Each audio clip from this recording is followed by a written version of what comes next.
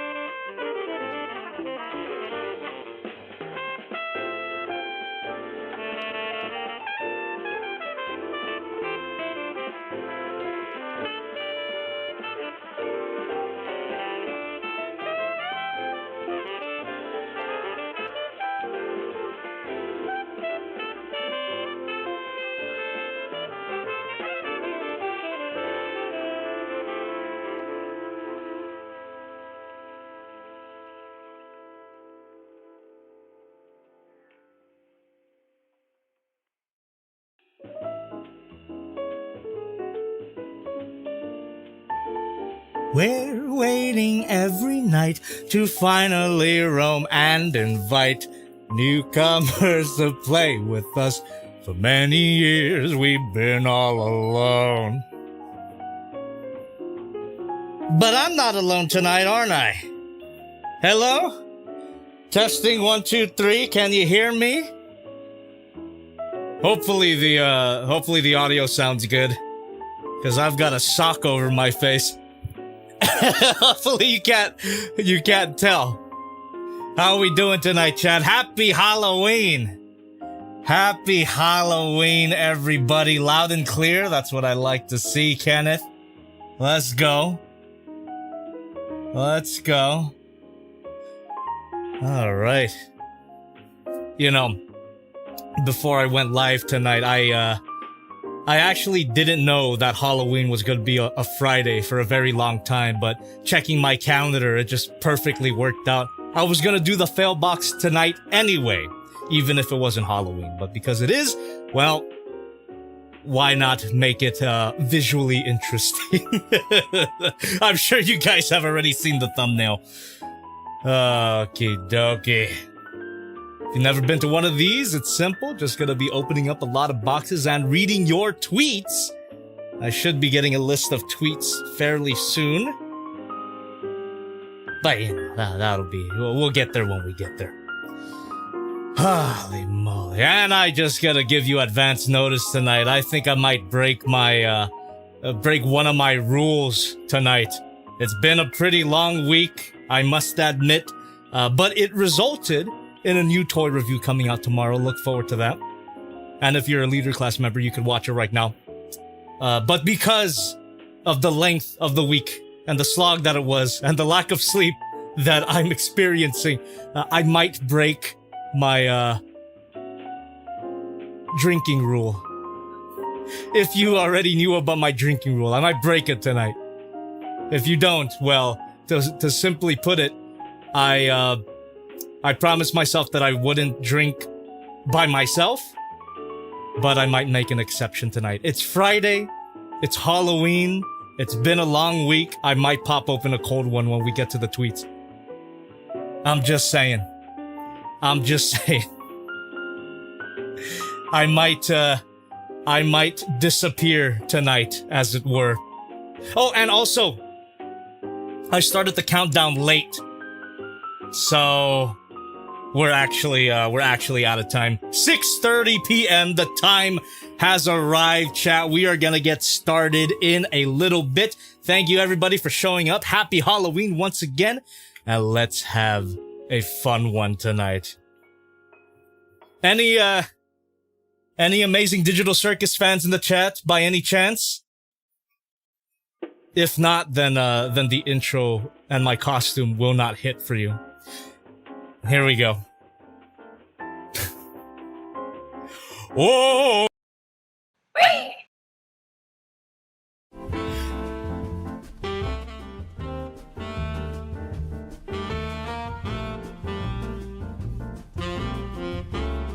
I'm back.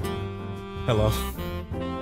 It's me, disappearing guy, or Jobby, as it were. How you guys doing tonight? We are gonna be doing our monthly fAIL box. There you go. Alright. And as I was saying in the waiting screen, we're gonna be opening up a bunch of boxes here.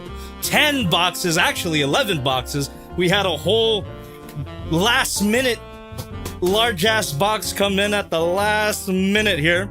And 2 bags. So this is gonna be a combination of stuff that I bought for myself and that I've received from sponsors. I'll let you guys know when we get to it. And after that, we are gonna be going to Twitter, the internet's cesspool, of course, and we are gonna be reading your tweets with that hashtag there. So thank you in advance for everybody who participated. And if you haven't, the deadline is the time that I take a look at them. So about an hour from now, because there's a lot of boxes tonight, I think it's gonna take a while before we get into our tweets. Okay. And what else is there to say? All right. Chat. There you go. While I go about my business here tonight, feel free to continue chatting away. Ask me anything. I'll do my best to interact with you. But I need to let you know that, I can't really see. I have no eyes.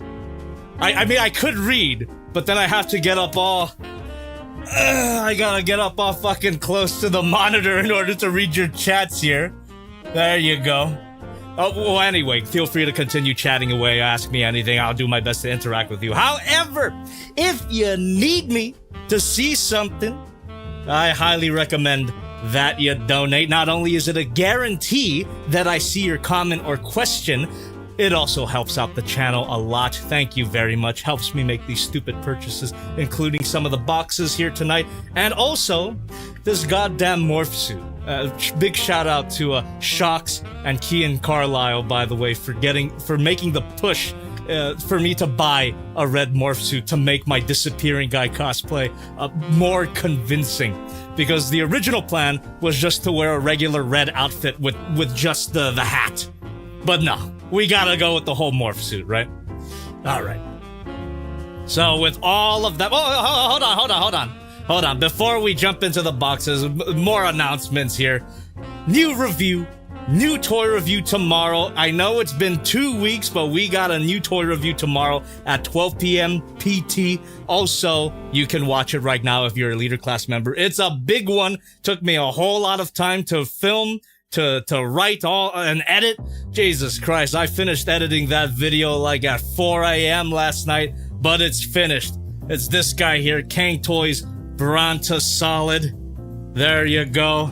And spoilers, he's not so solid, so look forward to that.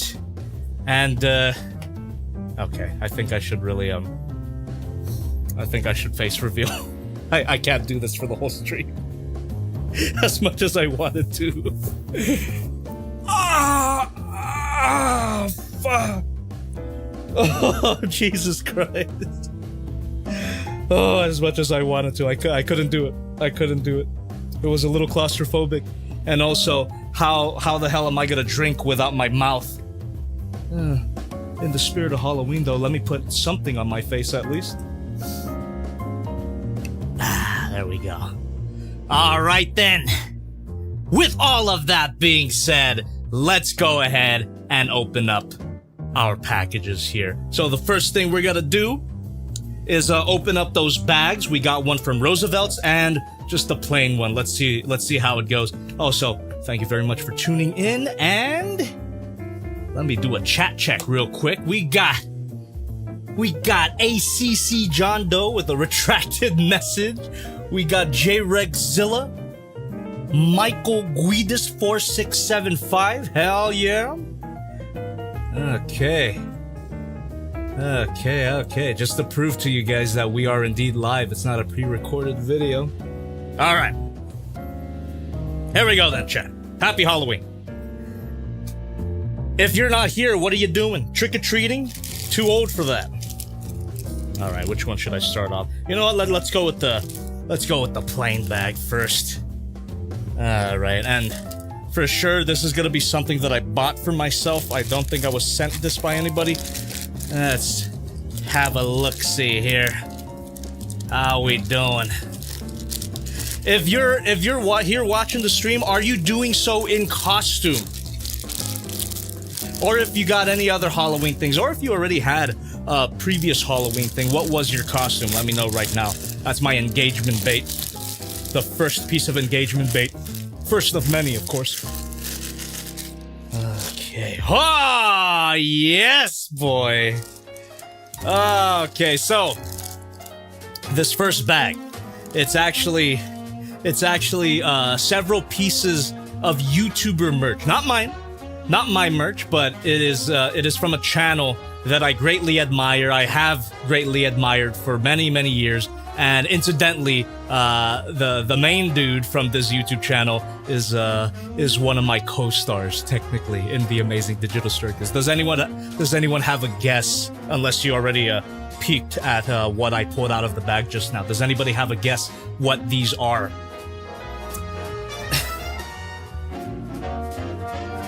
Christopher103 says, I'm dressed up as Sans Undertale right now, just wearing a blue hoodie and black striped pants. Hell yeah. That sounds a whole lot more comfortable than whatever the hell I'm rocking tonight. Okay, alright, here we go. Let me just pull out the... Whoa! Beautiful. So this bag, turns out, this unmarked bag was from sharkrobot.com, and I bought a few of the Oni Plays Halloween collection. Thank you very much. And because I am unmasked right now, I should bring back my my earbuds so I can actually hear the notifications. There we go. Well, here you go. So this is the first one out of the pile. We got an alien themed Oni Play shirt, and if you didn't know this by now, I'm a huge Oni Plays fan. I was literally just watching the new video right before we went live. That's beautiful. And we got, I believe all of these glow in the dark too, which is really cool. We got an invoice, which you do not have to see, and we got a little sticker from Shark Robot. There you go. Not sponsored, by the way. I bought this. I literally bought this for myself because I'm that big of a fan. Ming himself. We got Armenian Werewolf Corey. That's awesome. For anybody subscribed to my second channel, you are definitely gonna see me rock these shirts over there when we do a building stream or a drawing stream or a just playing stream. You're gonna see a lot of Oni merch get repped there. Then we got the Tomar Fire. It is I, Tomar. I am going to commit gore against you. And the pièce de résistance, the collab of the century here, chat. Oh, thank you very much. Stay tuned. For anybody doing member chats and doing any donations under $5, stay tuned. I'll read your stuff out loud. But $5 and above, I can respond immediately because of my TTS. Just letting you know. But look at this. The Oni Plays Nostalgia Critic, hyper-realistic creepypasta nostalgia critic, bled at me. And I'm also a nostalgia critic fan. One of my biggest inspirations getting into YouTube. Maybe you guys see it in my skits, but no, it's awesome. It's really freaking awesome that they get along so well. And I'm glad to have this shirt. And again, you're gonna see me rock this on my second channel, because that's usually where I wear t-shirts. On this channel, it's usually button-ups or this. Anyway, because the first package was a close, I got a feeling that the second one, or I don't got it. It's not that I got a feeling. I absolutely 100% know that the next package is closed. Look at the brand right there, Roosevelt's. Again, not sponsored, but it is a store that I have been shopping from for a very long time. I absolutely love this store. Please sponsor me. Thank you. Please sponsor me, but I do not mind giving you free promotion either, because Roosevelt's, they provide practically every button-up shirt that I've been wearing recently on my JobbytheHong videos, and they recently came out with a beautiful collection, and I had to get some of them. I didn't get all of them. Didn't want to get too crazy on the budget, but I did get quite a bit of them. So you will definitely see these shirts in my main channel, which is this channel. I gotta remind myself. You're definitely gonna see these shirts get worn on my toy reviews. Grab a few scissors. There you go.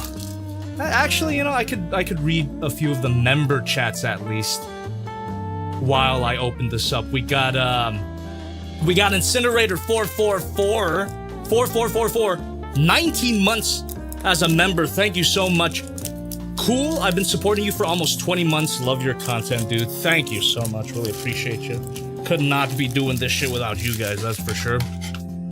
And we got Urufu Darklord with 27 months. Oh my god, thank you. Yo, my boy, happy Halloween, and happy Halloween to you as well. God, I love Roosevelt's. Not sponsored, I promise you, but that's how you know it's good, because I'm giving them free promotion here. Look at this. Look at, okay, let me get rid of the invoice here. You don't need to see that.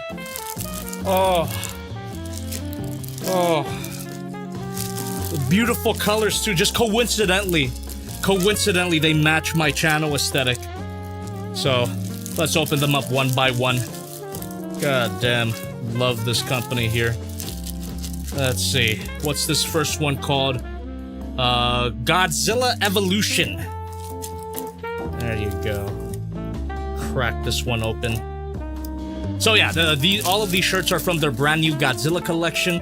At this point, they're probably sold out. But if they're not, I highly recommend you get some if you're a Godzilla fan and you want to dress up a little classy. Oh, dude.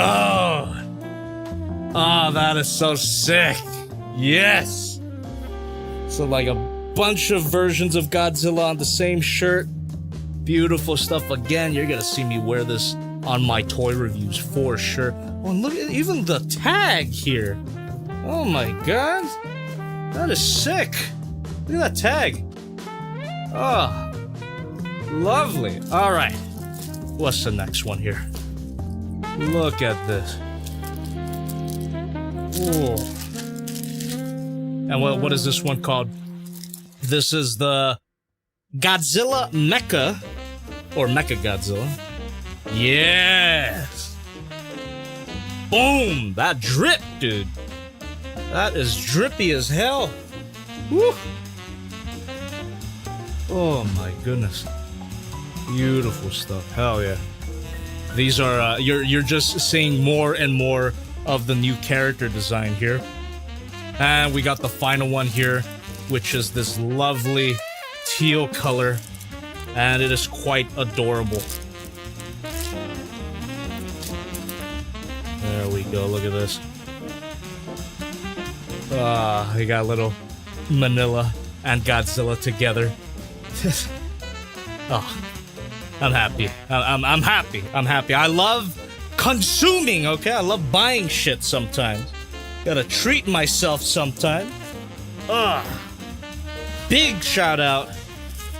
Big shout out to Roosevelts.com. They do not sponsor me, but god damn it, would be a dream come true. This is like a company that I need them in my life as a sponsor, daddy. But even if they don't, I will continue to buy stuff from them. They make great stuff. Some of my favorite shirts ever. Thank you. Thank you very much. We got a Poseidon2363.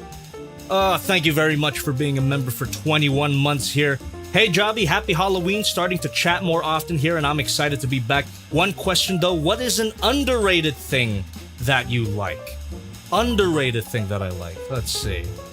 Well, not really any of the stuff that I cover on my channel. That's, all of them are pretty well rated, I would say. Transformers, anime, Godzilla, they're all pretty well rated. Underrated, though.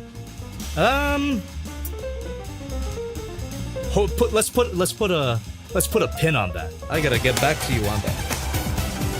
Oh, you know what? Third-party Transformers figures. To this day, I still see people that are not familiar with third-party Transformers at all. They see Hasbro and Takara as the end-all, be-all of Transformers toys. So I think, to a certain extent, third-party Transformers in general are still underrated by the general public. So, there you go. That's my answer. I could probably think of a funnier answer later on in the stream if you remind me of it, but that's my answer for now. Alright, chat. Those were our bags, and now we're gonna get right into our boxes. Formerly 10 boxes, but it became 11 at the last minute because of that big old box right at the end on the left there. Just came in right before I streamed. And we're gonna do smallest to largest. I've already organized them, so let's quit dawdling around and just grab the first box. And if you can't tell, the majority of the boxes here tonight do come to us from the SHOCKZ store. Link is in the description. Some of these will definitely be sent to me for free, but others I probably bought myself. I'll let you know when we open them up one by one. I think the only one that's not SHOCKZ store tonight is, yeah, I got a Hobby Link Japan box right there. Hell yeah. Just have to make sure that I remove the tags. Don't want to dox myself now. Here we go. First box, SHOCKZ store. Alright, I keep forgetting the dude's name, but are you watching right now? The guy that timestamps all the boxes that I open up in the fail box. Really appreciate you, man. Okay, what do we got here for our first one? Oh! I didn't realize it came out already. Okay, so this is an upgrade set for a particular Transformers figure that I bought that I wasn't going to buy, but then I did because of the announcement of the upgrade set. Unfortunately, it's the less cool upgrade set of a pair of sets that they're releasing. I'm being as vague as possible as to not give it away, but if you have been locked in and subscribed to my second channel, you probably have an idea of what upgrade set I'm talking about right now. What do you think? Alright, actually a few people have already got it here. Hell yeah. Alright. Oh, yeah. Well, I mean, that's enough for me to reveal it to you. Thank you very much for donating. Stay tuned. Here we go. We got, for our first package of the night here, let's unwrap this stuff. There we go. We have the DK66 Mecha 03 upgrade kit. And this is for that lame-ass Transformers Godzilla collab. When I saw that for the first time, I was so disappointed and disappointed guy was my name in that moment. Just such a horrible collab. However, DNA Designs here, they announced upgrade sets for both of the Transformers Godzilla collabs. So this one is for the Optimus Prime. Makes it look more like Kiryu with that backpack, those arm blades there, and we got a lot of extra parts there. The missile pods. Don't know how they fit in with the main figure. It's because I haven't opened up the main figure yet, but I will at some point. There you go. Now, as I mentioned, this is the less cool upgrade set because the one that's for the Megatron Godzilla has a lot of cool looking parts. Can't wait for that one to come out. Definitely we'll be playing with them, possibly doing a double review for these figures, or maybe one figure per video. I don't know, but with these upgrade kits and the Transformers Godzilla figures, you bet that I'm gonna review them that way. I wouldn't review those figures in any other way. So, shout out to DNA Designs. Thank you, SHOCKZ Store, for not sending this to me. I bought it myself. Well, technically, I bought it with your the store credit that you guys gave me by using my code JOBBY. When you shop at SHOCKZ Store, make sure to use my code. It doesn't give you a discount, but it does give me store credit, so really appreciate you. All right. Here we go. Not a bad start. Not a bad start. Okay, actually, let me go ahead and put my clothes here as well. Just this beautiful pile of clothes. Overpriced clothes. Okay. Second box, chat. Let's jump in. Definitely gonna be a lot of Transformers stuff, of course. I'm glad you guys enjoyed my 3-week Godzilla-thon, but Transformers had to come back sooner or later. Oh, excuse me. Me. You can stay there. Okay. There we go. Alright, second box. Also comes from the SHOCKZ Store. Let's crack it open. And how are we doing so far? Now, I'm actually very curious. Is there anybody in the chat that doesn't know what my costume is? I'm sure there are. Listen, it's fine. The show is extremely popular, but to a certain demographic of people. And by that, I mean the terminally online. So I had a Halloween party at my place 2 weeks ago, and nobody, absolutely nobody recognized my costume. My favorite guess was Space Cowboy Deadpool. So then at a certain point, I had to look up Disappearing Guy on my phone and be like, look, this is who I am, all right? This is who I am. And I'm also the voice actor for this character. So, oh, sorry. During my Halloween party ranting here, I opened up a pretty exciting figure. Not Transformers, by the way. Okay.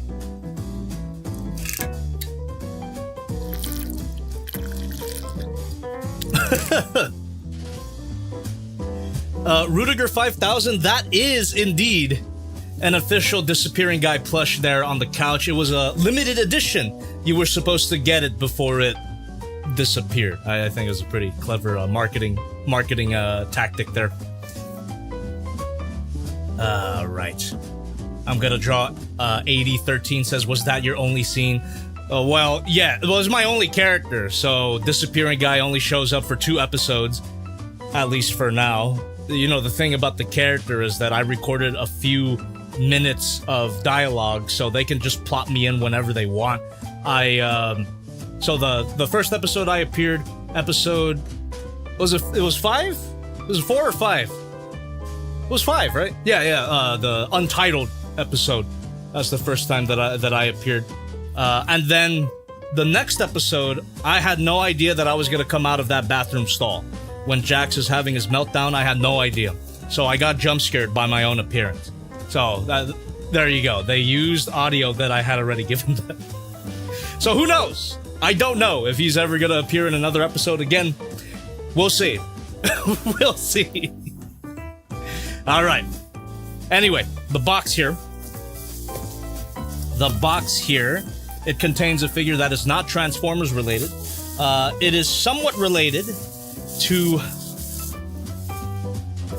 what's on my shelf right now, if you could see that right there.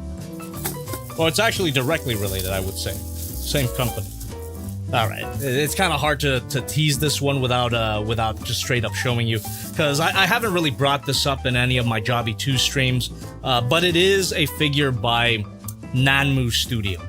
And I still gotta review their other stuff that I bought. They've been doing great work, it looks like, and I have to get this one. So, let me reveal that to you real quick. There we go. Whoa. We got the Indominus Rex by Nanmu Studio. This is their tiger colored version. I did order the original color version, but from the Big Bad Toy Store, so they'll send it to me a little later. And this one, it does technically come from SHOCKZ store, but under a different name. Gundamit.com. You can access it through that link in the description as well on the SHOCKZ store website. And yes, it is a pun. Gundamit.com. That's where I got this. And they have other Nanmu Studio stuff in stock right now. They've got Spinosaurus pre-order.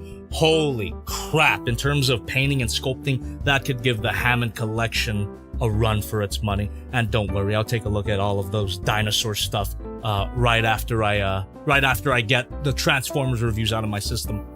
But there we go. Nanmu Studio, Indominus Rex, Valkyrie. That's the third party name. Just beautiful looking figure. Whew. Pretty good size, but I've mentioned it when I was playing with the Velociraptor. I wish their large carnivores were even larger. This is not gonna be to scale with the Hammond Collection series, so, you know. Nanmu Studios, consider scaling up your scaly girls. Thank you very much. Well, there you go. Look forward to a Just Playing stream and a potential review. You want to subscribe to the second channel to see me experience the figure for the first time. All right. Pretty good haul. And I did buy this for myself. I did not get sent this. Okay. So, let's just move on. Ooh. Here we go.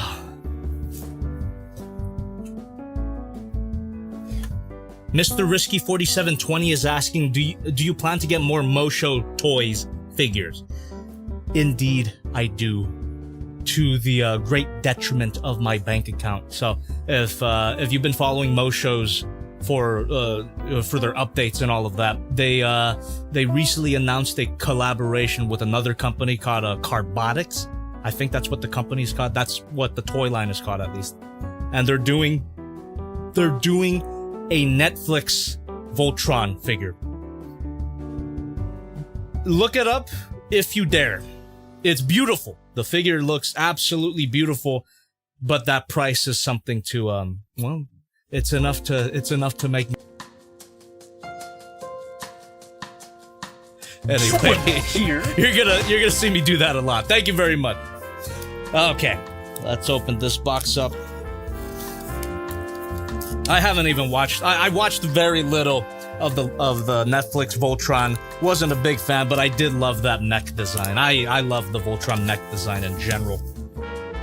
Okay, kind of related to Voltron in the sense that this is one part of a combiner. Ooh, a combiner? What?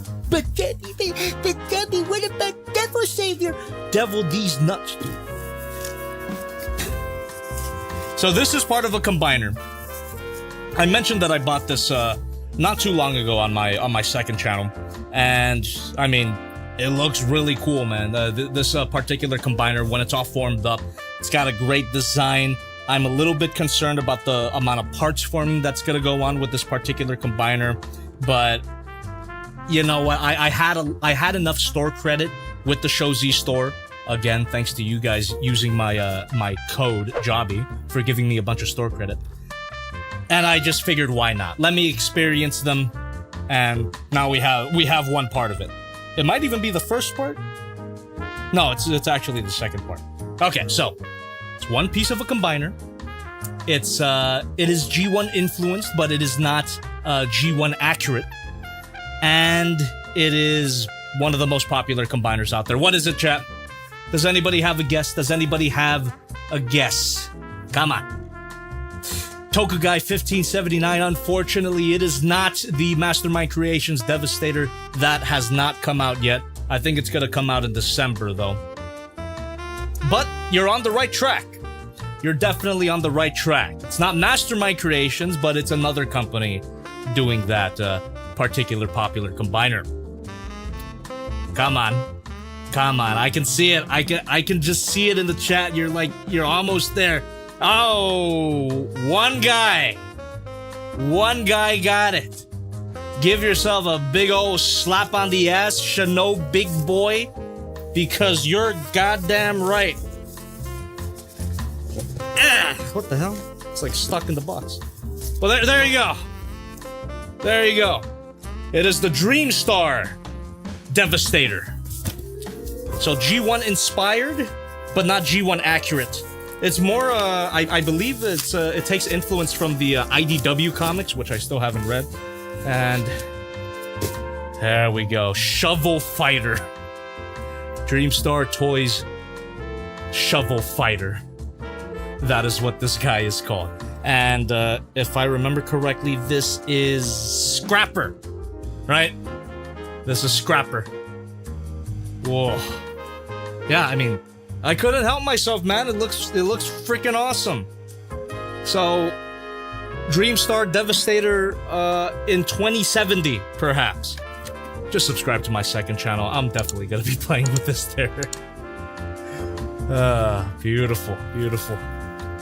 There you go. Masterpiece scaled, fully transformable. All right.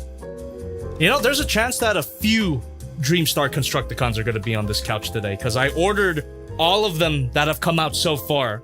So perhaps we'll see more. Is it Scrapper, by the way, chat? Am I a real fan? Is it Scrapper? Did anyone confirm? Cornelius Robinson in the chat just says "Got." All right. Okay, here we go.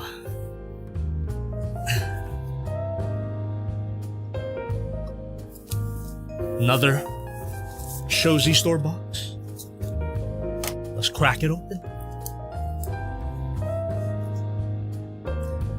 King Kiryu says, have you heard that the IDW Comics Transformers Energize is getting an animated show?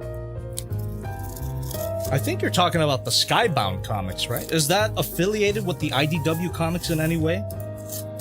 Yeah, I'm pretty sure you're talking about Skybound, the Robert Kirkman's Energon universe. Not to actually you, but I'm pretty sure that's what you're thinking about.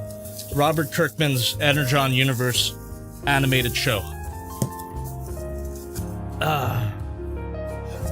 And look at that, I called it. So this couch is gonna contain several of these particular figures.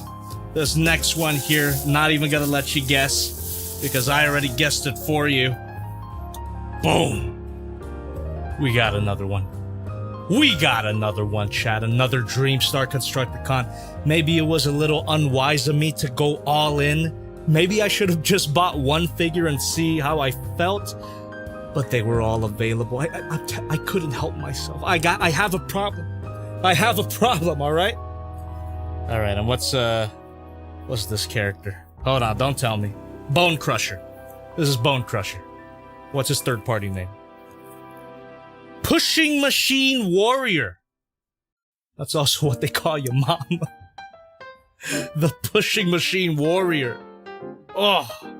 But yeah, this is Bone Crusher. Boom. God damn. It looks so good. I just hope that they are up to my standards. I hope that they don't let me down as Kang Toys has been. And I'm not gonna say anything else because that'll spoil what I think about the new Kang Toys Dinobot figure. Link in the description, by the way, if you want to check out that video right now if you're a member, or you can wait until tomorrow, 12 p.m. PT, like everybody else. Yeah, I think that's probably the reason why I went so crazy and just went all in on another combiner team, because I need a palate cleanser. All right, I need a palate cleanser after the recent Kang Toys figure that I just reviewed. So hopefully this doesn't let me down. There you go. All right, what are the chances that the next SHOCKZ store box we open is as a Constructicon? Well, we're gonna take a break from the Constructicons, and we're gonna get right into. Give me a second. Let me adjust my shorts. Adjust my dingle. I need to adjust my disappearing guy. Hold on. The fucking morph suit is kind of rides up the crotch a little bit. Okay. All right. Here we go. Taking a break from SHOCKZ store and going right into Hobby Link Japan. Boom. Not too many Hobby Link Japan boxes tonight because of all the whole shipping drama. Fortunately, it seems to be resolving slowly but surely. US shipping is now available at Hobby Link Japan. It's just a bit expensive. So hopefully the prices go down in the future. But there you go. Shout out to Hobby Link Japan. They're still successful even without US customers, apparently. There we go.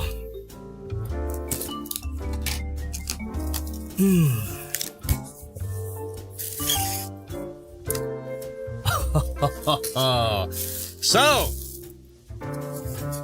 this fairly large box actually contains 2 figures.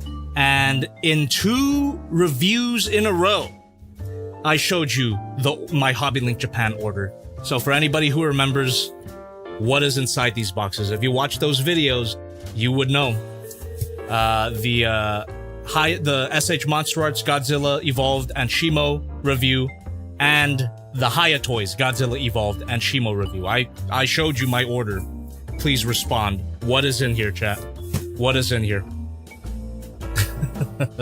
What is in here, chat? Come on.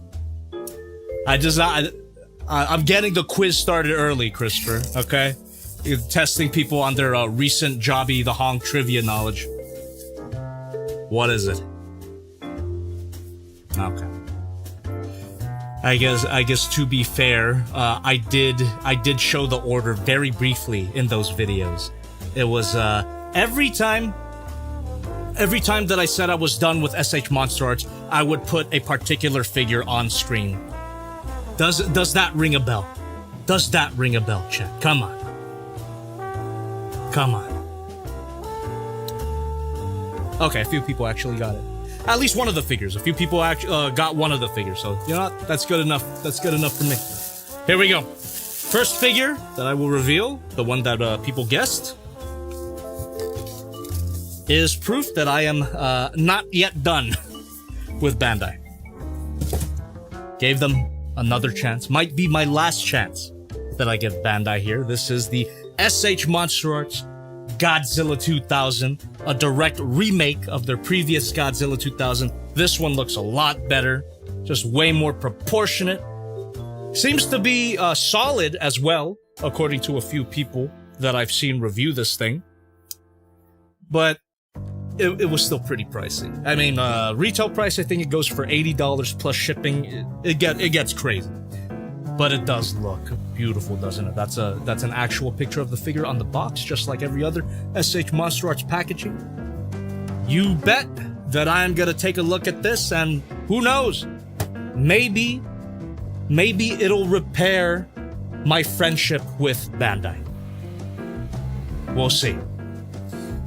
Anyway, there is another box inside that Hobby Link Japan box, and once again, I showed it off in my reviews, but I didn't acknowledge it, so I don't blame you guys if you don't remember what's the other box in this order.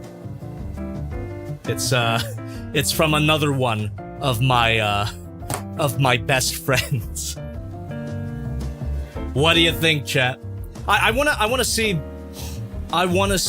if people know. I want to see if people know. Okay. You know, while I wait for you guys to answer, let me take a drink of water here. Okay. All right.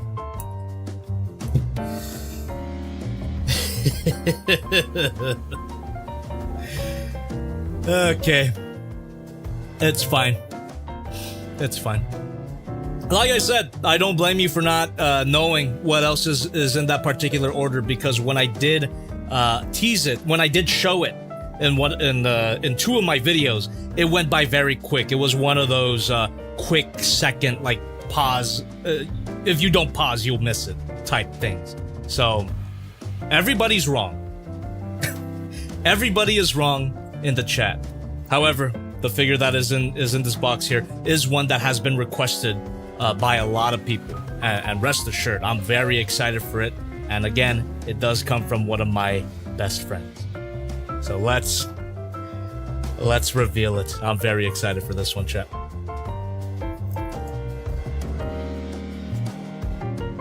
We're all gonna die. Takara Tomy back at it again with another Beast Wars masterpiece figure. This is their Rat Trap, also known as Rattle, the Japanese name. And you bet your ass that I'm gonna review this thing for sure. Of course, after playing with it on my second channel. So definitely subscribe to get my first impressions of this particular figure. But yes, go ahead and look back at those Godzilla reviews that I mentioned. The SH Monster Arts Godzilla Evolved Anshimo and the Hayatoys Godzilla Evolved Anshimo. Look back at them, and you're gonna see that I did reveal that I got both of these figures. I showed you my Hobby Link Japan receipt in those videos, so the answer was under your nose the whole time. There you go. Can't wait. I have high hopes.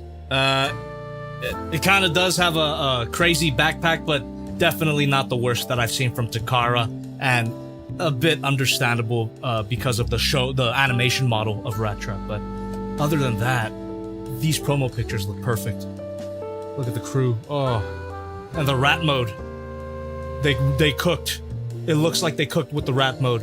We're gonna find out for ourselves sometime next month, which, you know, is tomorrow, so it's not gonna be that long until I play with this guy. Well, there you go. Thank you very much, Hobby Link Japan. You can find them through the link in the description, and it is an affiliate link. Okay. SH Monster Arts Godzilla 2000 Transformers Masterpiece Rat Trap. I gotta work on my Rat Trap impression. Or I could hit up on the topic of cowboy hats. Maybe I should contact Scott McNeil. That would be fun. Okay. Let's move on. We're gonna jump right back in to the SHOCKZ store. So go ahead and move some stuff around so I can get them properly displayed here. There you go. You got Rat Trap. You got Bone Crusher. Okay. Now let's get Disappearing Guy back in here. Disappearing Guy will never disappear again. Right. SHOCKZ store once again.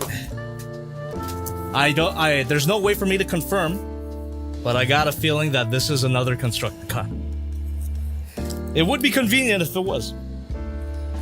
Right. Here we go. How we doing so far, chat? You guys having a nice Halloween? Perhaps you're out and about while watching the stream, which, in that case, I appreciate you for ignoring your festivities to hang out with the chat here. But maybe you should be a little nicer to your hosts. Oh yeah, boy. Yeah, boy. All right, chat. This is yet another non-Transformers related thing. It's a figure that is made by a company that I have been glazing very recently, so that should give you a big hint as to what this is.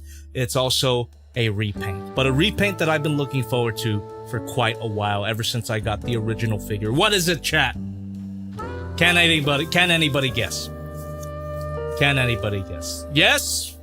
One person got it, 2 people got it, 3 people got it, 4 people got it, 5 people, 6, 7, 8, 9. Okay. All right. You guys got the company. You guys got the company right. That's for sure. Damn, that box art was really nice. Thank you very much. Stay tuned. Here we go. I'll just show you. It's a repaint of a figure that I reviewed very, very recently. Anybody want to guess right before I reveal it? Come on. Okay, one person got it. One person got it. J-Regzilla, you're so right. J-Regzilla, you're so right. The Hayatoys Heisei Godzilla Heat Ray version. Ooh! Look at that. Not only will it come with an atomic breath part, but it will have additional paint details that I thought were missing on the original release. So, it's the same beautiful figure, just with better paint and an atomic breath part. So, beautiful stuff. Hayatoys has been cooking, and I will continue to buy every figure, or not every figure, but most Godzilla figures that they make. What else can I say? Look forward to Just Playing stream and a review. Alright. Here we go. Yoink! Yeah. Another SHOCKZ store. I believe the rest of the boxes tonight are from the SHOCKZ store.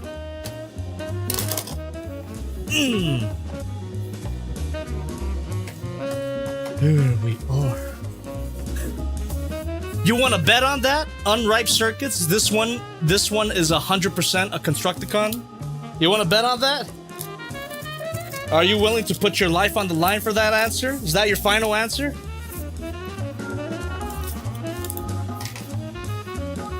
We're gonna find out. We're gonna find out if you get executed.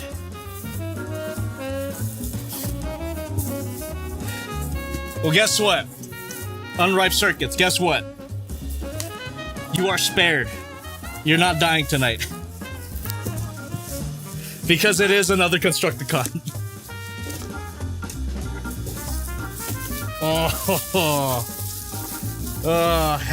God damn, I basically got all of them at this point.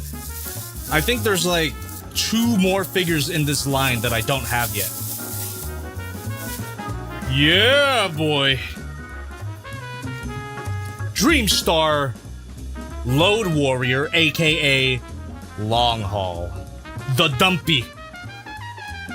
We got the back of the box. Ooh, this is a big one. This is a big box here. And of course, this guy forms swivel here. The cock and balls, the enemy scrotum himself of Devastator. There you go. I'm telling you, I really hope I didn't make a mistake by buying all of these. Because I probably should have just bought one figure. But I bought all of them without knowing if they're gonna be good or not. We'll find out together, chat. We'll find out together. Subscribe to my second channel again, so you don't miss me playing with all of them for the first time. And I'll probably have to do them one by one, because they seem, like, all of them seem to be pretty, well, how would I put it? Complex figures on their own. Enough to take up their own streams. Or, you know, if it's a Friday, if it's another Friday, I could do two in one. A double stream. Super excited. Look forward. Here we go. Again, what are the chances that the rest of the packages here are Constructicons? How many Constructicons do we have? We got 1, 2, 3. How many are there in the Dreamstar Devastator team? We got 3 out of what? Is it 5 figures? Is it 6 figures? I think it's 6, right? I think it's 6, because they also have a Prowl that's gonna turn into their head. I don't know. It's some IDW comic book lore that I'm not familiar with. There you go.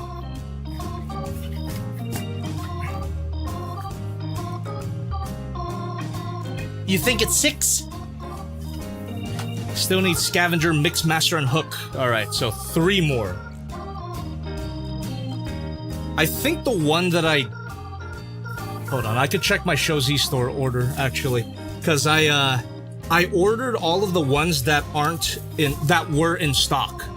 Not all of them are in stock yet. So, the one that isn't in stock... Dreamstar... Oh my goodness. Wait, what the fuck? Oh, okay, Scavenger. Scavenger's not in stock yet, so that's one of them. And then the other one that's not in stock is Mixmaster. So Scavenger and Mixmaster are not in stock, but all the other ones I bought. So at least one of these boxes, of the remaining boxes, is gonna be the last Dreamstar Constructicon of the night. So it could be this one.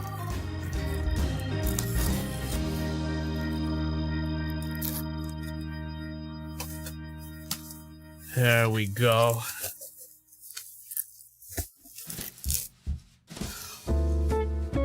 Oh! I wasn't aware that this had already come out. I pre-ordered this a long freaking time ago. Long ass time ago.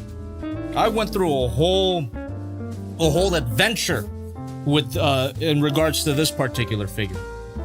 Well, before I move on, I bought all the Constructicons, by the way. So none of these on the couch so far have been stuff that I got sent. I bought all of these on the couch, so that's I have a problem. And this particular figure here that I'm about to reveal is also bought by me. I didn't get it for free. So this particular figure, it was announced long ass time ago. Third party Transformers figure, by the way. It was announced a long time ago, and the only image that was available was this gray prototype picture for several years. I think it was like 3 years. And then 3 years into the wait for this figure, I get a message from a Big Bad Toy Store saying that it was canceled. It was not gonna happen, and they refunded my pre-order and all that. But then shortly after that, it went back up online, and the pre-orders completely sold out. So I felt like a sitting duck. My order got canceled automatically, and then all of a sudden other stores have it up for pre-order. It pissed me off. It annoyed me. But then finally, I guess as the hype around this figure died down, pre-order slots started to open. I got that shit in, and now it's here at my doorstep. It's not an exaggeration to say that I've been waiting for this particular figure for 5 to 6 years. It's crazy. So I hope it's really good. It looks really good. It's a character that we've covered before on the channel. And I'm trying to give you more hints as I cut through the bubble wrap here. Trying to give you more hints. How can I put it? Oh, I'm sure the transformation's gonna give me the runaround. That's for sure. All right, actually a few people got it somehow. Yeah, a few people in the chat actually knew what figure this was just by me describing my experience with it. It's got 3 modes. That should give it away. And another thing that'll give it away is when I tell you that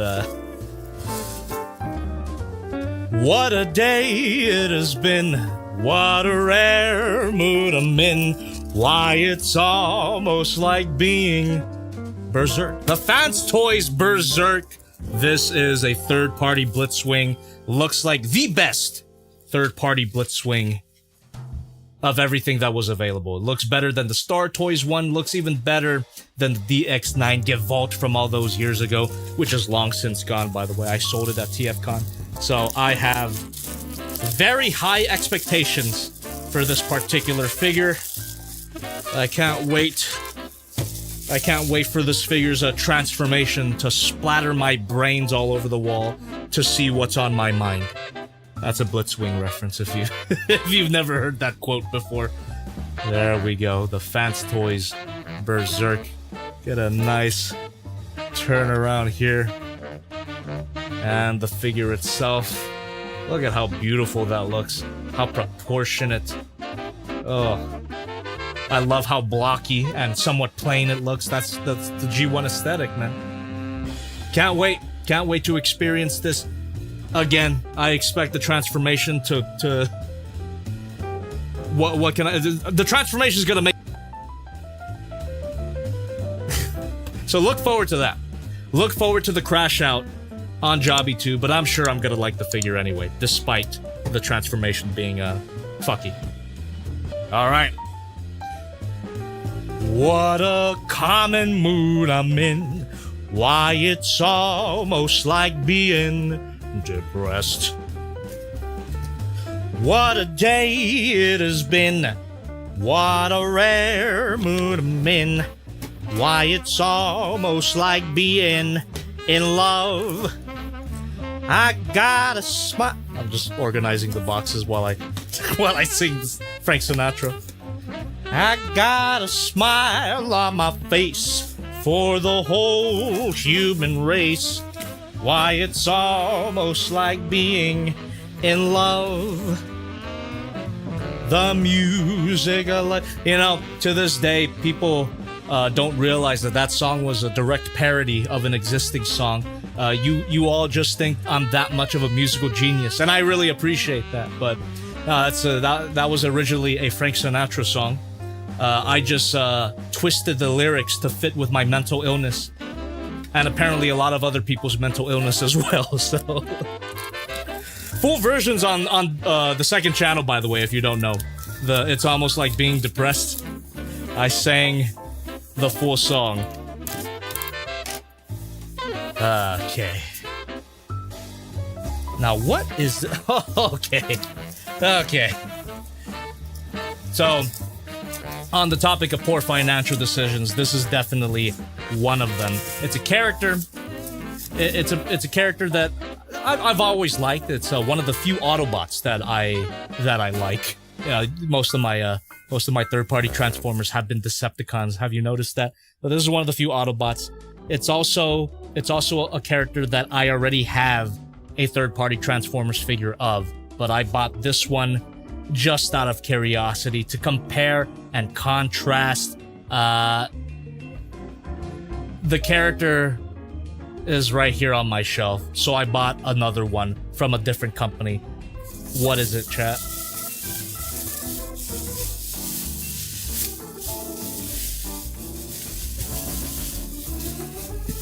What the hell? Oh, weird. The bottom of the box is mislabeled. Unless this comes with the figure, that'd be kind of cool. Here we are. It's not this. It's this. The X-Transbots Commander Stack, which I assume is a reference to the voice actor for Ultra Magnus, Robert Stack. But yes, it's a third-party Ultra Magnus. Again, I already have a third-party Ultra Magnus, the Fans Toys version, and I even played with it on my second channel. I still gotta review it, though. I gotta review it before I take a look at this one. So, the main difference between this one and the one that I already played with, this guy has an integrated transformation. That guy, I was super curious about because it implemented the original G1 Armor Up gimmick. And let me tell you, the robot mode, fucking awesome. That figure has a lot of positive qualities. I gotta review it. But this guy has all of that built in. So it doesn't have a little white Optimus that you armor up. It just transforms both cab and trailer at the same time. Also, this is the special edition, whatever that means. I think it features a metallic paint. And according to the listing on the SHOCKZ store, I think this one actually has lights and sounds. So you've already got me bought in there, X-Transbots. It's been so long, by the way, since I've bought an X-Transbots figure. The last one that I took a look at was the X-Transbots Apollyon, and I had a very mixed experience with that figure. One of my first reviews, by the way. I think that was my first. That might have been my first third-party Transformers review, actually. The X-Transbots Apollyon. Long ass time ago. Avoided that company after that figure for forever. Until now. So hopefully they improved in the meanwhile. I believe in you, X-Transbots. I hope my avoidance of you was not justified. So I'll find out. I'll find out if this figure is as good as a lot of people say it is. And who knows, maybe it's even better than the Fantastic Model version. Look forward to that. Oh. All right. 2 more boxes. 2 more boxes, chat.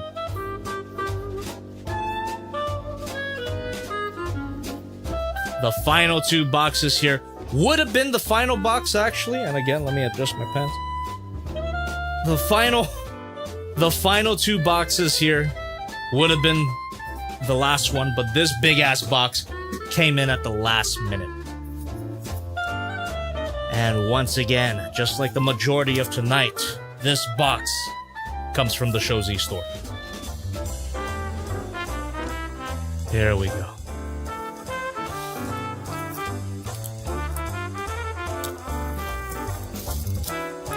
How are we doing so far? Chat check. Chat wellness check. You guys having fun? Or at least some semblance of fun? Watching me open up and confront all of my poor financial decisions? And look at that. This is yet another example of my poor financial decisions. Once again, we have... There we go. We have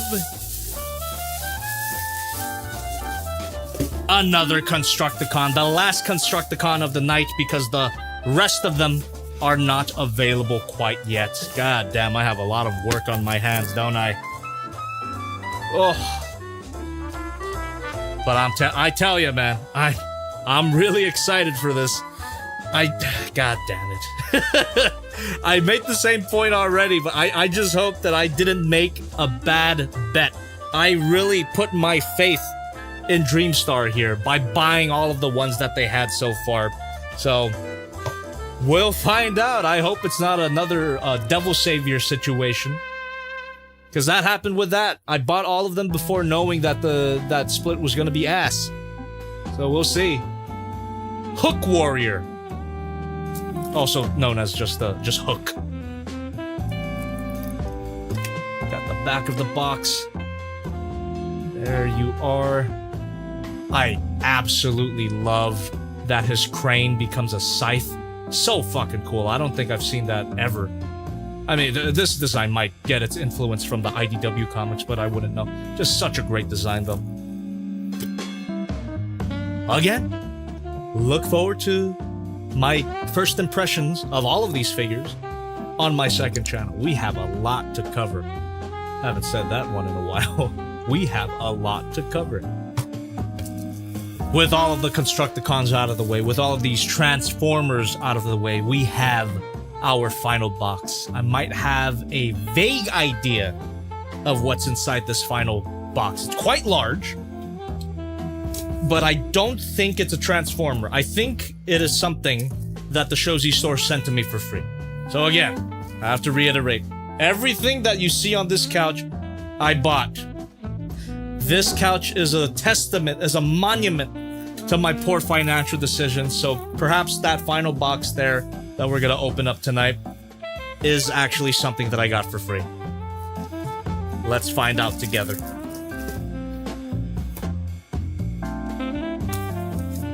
Ugh. Mamma mia.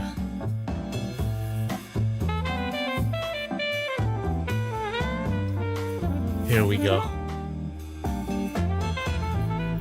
Velocistar838 says, who here is excited for a fan film, Transformers Rise of Unicron? Well, before people answer that question... actually, no. Answer that question, and then I'll let you know something I know about that movie. I have just a tiny bit of inside knowledge about Transformers Rise of Unicron. But go ahead. Are you guys excited for it? Have you heard about it? This particular fan film? It's supposed to be a conclusion to the Michael Bay Transformers universe. As you know, I'm a big fan. But, yeah, have you guys heard about this? You guys have heard about Transformers Rise of Unicron? A few people have, at least.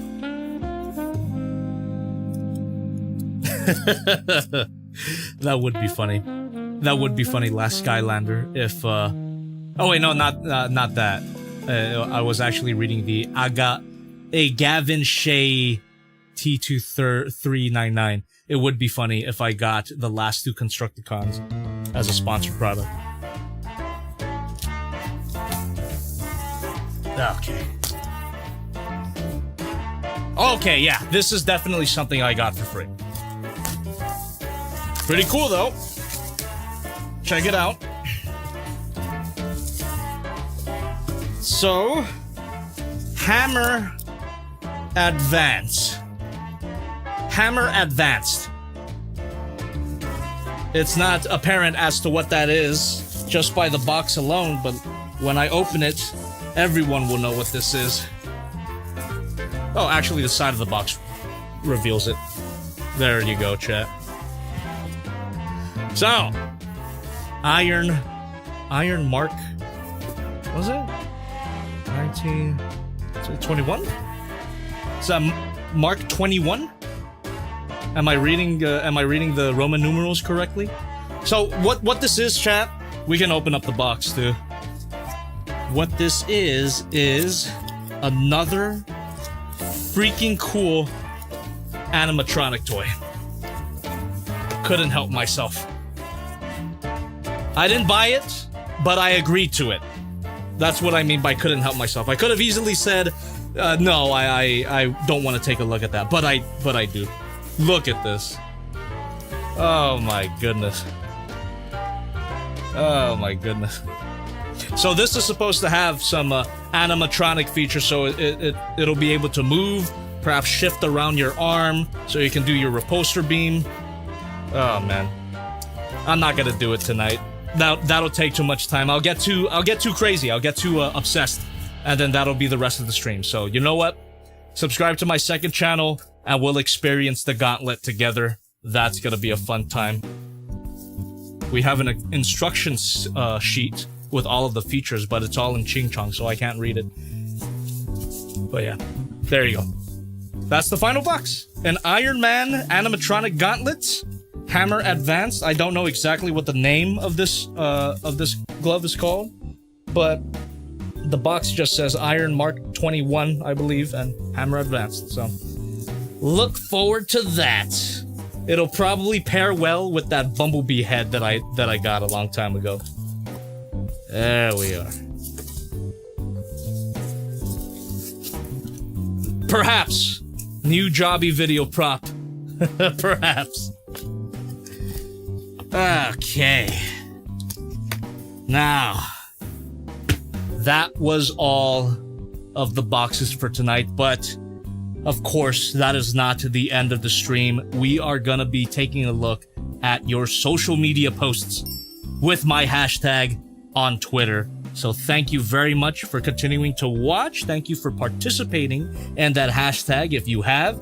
And before we jump right in, let me get this back on the couch, clean up a little bit, and read donations. So for the people who still want to participate in the hashtag, you still have time. The deadline is when I go to twitter.com. Yeah, I got my work cut out for me tomorrow, cleaning up all these boxes. Thank you! Algorithms. Math. Alright, appreciate you. I agree. Here we go. Here we go. Donation time, chat. Thank you so much for continuing to donate. Appreciate your generosity here. Let's see. Let me grab this donation window. Alright. Sorry for keeping you waiting. Hayden CNG tipped $5. Thank you very much. I was playing an Ark map called Scorched Earth and it has dragons. And they're supposed to spawn in a volcanic trench. I found one in the middle of the goddamn desert. That's not supposed to happen like at all. So I admittedly got very terrified as hell. You fucking love that game, don't you? Thank you very much for continuing to donate. Okay. And I gotta find my spot here. Let's see. 7 days ago. What the shit? Ah, here we go. Convoy Night. Thank you very much for $1 through the stream elements. So appreciate you donating through that link in the description. Hey Jobby, it's me again. What was your reaction seeing Dinobot dying again in Kingdom? Sorry if I made you sad, just curious to know. Also, are you interested in watching Transformers Prime before? And if you have, what do you think of it? I remember Dinobot in the Kingdom show being one of the better parts of the show. Overall, I wasn't that too big on it, but I think they handled Dinobot fairly well. So, you know, I probably did get sad just because it reminded me of his original death scene. But I think I could guarantee that I didn't get as sad as watching that original Beast Wars episode. And Transformers Prime, I did watch it. I never finished it though. From what I've seen, I did enjoy it. I did enjoy what I saw, but I remember I stopped watching it because the plot was getting a little too collectathon-y. They were collecting the keys to Vector Sigma, I believe it was, and I just got kind of bored and dropped it. But at a certain point, I was keeping up with it weekly, so I did like what I saw though, and I do, you know, I do have interest in revisiting it at some point. We have Rin. Thank you for 23 months of the membership. Jobby, I'm unemployed. Let's fucking go. Also, hi, how are you? Well, I don't know if that was sarcasm or you're genuinely happy to be unemployed. Honestly, it could go either way. Good luck out there. I'm doing great. Thank you. Thank you for continuing your membership even despite unemployment. I will not blame you if you can't keep it up though. Please take care of yourself. We got Incinerator 44 with 19 months. I've already read that. Thank you very much. And I read this one as well. Read this one as well, the underrated thing that I like. And we have a new member here. We got Last DM. Thank you so much for renewing your membership to the deluxe class. And we got the Bristol Prodigy with $2. Who do you think the villain will be in Supernova? I guess I'm gonna have to default with the internet's opinion on this one. Either Gigan or Space Godzilla, just based on the logo. We don't have much else to work off of, but that's what I'll say for now. I don't think it'll be Desatoya quite yet. We got Mr. Poo John with $1.99. Jib Job, where TF were you for Chicago TF Con? I don't know how many times I gotta say it, but I didn't go and I wasn't gonna go. Did not reach the view goal for the Transformers Age of Extinction review, and also me and Kellen were tired. So we didn't go to TF Con, and I said it already. I don't know what to tell you. Sorry, but not really. I'll see ya in LA. TFCon LA. I will be there. We got Anonymous with $3 through the stream elements. What store would you recommend using for figures from Japan? Personally, I use HobbyLink Japan. They paused US shipping for a bit, but it's back now, so it's completely usable for all countries, as far as I know. So HobbyLink Japan. We got It's a Zeus with $1 through the stream elements. Which online toy store that you have affiliate links with gave the most free shit? HobbyLink or SHOCKZ? Not to pit my two sponsor daddies against each other, but SHOCKZ store, 100%. SHOCKZ store has sent me so much free stuff. We got It's a Zeus with $1, another $1 through the stream elements. Which online oh wait, that's a repeat. Thank you very much. All right. Those are all the donations so far. Feel free to continue donating if you like. Again, it's not only does it 100% guarantee that I see your comment or question, it also helps the channel out a lot. Helps me make all of these stupid financial decisions for your entertainment. And for mine, of course. For your entertainment and for my addiction. Thank you for donating. All right. Now, there's a bit of setup that I gotta do to properly read your tweets, your Jobbyfailbox #Jobbyfailbox tweets. So give me a bit, and while I get that set up, feel free to continue chatting away and donating if you want. Not forcing it, but I'm just letting you know. And to set it up, I do need my hand for my phone, so let me do that real quick. How are we doing, by the way? Okay. Let's see. Alright, perfect. Big shout out, by the way, to Thirsty for Chicken for curating all my posts, making sure that all of the hashtag posts abide by the rules. So, again, big shout out. I don't think he's gonna be here tonight because he's out, celebrating Halloween like a normal person. So, big shout out for Thirsty for giving me the list. Let me pull that up real quick. And give me a second. Let me go ahead and pull it up. Now, where'd that dang list get to?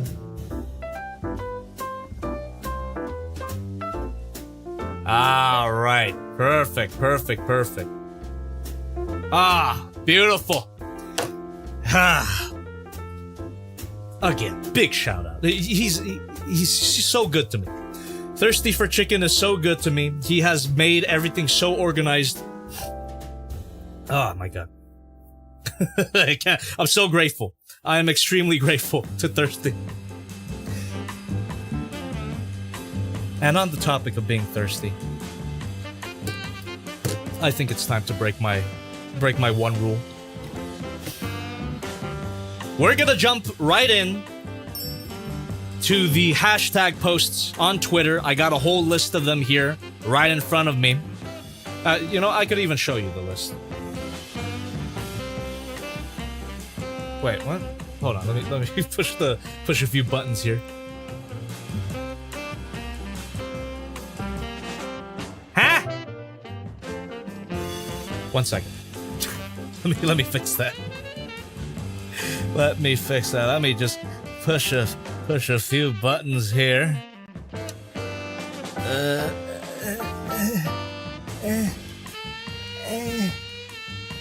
What the fuck? This is the sound of me getting my stream to work. Ah, there we go. What the hell? Oh my goodness! I have so many modes on my stream setup that I confuse myself sometimes. But I got it. God damn! I'm the one that set this up, and I feel like I can't even navigate my own programs. But I got it. Here we go. We got a list. Here. Checking it twice. Gonna find out who's naughty and nice. And we even got some bonus posts here from the Discord, which I don't have a link to in the chat. If anybody's from the Discord, feel free to post it either in the comments.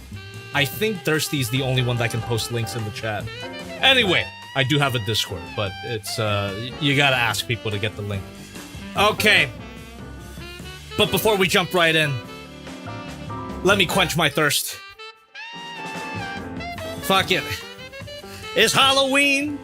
It's a weekend. Gonna disappear tonight. Let's go. Which one should be the one to break the seal? I get one of these because I was talking about it. I was talking about this brewery on my Build and Chill stream for the Nanoblock -1 Godzilla, if you guys remember that.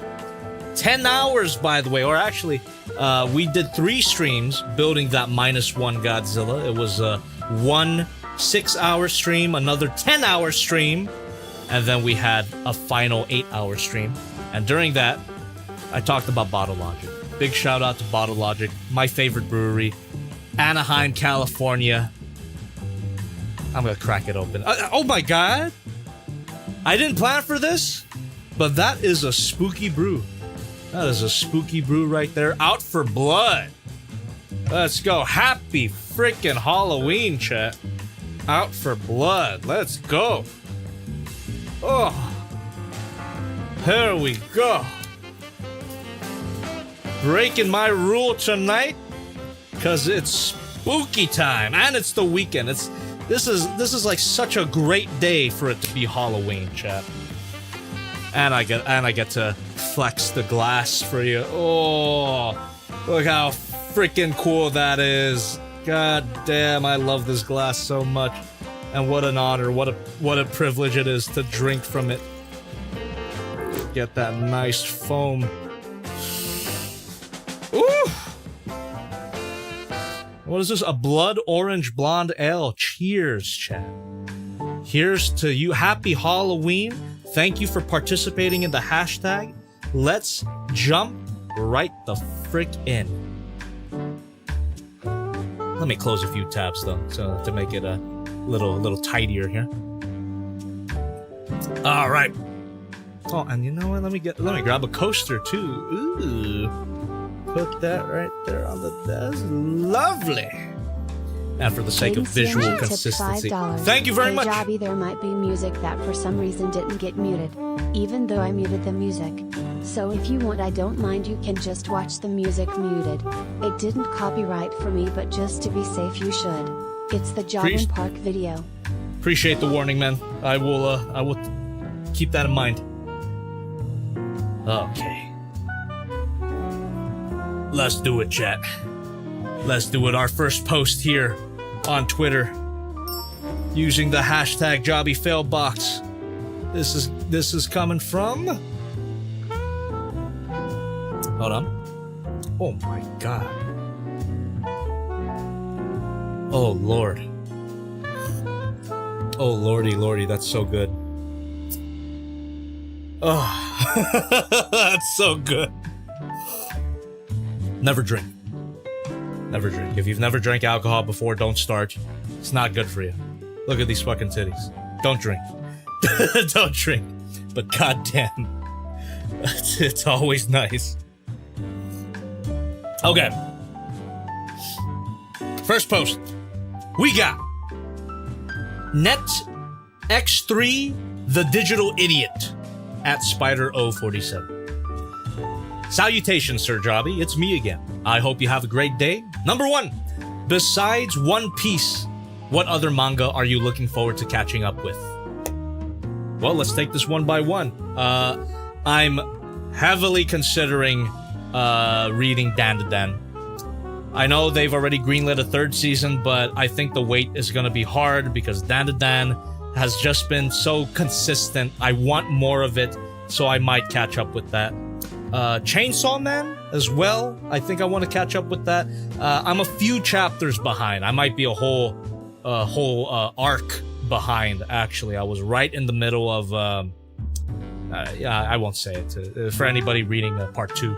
I won't say it, but yeah, I'll say Dan to Dan. I'll say Dan to Dan primarily. Chainsaw Man, I think it could wait a little bit before I read all of it. Number 2, what do you think of Dio as a character? Dio's fucking awesome. He's a great villain. He's just a bastard. He's an interesting bastard, but he is just a pure, he's an enjoyable asshole. He's a character you love to hate. That's who Dio is to me. And we got number 3, which grunt mobile suits are your favorite? It's gotta be the Zaku. It's gotta be the Zaku. Maybe the Guff custom from 8th MS team, but I think the original, or the classic Zaku from the original show is would take that spot. Number 4, what idea do you want to see the Transformers franchise explore? Honestly, Transformers 1 already gave me that. I wanted a more in-depth exploration of Megatron and Optimus, or Orion and D16. I wanted a more in-depth exploration of their relationship before the fall, and I got it. I got it from Transformers 1. I know Transformers Prime kind of delved into that as well, but not to the extent that Transformers 1 did. And of course, Transformers 1 was influenced by a lot of the comic books. Transformers 1 gave me so much as a Transformers fan. It's a lot of it is what I wanted to see for a very long time. And if I had to say anything other than that, more Transformers 1. I would want to see the Great War through the lens of Transformers 1, following those versions of those characters. But who knows if we're gonna get it. Transformers 2. Will it happen? I don't know. Number 5, what other franchise would you want Haya to make figures of? It would be interesting if they were to do Pacific Rim. Haya Toys Kaijus would go pretty hard, I think. Haya Toys Pacific Rim Kaiju would go hard. Number 6, what were your thoughts on Gridman Universe? I did not see it. Number 7, will you bring back Jobby the Slob as a YouTube short series for figures that don't need a full review? I am heavily considering it. I don't think I would call it Jobby the Slob because they would still take as much effort as a normal video. It would just be shorter. So, edited short videos. I already have a few candidates. I actually already have a few rough scripts for these particular short reviews. One of them is that -1 nanoblock Godzilla that we just built. So, we'll see what happens with that. Now we got random images here, so let's take a look. We got the Missing Link RC, which I'm skipping. I can safely skip that. I don't need it. I don't need it. That looks cool. Some kind of Kamen Rider. We got Okarun. Dan to Dan. Fuck yeah, that looks so cool. Revoltech Okarun. I gotta get me that. Actually, I think this is my first time seeing this figure. I didn't know Revoltech was making their version. I only knew about the Figma and the SH Figuarts. But Revoltech? Fuck yeah. I'm 100% copying that, chat. I hope you have a... Oh, wait, hold on. Let me read it through here. I hope you have a great day, and here's fan art, Benny as a Hollow Knight character, and a shameless art plug. Let's fucking go. That's so cute. But Team Cherry, you should have made Silk Song $40. $20 is killing our bottom line. Hell yeah, that looks cool. And we got series recommendation. Oh, hold on. Let me retweet this. Hell yeah. Series recommendation, Kamen Rider game, despite the haha funny fruit ninja thing, just like Madoka Magica, the series gets dark, death and betrayal have weight, and the price of godhood is never cheap. I do want to check this out. I really do. It's the same writer as Madoka Magica, Gen Urobuchi. However, he doesn't exactly have a spotless record in my mind. I love Madoka Magica. I was a little iffy on the movie Rebellion. Is it a Madoka Magica hot take to say that Rebellion is kind of unnecessary? The original show holds up on its own perfectly well. Also, he wrote the Godzilla anime trilogy. I watched only the first movie, The Planet of Monsters, and wasn't a big fan of that. And Psycho Pass. He also did Psycho Pass. And I love that first season of Psycho Pass, but the second season was a little So, I'm sure this is one of the good ones. I'm pretty sure I already have this on my list, but I gotta double check that. Thank you very much for your post and your questions. Let us move along like I know you do. Our second post here. Let me go ahead and let me go ahead and do that. There we go. Perfect. Wait. Click the link. There you go. Broken Property. Made another funny looking guy. Let me know what you think. Hell yeah, dude. The JoJo hitting the Killer Queen? Damn. That's sick. I really like that. Look at that guy. So cool. Super articulated too. We got some sexy posing. Oh.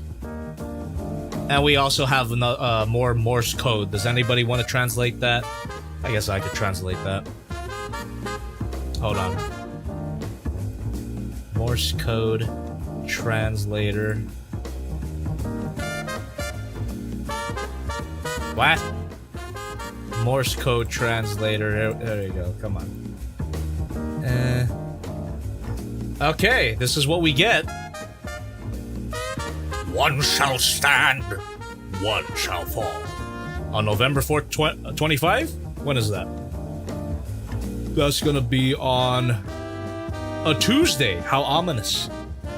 I suppose we'll find out what exactly this means.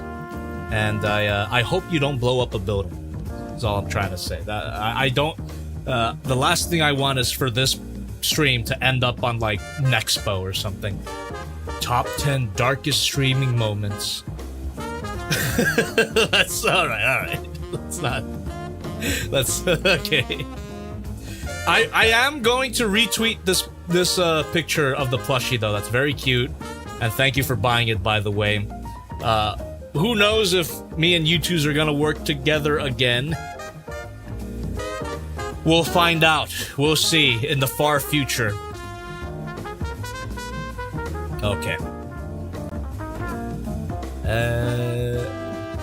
Next post.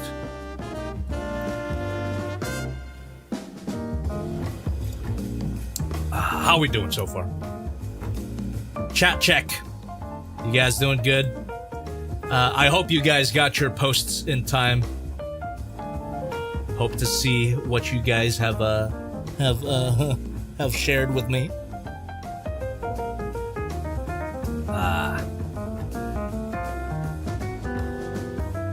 We got Business Orc at Busy Orc. Thanks for giving me the okay. It's like 2 minutes long. The guy who makes these is a great guy. All views are helpful. This is Spectral Seed, and I believe this is a sort of a animated short.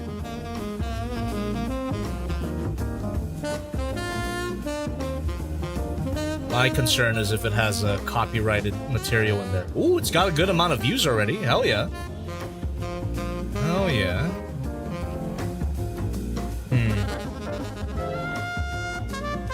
I'm a little concerned. I want to watch it. Don't get me wrong, but I'm a little concerned about copyrighted material nuking the stream, because it always happens. My luck with copyright is abysmal. Let me give you an example. The last stream that I did, Vite9, who follows me on Twitter, he's a great artist. He does a lot of fat stuff, but he's a great artist, okay? I won't judge. He did an animated short, and we watched it in full on the fAIL box. The stream got copyrighted. The stream got copyrighted for a supposed royalty-free track, and I had to cut the part out, and it's a whole process. And my least favorite part about cutting a segment of the VOD out is that it completely nukes the live chat. It's the reason why I have the live chat on screen, but still, it's nice to have the live chat actually on the side of the video, just in case I forget to summon the chat. Sometimes it happens when I cover the chat with the donos. So that's why I am very I'm very cautious about watching videos on YouTube on stream. It sucks, but it's true. It's true. Sometimes royalty-free does not mean royalty-free. Sometimes it means you have to pay for the license to use this royalty-free track. It's weird, but that's how it works. So what I'm gonna do is I'm just gonna give you a big shout out. We can skim through it to see what quality, what type of quality we're looking at. High quality animation here. And I'm assuming Busy Orc actually voice acted in this particular short as well. So that's awesome. I'm gonna give it a like. I'm gonna watch it, but not on camera. So go check it out for yourself if you're interested. If this looks like fun, Buff Wizard, fuck yeah. All right, but I will definitely check that out. And you know what? I'll even retweet it. How's that? There you go. All right. Thank you very much for sharing, and let's get this to 40,000. Let's get this to 40,000. Okay. Here we go.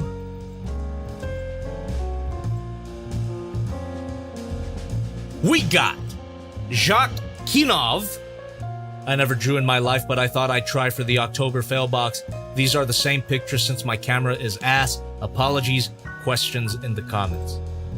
You kidding me? This is your first drawing? It's great. I mean, I'm a little biased, but it's great. We got the little JoJo sound effect. Chatted $5. Thank you. It's all good, Jobby.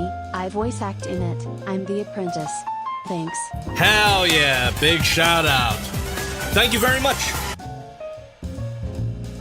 Thank you very much for that. Dishonored American for being a member for 22 months. Hi, Jobby. What are you dressed as? Oh, I'm Deadpool.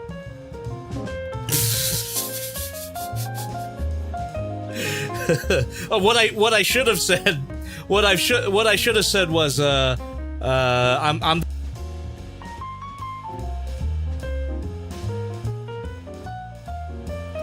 All right. Okay. Look at this. Look at this great drawings of my logo here with the JoJo sound effects. Go, go, go, go, go. That's what it says, by the way. Go, go, go, go, go. If you ever wondered how to read that. Go, go, go, go, go, go, go, go, go, go, go.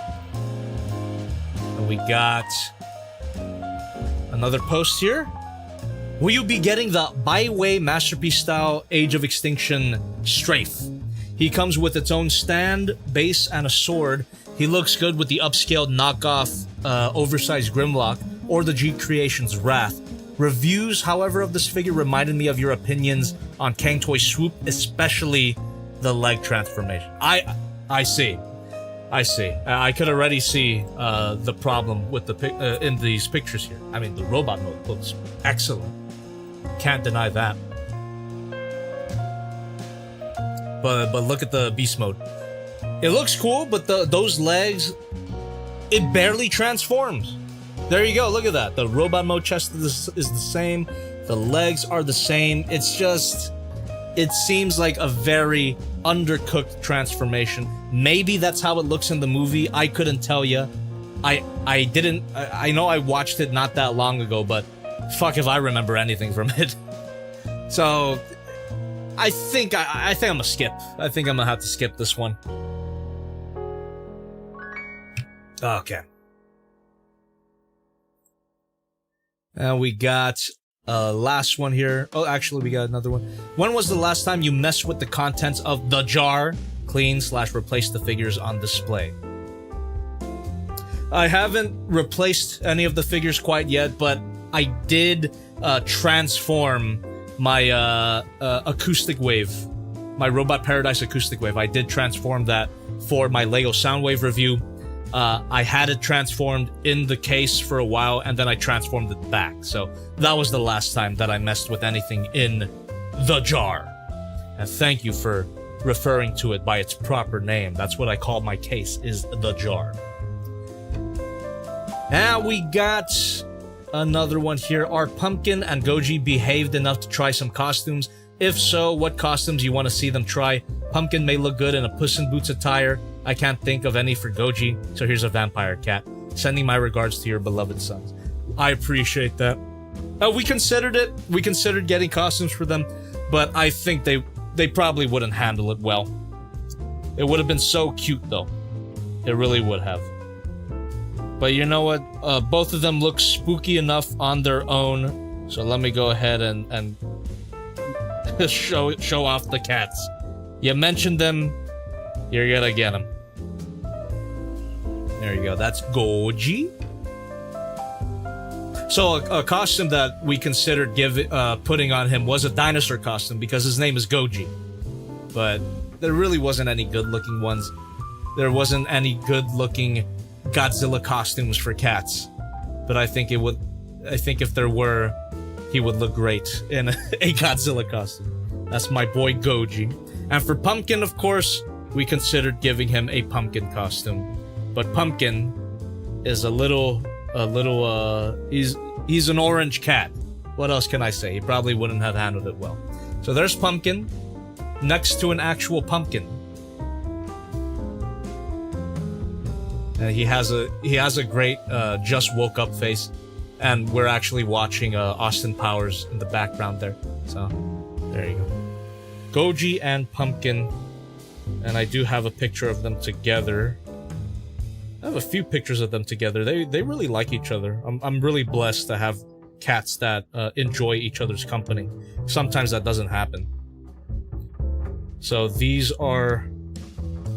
is them staring at me in the middle of the night when I go to my fridge at midnight to get a snack. This is what I see. The council is judging me for my dietary decisions. There you go. Goji and Pumpkin. Alright. Well, thank you very much, Jacques Kinov. Gotta put my glove back on for visual consistency. I would have the whole face on, but I gotta drink. Thanks for reading. I hope everyone is in good spirits today, and happy Halloween. Also, stay strong to those who will participate in Triple N. I'm leaving you with some pictures of the figures I recently bought. Ciao. And thank you very much. And you got a little cowboy emote. Appreciate that. Oh, is that the New Age or Magic Square? God, it looks so good. I wish it was Masterpiece scale. I believe this is Legends class. And then we have the that's the knockoff, right? That's the or is that the? No, it's got to be the knockoff. Looks great. We got Grimlock again. Hell yeah! Thank you very much for sharing. Let us move on. Let me go ahead and mark that as read. And we're gonna continue here. We got Karspur Kalma. You know, I forget that your icon is a My Little Pony OC. I've been there, man. Unfortunately, I've been there. Hey, Jobby, and happy Halloween. By the time you're reading this, I'll be traveling to Beijing and celebrating my B-Day on November the 3rd. Quiz and replies. Hell yeah, have fun, dude. I've been slow on model kit building lately. Reason is in the next reply. So far, I finished Zakupla System Base 001 third-party Lego gun, and right now building Master Grade Super Deformed Aerial. That's what that stands for, right? Yeah, MGSD. God damn, I didn't even know that was a thing. It must be a new line of model kits, MGSD. So there you go. You got your Gundam setup. Ooh, looking good already. You paint on the runners, I assume? Got the system base and the Lego gun, which looks great. Lego would never. Actual Lego would never, unfortunately. Alright, let me scroll down here. If I just keep clicking next on the images, sometimes Twitter skips posts and that's annoying, so I'd rather scroll down to look at all of them. I've been playing Pokemon Legends ZA ever since it came out. It's a very fun game overall, and I hope you find the time to try the game out for yourself, either on Switch or Switch 2. That will be a big maybe. I might play for Emma and her assets, but that's all. Also, people say Tyranitar is in the game, so that's also another point for it. So, big maybe. Big maybe. Of course, the theme of this quiz is Halloween. All based on your Halloween vids, all vids uploaded on Halloween. 10 questions plus 1 bonus question. Had to dig deep on some of them to get some good questions. I can't wait. And chat, as always, we're gonna do our Jobby trivia quiz after we take a look at all of the posts. So we're gonna put a pin on that, and by that I mean I'm gonna retweet it. All right, thank you very much, and we will circle back to the quiz later.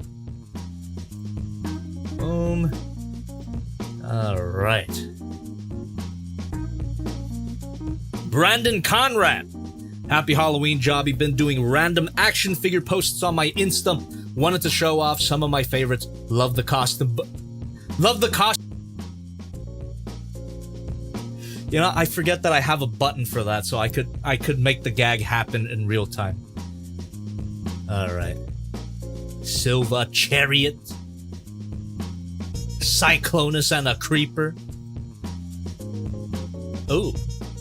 Alright. Didn't know you were into that. We got Ichigo and Leonardo. Thank you very much for sharing, and happy Halloween to you too. Okay.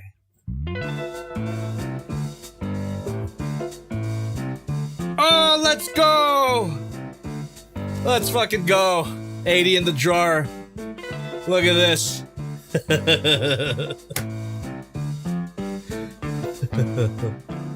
Oh wait, did you guys not see the last post? My bad. Yeah, so Silver Chariot, Cyclonus and a Creeper, RC stepping on a cock, and Ichigo and Leo. There you go. And, you know, I'm just gonna keep it on this screen, okay? I gotta remind thank you for pointing that out, chap. But look at this, 80 in the jar, with his amazing Digital Circus logos. Let's fucking go. Happy Halloween, Jobby. I finished the final 2 amazing Digital Circus logos. Here is the Gangle logo and the Zubul logo. Now that the full circus cast is complete, which one is your favorite? Well, first of all, I gotta give that a like and a retweet immediately. The no question about that. We got Gangle and Zubul. So beautiful. Absolutely beautiful. What a modern day masterpiece we got. That's amazing. That is absolutely amazing. Itzazu says, Jobby, what is it? Jobby X the Amazing Digital Circus when? Oh, dude. Okay. It's hard to pick a favorite. They're all great. Now I'm gonna go Bubble. Bubble's chaotic energy fits my logo quite well. Alright, let's take a look at the other post before I get lost in this beautiful artwork. Also, that ain't the full cast. Where's Disappearing Guy? Where's Ming? Here are the new card bots that were revealed this month with their new upcoming combiner based off of Omegamon. Oh! Look at that, dude. Oh, it looks so good. That is sick. That is sick. Yeah, that's Omegamon or Omnimon here in the States. I need this. I need this. Thank you for bringing it to my attention. Yeah. God, that metal cardbot, dude. It looks so good. What can I say?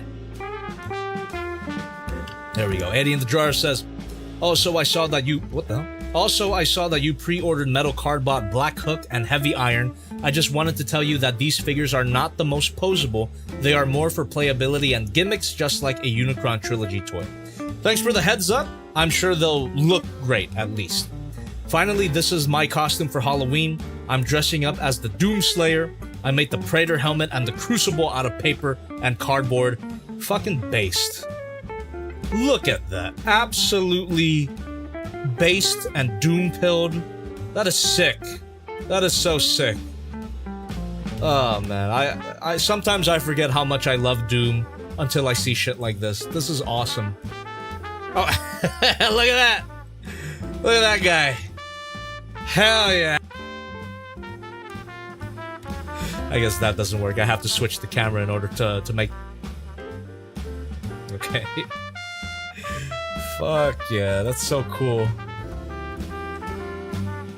Giving that a retweet as well. Why not? And we got... What is that? KPR? We got Miku. Hell yeah. Sick. Oh, that's so cool. Oh, I'm thirsty. That's so cool. Alright. Let's move on. Appreciate ya. Appreciate all of you. We got Magnus Label by Magnus Kwan. Happy Halloween, Unk, Jobby, and fans. Back from Kyoto and can't wait to share some pics Weather was bad for the first 2 days, so I stayed in Kyoto Station and made a detour to Osaka for a Transformers 40th anniversary display in an HMV shop? What is HMV? Hentai music video? Huge Mochibot OP was the star of the show. There we go. I still gotta take a look at that figure to get that, to have that for myself. Now we got the big Mochibot. Look at this. As always, such fun pictures. It became sunny for the next few days, but when we visited the mountains for better views, we felt like it was still hurricane season. Deathsaurus and Blot nearly got blown away for real when in Lake Biwa. Fortunately, not so much in Amanohashidate for Rising Dragon View. I probably fucked the pronunciation of that. Give that a like as well. I love these Japanese castles, so beautiful. Oh my god, how could it not get almost blown off? That could not be me. I would be too scared to get a shot like that. There we are. Excuse me, let me... there we go. Just to get a better view of my monitor there. That's it. Look at that.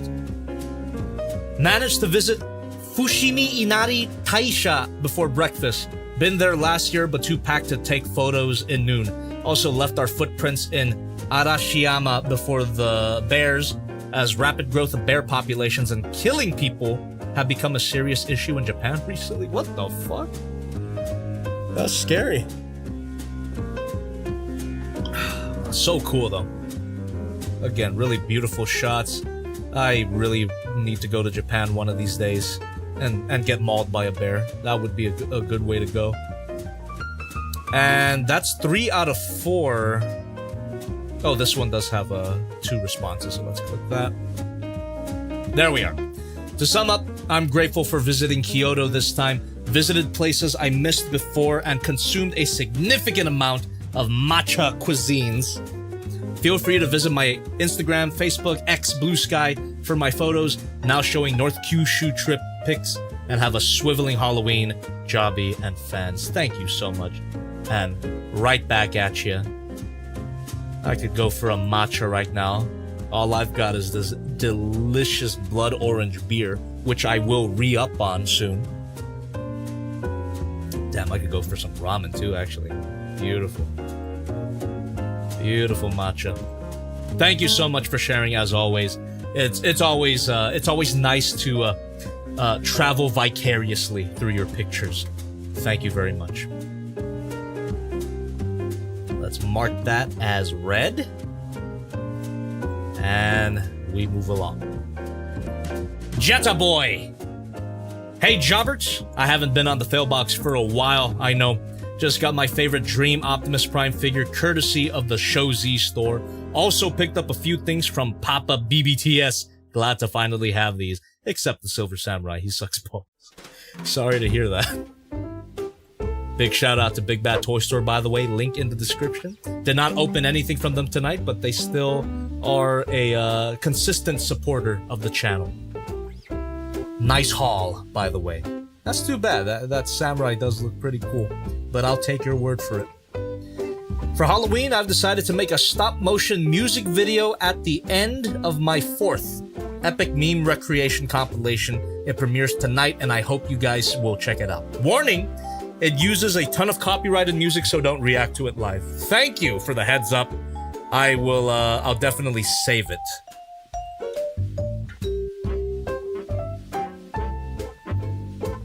There we go. Epic Meme Recreation by Jetta Boy. Alright, thank you very much for that. We move along. Come on, come on, come on, come on. When everything is wrong, we move along. Hello, Mr. Jobby. Been a bit, goddamn. Oh, this Primal, by the way.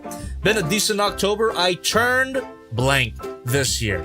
That either means you're not a big boy or you're too old. But you know what? You're never too old for this channel. I'm 81. Who am I to judge? And I got some pretty great stuff this year for it. There is more, but I ain't gonna show it. More in replies. Alright.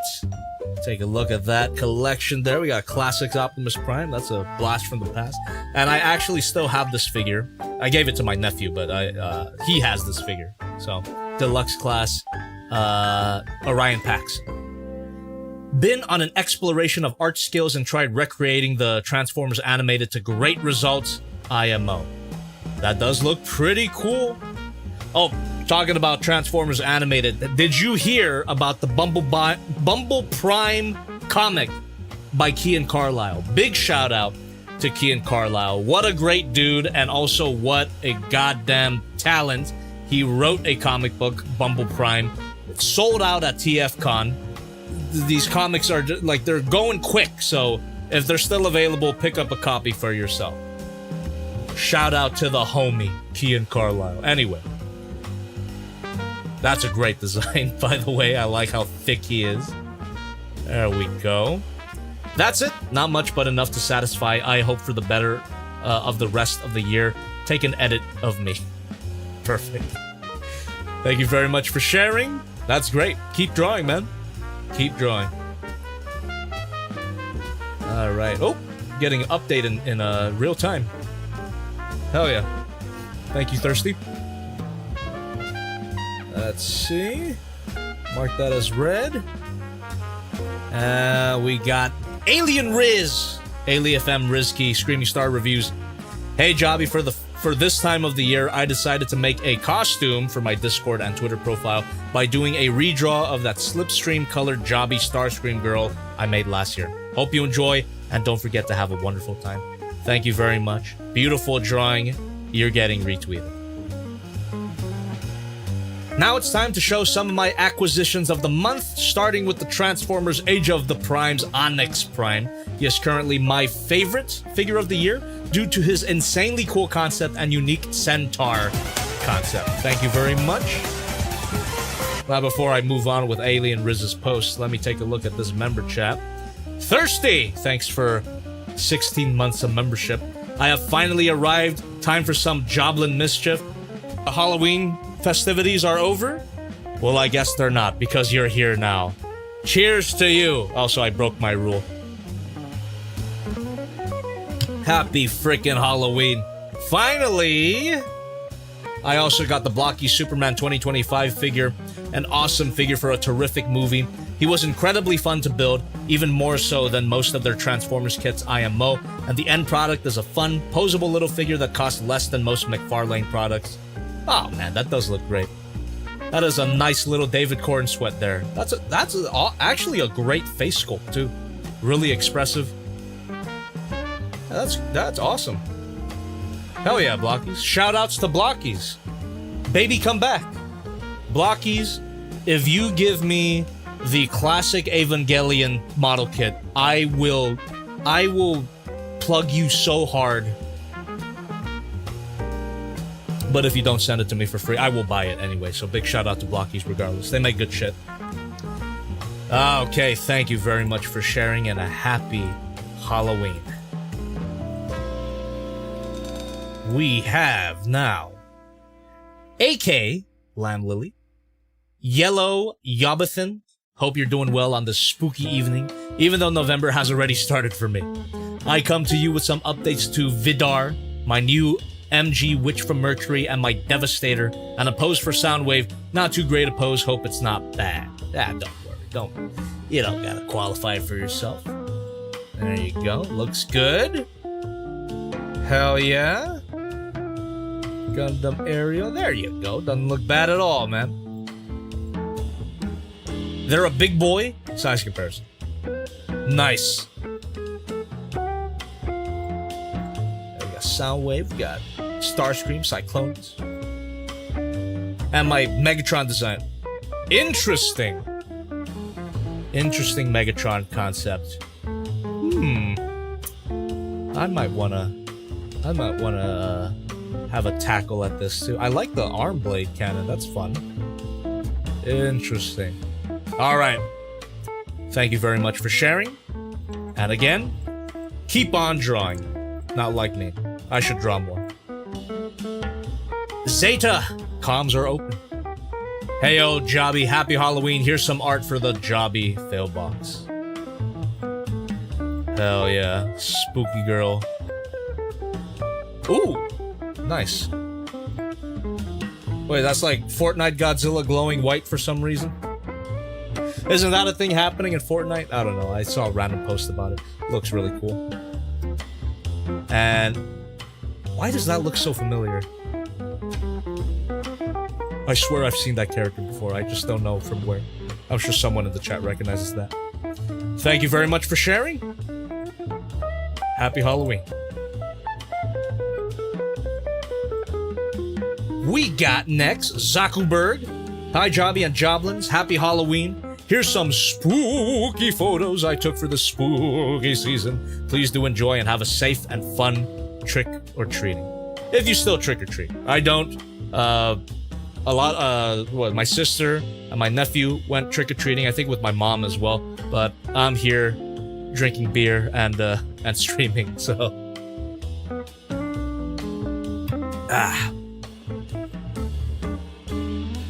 We got some.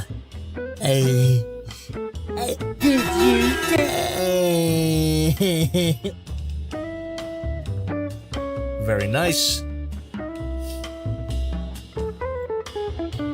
And we got more. Got more pictures. I don't believe these are custom painted, right? Hold on, let me get a closer look at that. Is that a sticker? That's a goddamn sticker. This is why I don't like stickers. You can see the corner of that peeling off. Goddamn. Paint your kits. If you have the time, you know, you don't yeah, that's a sticker. That's a sticker, right? Goddamn. Yeah, these are straight bills. No judgment. No judgment. Not everybody has the time to paint, but if you find the time, it is so worth it. And it's an adventure that you won't regret. It's super satisfying, super fun. Yeah. consider painting. Is all I'm saying.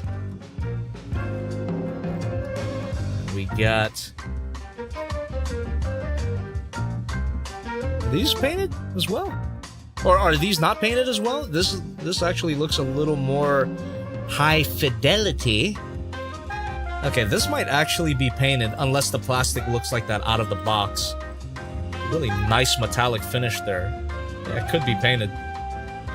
But the gold parts do look like foil stickers, don't they? That one, that definitely looks like a sticker. It's fine. I'm saying no judgment. No judgment, but consider it. It'll change your life, I promise you. Whether it be for the better or for the worst. It'll change your life. Damn, these figures look cool. Some Souls figures here. We got Melania, Blade of Makilla. And Bloodborne Man. That's all I recognize. I've never played any of those games. I played a little bit of Dark Souls 3, but we didn't get that far. Alright, thank you very much for sharing. We move along. Happy Halloween.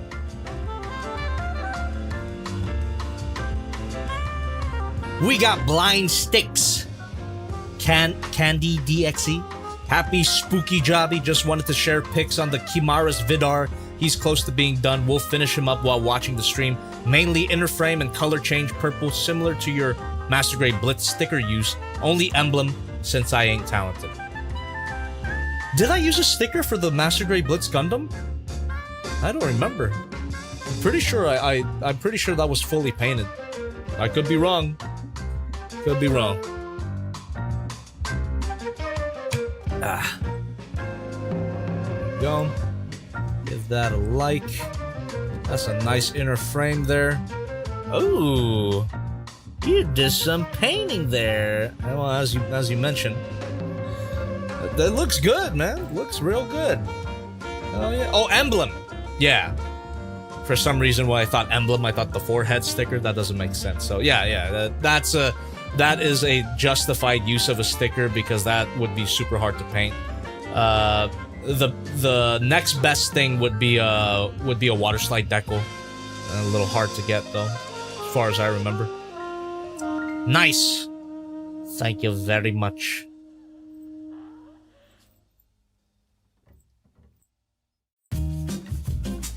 We got Poseidon. Hey Jobby, happy Halloween and have a fantastic stream. I have a few questions for you. Number 1, did Unique Toy Stinger get easier the more you transformed it? Hopefully so. Unique Toys Dino had an easy transformation, so I think not all of their future releases will be difficult. Continue. Well, to answer your first question, it did. It really was a skill issue. The figure is great. The more I got familiar with the process, the better, the smoother it became. And, you know, I forgot that could happen.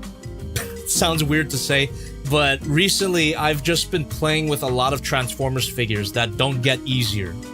And I'll say it, Kang Toys. A lot of Kang Toy stuff, especially all of these Kang Toys Dinobot figures, they don't get easier for some reason. It's the transformations are not as intuitive as they should be, and that is mainly due to a lack of pegs and tabs. The beautiful thing about shit locking in, whether that be a panel to a peg or the, you know, two halves of a shell closing in, plugging into each other, it guides you. It guides you to the correct result. But if there's no pegs and tabs like a lot of Kang's Toys figures have or don't have,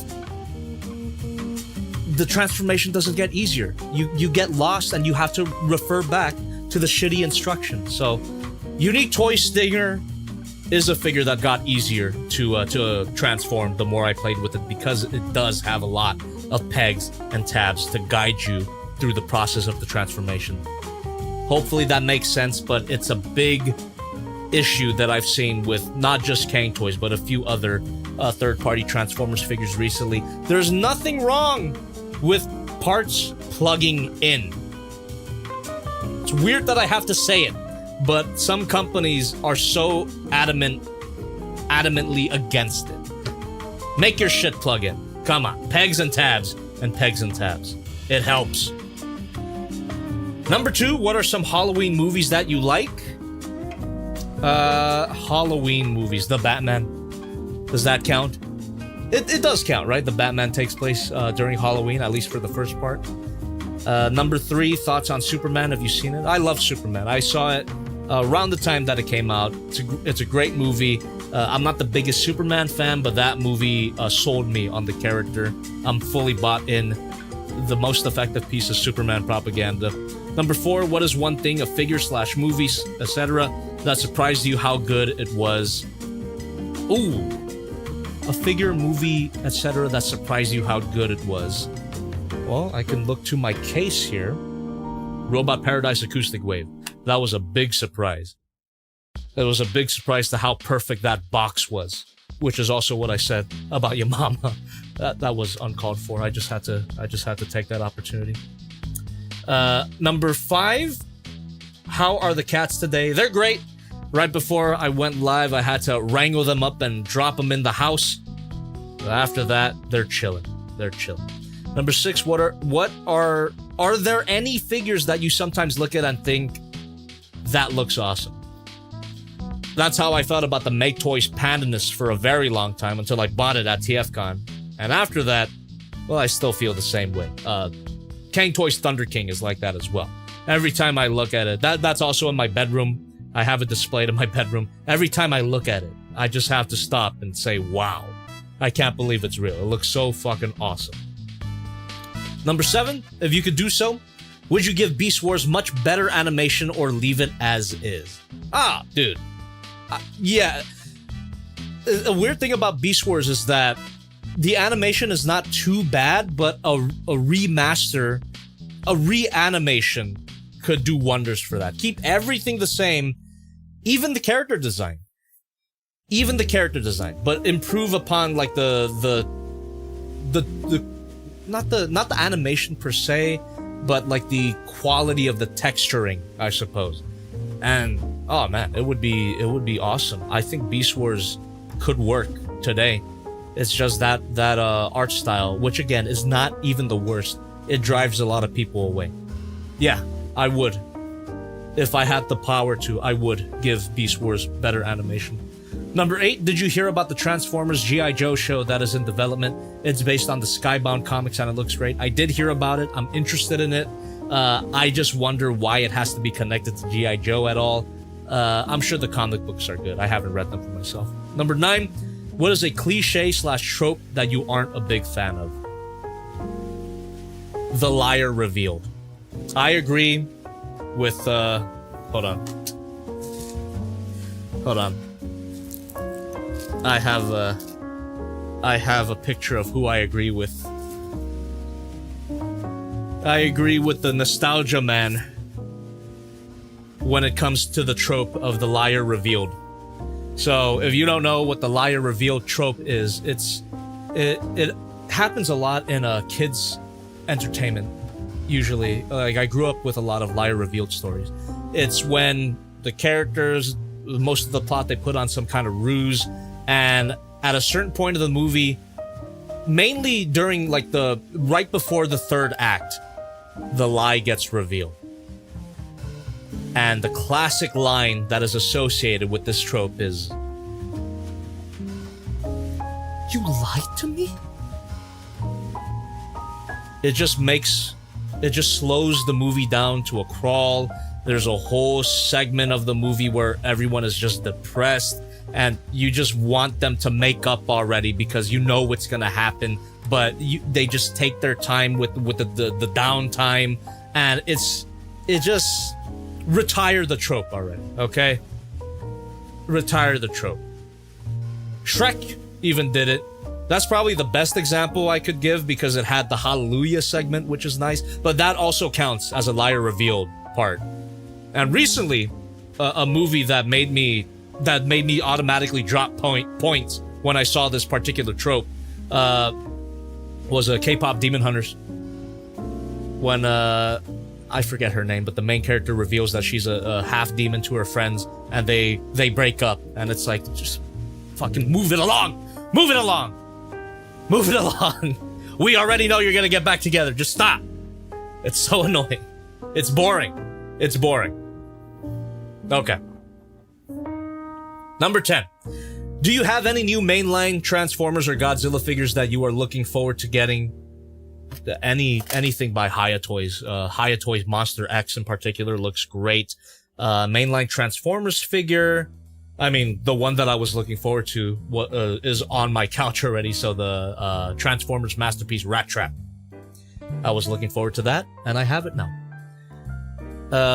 And that's all the questions for today. Can't wait to chat more and be on streams more often. Have a great Halloween and stream. Thank you very much, Poseidon. Excellent questions. I love answering them. Appreciate you. All right.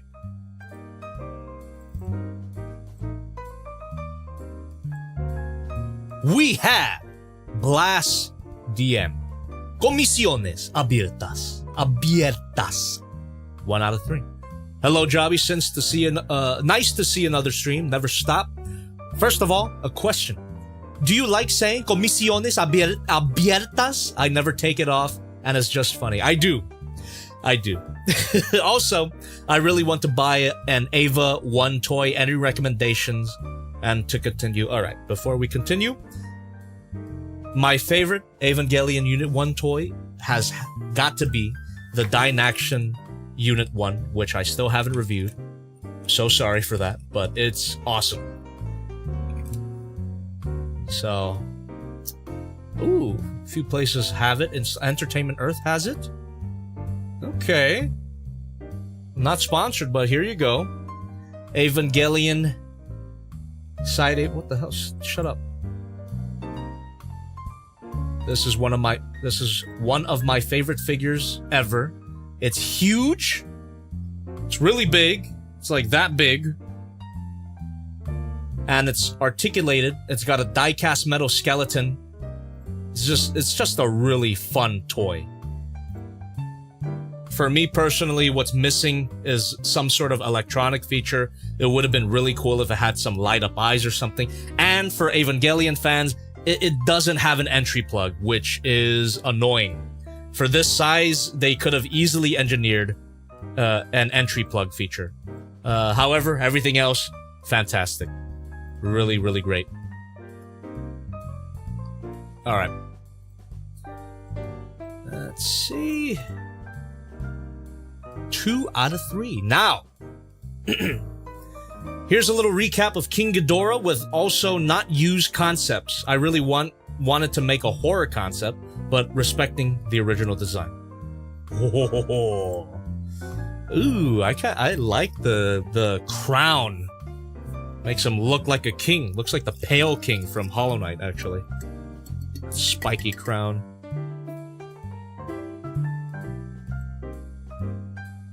Oh, hell yeah.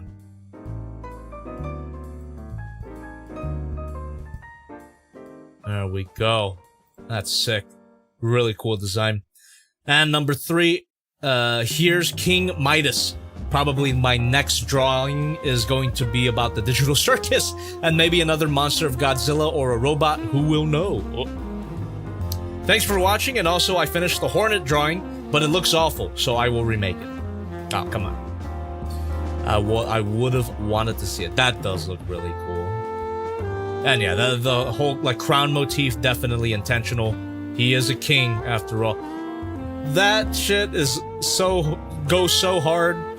The double mouth, the Slifer double mouth, really, really cool. Yeah, that's sick. Big ass wings, fuck yeah. Damn! That's cool. Hell yeah, man. Thank you very much for sharing your artwork as always. And I already follow you. Perfect. Alright. We got now Brad P. Arts. Maybe too late, but I have a couple of works in progress for the fAIL box. Definitely a departure from my norm, but they're going pretty good, I think. Damn! Let's take a closer look at that. Woo! Look at all that detail. That shield goes hard. That is sick. And what is this? That looks so nice. Hell yeah, man.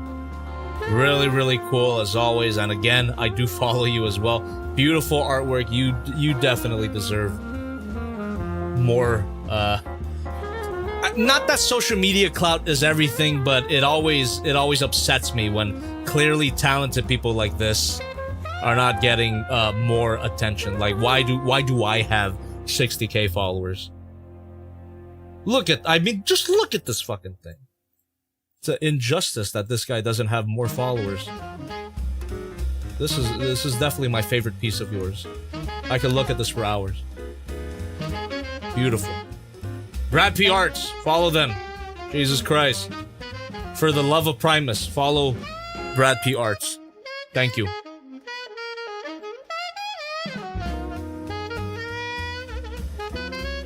Alright. We got Milk Loaf. No questions, just pictures. I'm late. Happy Ween. Good luck with Triple N. Ah, I'm so freaking late, goddamn it. It's fine, that's fine. We got you. We got you. Cool drawing. Oh, that's sick. Goes hard. That's really cool. I love the shading on this. That's nice. We got Blurry Cat.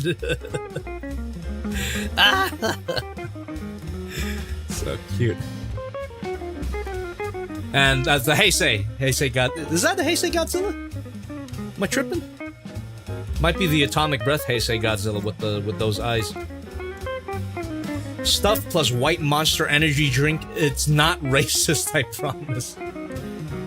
I believe you. I'll take your word for it. Ooh, that's my posture right now, chat. That is literally my build. GMK Godzilla is literally my build. Oh boy. And we got Kiryu Goji, my chud ass son. Look how good that looks. I was so concerned about the Hayatoy's Kiryu Goji, when they released their first pictures, but they've definitely improved that head sculpt there. I think these pictures are from Comic-Con, right? This picture, and we got the Hiya Toys Monster X in the background. Oh, this is a beautiful prototype. Yeah, can't wait to see it colored. Hell yes. All right, and we got speed. Okay, perfect. Thank you very much for sharing.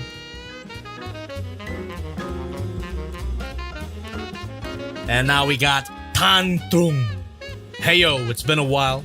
I got nothing, just got a new desk and rearranged some stuffs, but happy Halloween. That's sick. I think I saw it before, but it's worth repeating how sick that is. Look, it's me. That's so cool. The resemblance is uncanny. Oh, beautiful.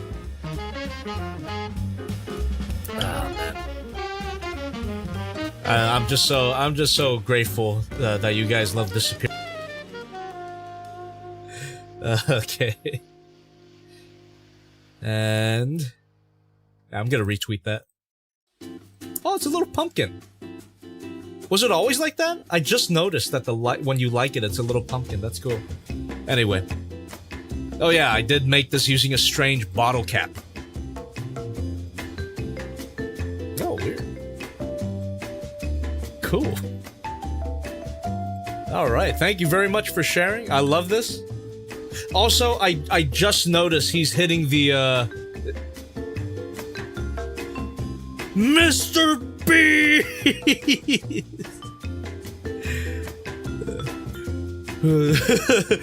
Mr. Hell yeah. That's cool.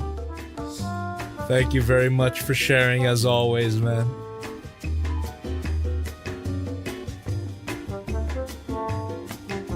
Unripe Circuits. Grinding Spotify to get Jobby as the #1 spot. Let's go! Thank you. Thank you very much. I will also retweet this, by the way. Appreciate the support. The infinity of the night can lose its starlight. The ocean.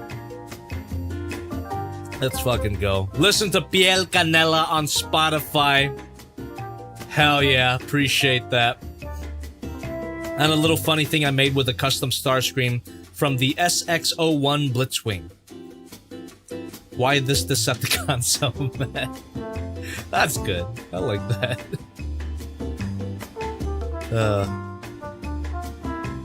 And since I'm too dumb to include it all in one picture, I do a lot of customs, mostly heavy dry brushing, but I'm happy with them. Dry brushing is such a great and easy way to make your figures look amazing.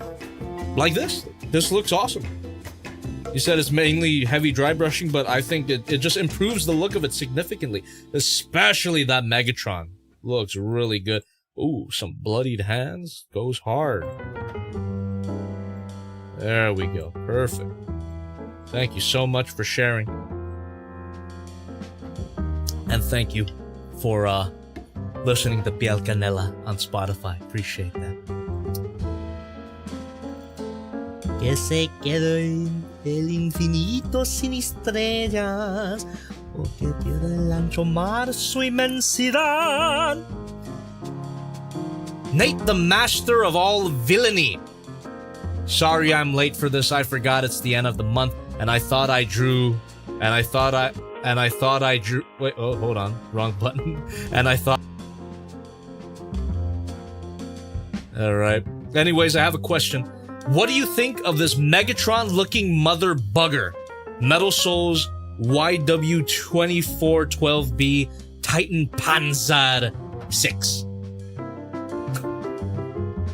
Why have I not seen this before? Why is this the first time I'm seeing this concept? My logo as Disappearing Guy. Son of a gun. Retweeting immediately. Oh yeah. Also, about the figure, I ordered one. It looks really cool. And it might come with a Megatron head. They're not advertising it for third-party reasons, but I think it will come with a Megatron head. So I got one for myself. It looks great. Great alternate mode, great robot mode, very Megatron-esque. And I'm sure, yeah, correct me if I'm wrong, but I'm pretty sure it comes with a Megatron head. I hope it does. Okay. Mark that as red. And we're almost done. Hell yeah. By the way, if you didn't know, after we do our tweets, we're just gonna hang out, and that probably will last for a very long time, because it's Friday. Come on, and I'm drinking. We'll be hanging out for a while. Anyway, Fred Fazbarrington. Hey, Jobby, it's Fred. Sorry I couldn't catch the stream. I went to see the sing-along version of K-pop Demon Hunters, my favorite, for my birthday today. P.S. Have this artwork I made back in September. The character on Prime shoulder is Marcy Wu from the show Amphibia. Very cute. And I hope you enjoyed that movie more than I did. I don't hate it. I had a rant about K-pop Demon Hunters a while ago, but I just want to make it clear I don't hate the movie. I just don't think it's as amazing as everyone is making it out to be. Visually, though, it's a masterpiece. I will give you that. Animation is perfect. No notes. All right. Beautiful. Thank you. Oh, possible audio copyright. Thank you for the heads up, Thirsty. I will not play the audio. The Joblin Park, most likely final post of mine since Thirsty for Chicken accepts X post from Instagram. Since it's 7 minutes, I won't attach anything else. We're gonna skim through it. We're not gonna watch the whole thing. And also, we're gonna have to watch it muted, so let's see.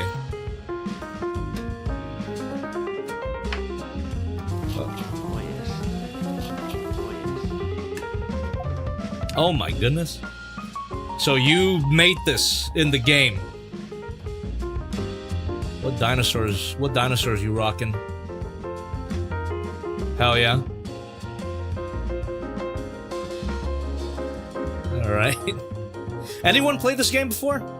I have not, but it looks fun. It looks relaxing. Oh, we got a little iguanodon. Oh. I like iguanodon. I must have mentioned that on stream, that I like iguanodons. Is that a The Riz? Oh no, it's not. Is it? I don't know. Yeah, it was. It was a The Rizanosaurus. That's what I like to call it, The Riz. Oh, it's loafing. So cute.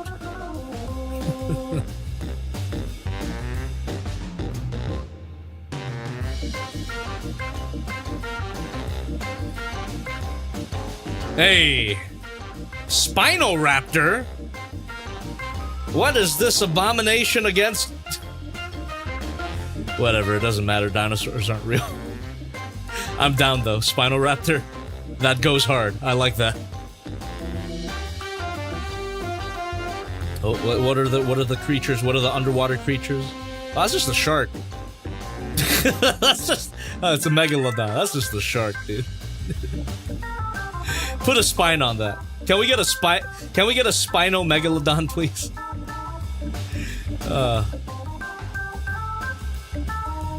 Oh my god. Hell yeah.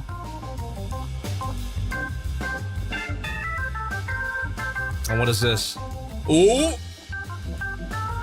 I can't escape this hell. So many times I tried, but I'm still caged inside. Somebody help me through this nightmare. I can't control myself. The Uncle Show tipped $5. Thank you. Hey Jobles, hope you're doing well. Did you get my email recently? Oh, I did. Congratulations. Unfortunately, I won't be able to participate in those, you know, in the thing that you asked me to. But I'm really looking forward to your animatic. All right. What is this? Oh, another Spinal Raptor. It glows? Based. Oh, these are also my based recommendations, by the way. We got Wendigoon. What is this? Oh my god, Wendigoon made a mouth-washing video? People are gonna hate that. That must have come out today, right? That must have come out today. I didn't see that in my sub feed. People are gonna hate that. I don't get it, though. The fucking Wendigoon hate is so forced. God bless Wendigoon. He can do no wrong.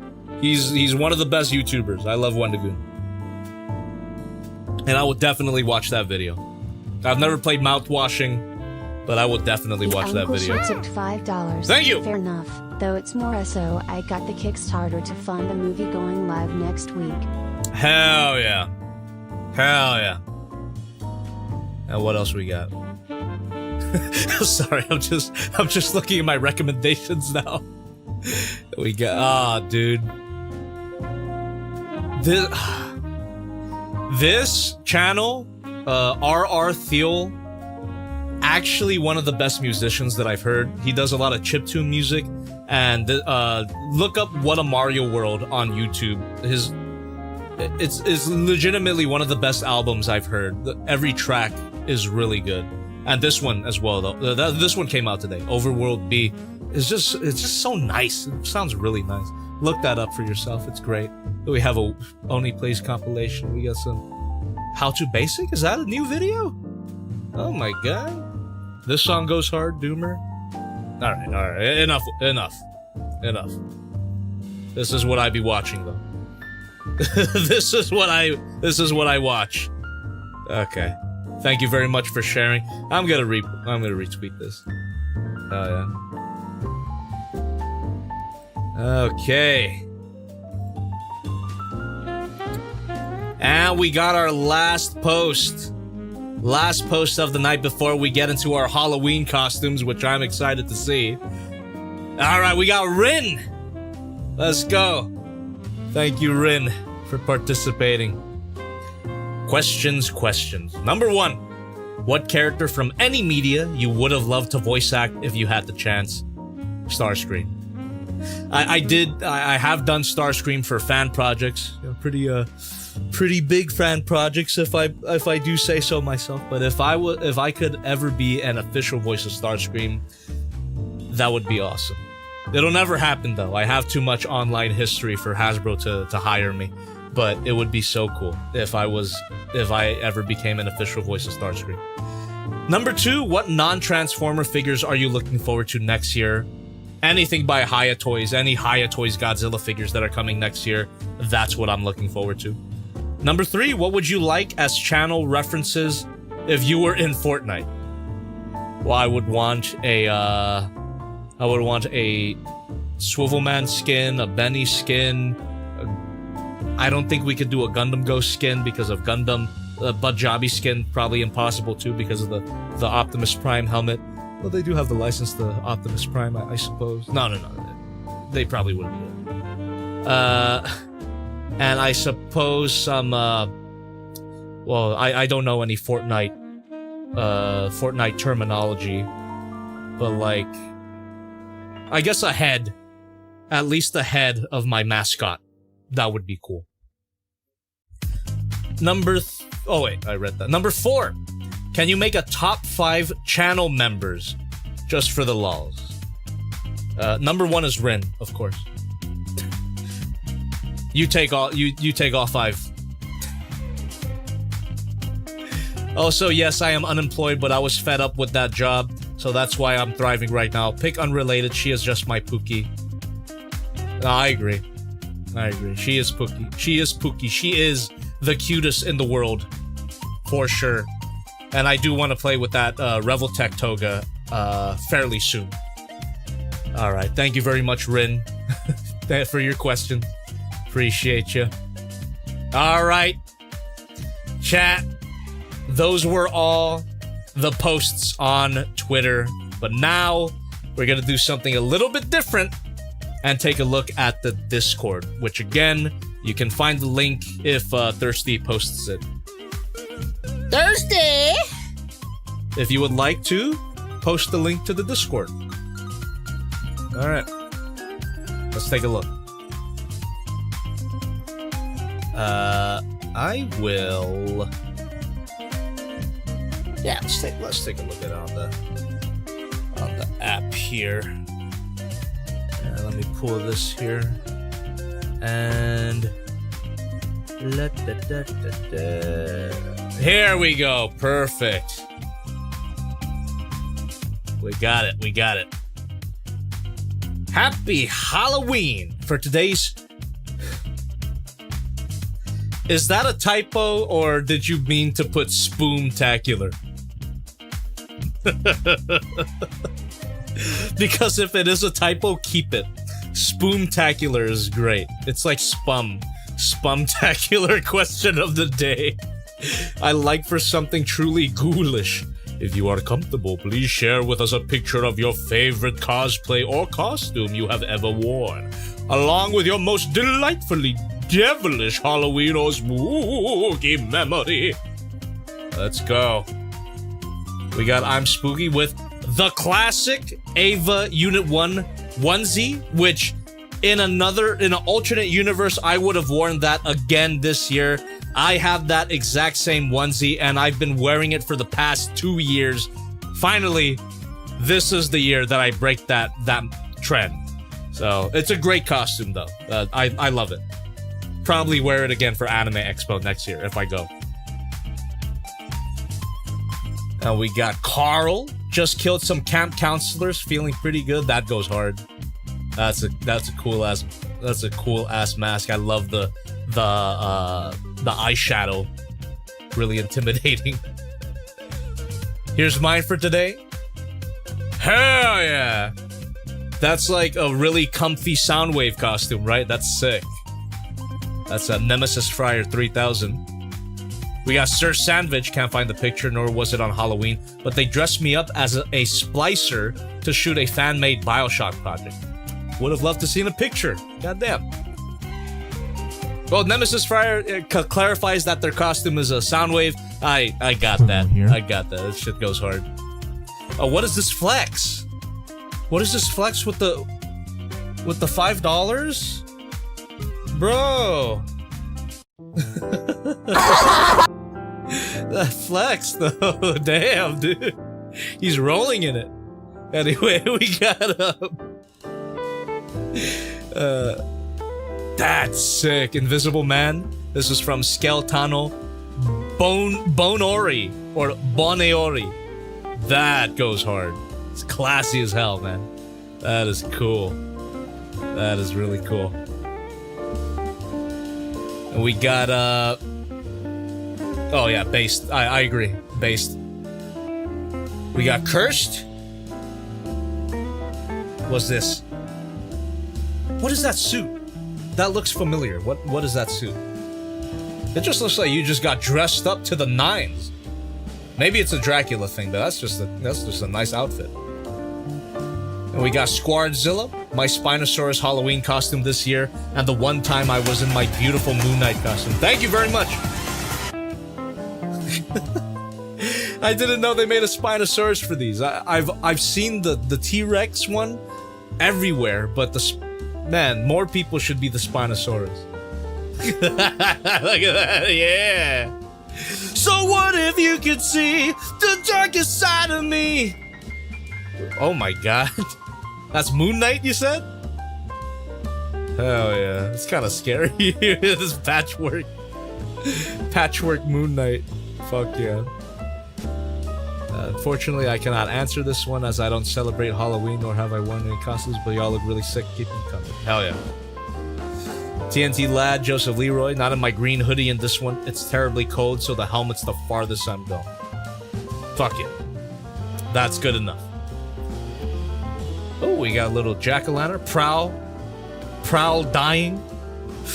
Instruments of destruction! Tools of foul play! Oh, that's the TFCon official Instagram. That's sick. Hell yeah.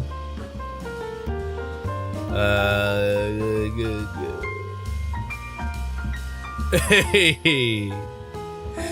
Tantrum, band for band, my man. Let's go. Son, who do you want to be for Halloween? Benny the Bomb. Who's Benny the Bomb? Brainwash transform. Elite ball knowledge. Elite ball knowledge. That's what this is. Damn. That's a great costume. I love that. Oh, we got thirsty for chicken. Oh my god. That's sick. Oh, hell yeah. Pyramid Head?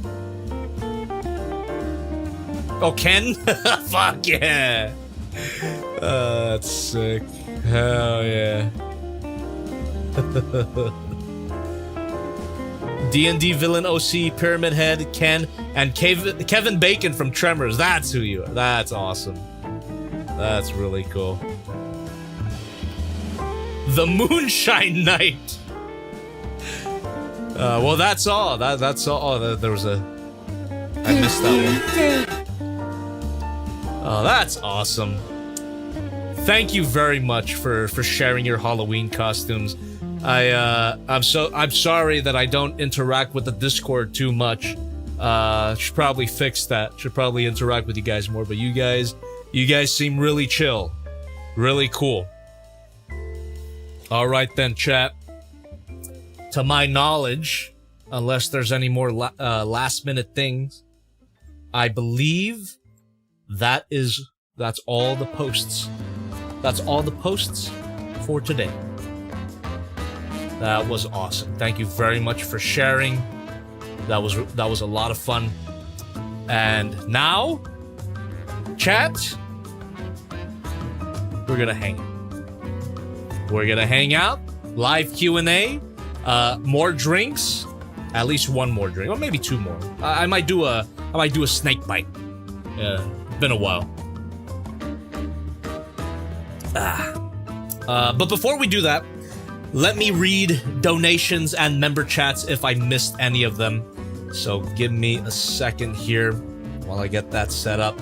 Thank you so much for staying on the line. Wait, hold on. Let's do the quiz. Almost forgot to do the quiz. Let's wrap up the social media posts with the quiz. So let me get that set up, and we are gonna do some JobbytheHong trivia. Let's test our knowledge to see if we're all fake fans or not. And no shame, because I might be a fake fan as well. Especially because CRISPR says that this question has it's a bit of a deep cut. Also, CRISPR, looks like I need a game pin. Looks like I need a game pin for the quiz. What is the game pin? Can I get a reply for that? Air out a little bit. It's not like hot. I'm in an air conditioned room, but it kind of gets a little bit stuffy. Yeah. All right. I feel good, man. Oh yeah. I'm feeling good.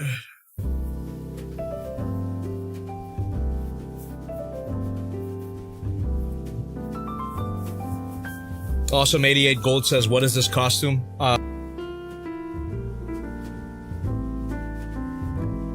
I did not click play solo. I only clicked the link. So let me do it on camera here. So I'm gonna click the link that you provided, and it just takes me to the screen. So what does that mean? Rin Chan says, Jobby, can you do a pink guy impression but make him a communist?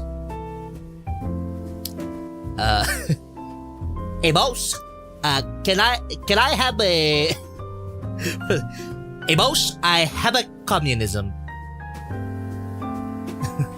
Hey boss. Hey boss, a comrade? Have you seen a comrade, please? Have you seen a comrade, please? There you go. I hope you enjoyed that. I have a cancer. He would say comrade a lot. If Filthy Frank made a communist character, he would be like, Hey, comrade. Hey. that's what he would do. Hey, comrade. Hey, comrade. Have you seen a capitalist place? Hey, boss, I have a gulag.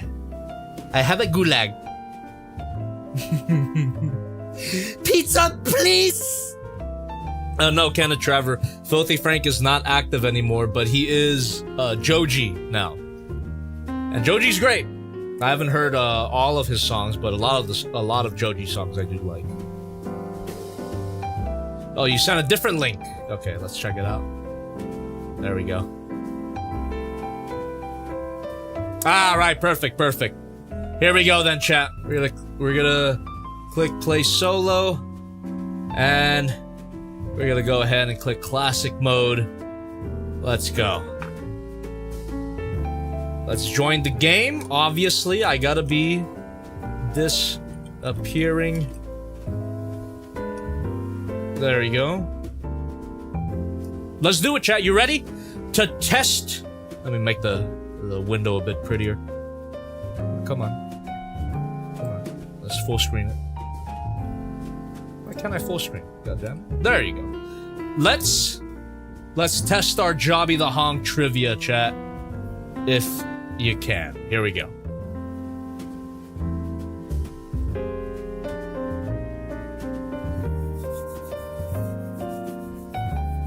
Jobby the quiz of the month. Halloween edition. Let's go. Who owns the Revoltech Jack Skellington for Jobby to review? I know the answer to this question. It is a bit of a deep cut, but it's not my figure. Go ahead and see what I want to see what your answers are. I'm curious. This is already start right out the gate with a deep ass cut. Let's go.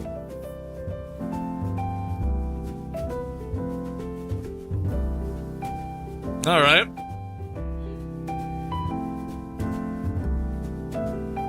All right, Chris, I'll be sure to tell you if there's any spelling mistakes. Well, from what I remember, this is a spelling mistake. I think his name is Johnny, like with a H in the middle of it, or maybe not. I don't know. It's been so long since I've talked to that dude. I miss him. Shout out to Johnny. He's a cool dude. He's a cool dude, but I haven't talked to him in a few years now. A big shout out to him wherever he's at. I hope he's healthy, wealthy, and all that good stuff. Shout out to Johnny. All right. Off to a good start, chat. Yeah, that's Johnny. Thanks to my friend Johnny who let me borrow this figure. You know what? I think the spelling is correct, actually. Yeah. Good old Johnny. God damn you, Johnny. Where the frick did you go? Johnny's the real disappearing guy. Don't know where he is now. Anyway. In the Figma Skyward Sword link review, what date was shown at the clip of young Jobby playing the game? I don't remember. I don't remember. All of these could be correct. Chat. What are your answers? What do you think? What's your take, chat? Rin says 100 BC. Is it 200 BC? Oh my god, I'm getting all of them right now in the chat. There's no consensus. Okay, the closest we have to a consensus is 300. 2 people have said 300. 2 people have said 500 now. Oh my goodness. I mean, we have a lot of time. I can wait for you guys to keep going. Come on. 300? You know what? Let's do majority. 300. It wasn't 300, it was 200. I don't remember that. Fake fan confirmed. Oh no. Oh no. We're at number 4. Oh no. There we go. Jobby circa 200 BC. Only the hero of the legend possesses this much skill with the hop. Young Jobby. I look like a ghoul. Definitely. Agreed. Whoop. I gotta... hold on. Hold on, I got a thingy. I got a message.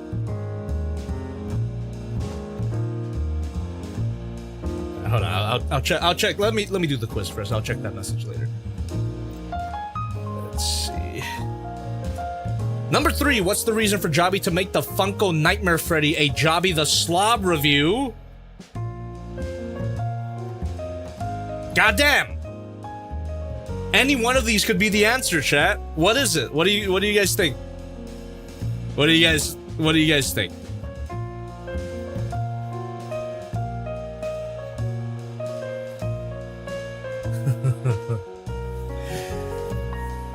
What is I forget.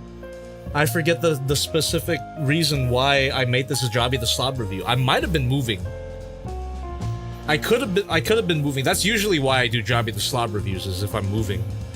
But who knows? Maybe this one was a different reason. Moving to a new location. You could even say I was moving to a sister location. All right, let's pick that one. Nah, it's because I didn't give a dime about it. That's also true. I was so disrespectful to Five Nights at Freddy's back in the day. But now I have a little more respect for it. I enjoyed the movie. Okay, I'm gonna watch the second movie. And it's not just because my boy Kellen is in that movie. No. I respect the passion that the fan base has. The lore is interesting. I get it, alright? Ooh, he has red eyes and sharp teeth. He's scary. Do you get it? Do you get it? I do stand by that, by the way. This is not the best design. It's just too overly... it's overdone. The first designs are way better. But they're nightmares, so it's justified. Anyway. Who was Jobby out to kill in the review of SH Monster Rush Shin Godzilla? Now, come on. Now, come on. This is like fundamentals here, Chad. This is like fundamental Jobby lore. I would be so surprised if you didn't know the answer to this question. Matter of fact, you would be banned if you don't know.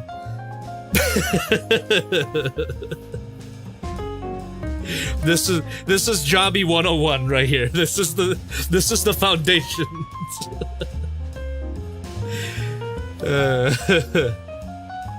That's right, SHOCKZ. Didn't care about Freddy. Sad. It's so true. It's so true. I did not give a shit. Alright. Alright, a few people got it. I'm telling you, if you don't know the answer to this, you're done. You're cooked. There it is. Where is Jobby the song? Blah, blah, blah, blah, blah. If that was the line, I forget. It's been a long time. There we go. Jobby the song is a dead man. That's the line. That's the line. Yep. Fundamental Jobby lore. What? Again, fundamental Jobby lore. What does Devilman kinda rhyme with? Come on, Chad. At this point, wrong answers only. It's not even a question. Hell yeah. Oh, that reminds me. I was gonna post something about this, but all my stream posts and my video posts kind of got in the way of this, but thank you very much for over 1 million views on Swivelman no Uta. Thank you so much for enjoying that stupid video and that stupid song that we made all those years ago. I can't believe it. Swivelman is at 1 million views right now, so thank you again for watching. Okay. Alright. Haven't moved up in the ranking. Maybe our next question. There we go. And you know what Devilman kind of rhymes with? Swivelman. Perfect. Number 6. What did Jobby dress up as in the Revenge of the Fallen movie review? Go ahead. Go ahead, chat. I know this one. I know this one. I remember this one. Didn't feel like that long ago, but it was a long time ago. Okay. Alright, everyone. Yeah. Yeah. You already know, chat. Sorry, I'm adjusting my microphone. Yeah. Of course. It's time to contain the... Alright.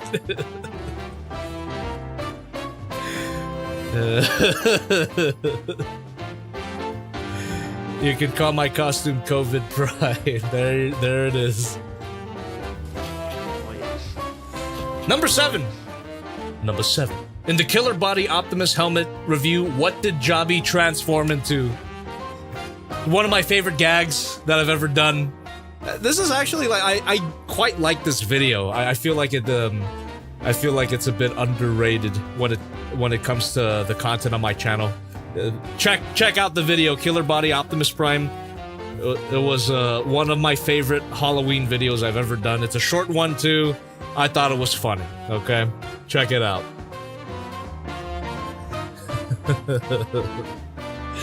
Yeah, one of my favorite gags that I've done. Transforming into what? Okay, a few people got it already. Oh my goodness. Kooftimus Prime would have been good too, Dishonored American. I didn't think about that at the time. That's not bad. Kooftimus Prime. Alright, it's this one. Actually, it won't auto progress me to the next video, right? Hold on. Let me actually show you that scene. So, Killer Body Optimus Prime. Here, check it out, chat. I'm also gonna turn off the background music too, so you can hear it. Quite proud of this joke. It's so stupid. Yeah, let me skip to the end here. Oh no, it's right here. It's right here. Yeah. Yeah. Obviously, this thing doesn't feature a transformation. But I'm Optimus Prime. I could do it myself. Oh,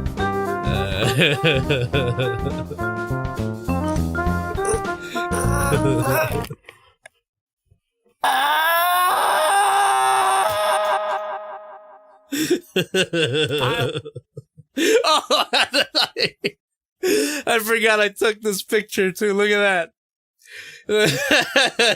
Oh yeah. Love the shit out of this thing, but the price and the... Alright. Check out the video, goddammit. That's got a good amount of views. 400,000 views, but shit. Come on, watch it. It's good. It's only 7 minutes too. It's not that long. Okay. Let me get back to the quiz here. Or actually, let me bring back the background music. And let's get back to the quiz. There we go. That's full screen too, make it look pretty.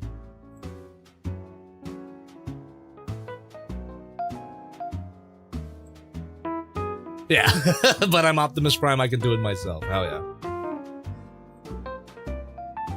There we go. Number 8. What name did Jobby give 01 Studio Pumpkin's Planet Mode? Did I give it a special name? I don't remember. I mean, I'm assuming I called it the Pumpkin Mode. Right? I don't think I called it the Jack Mode. I want to say Pumpkin Mode. I want to say I called it Pumpkin Mode. Or maybe Ball Mode. Oh wait, no, Ball Mode's not an answer. Stinky mode. That describes me every day of the week. Every day of my life. Let's do pumpkin mode. There we go. Self-explanatory. Too bad that I didn't have Pumpkin at the time. I would have done a size comparison with my cat, Pumpkin. And now Pumpkin, the figure, I've sold it off at TFCon. I don't have this figure anymore. Yeah, and here we have the planet mode. I guess in this case it would be the Pumpkin mode. There you go. Does sound like something I'd say. Number 9. What was the main issue of the Trans Art Metal Spider? I believe I remember this. But if you guys remember, let me know in the chat right now. I also could be wrong. I also could be wrong about my answer here.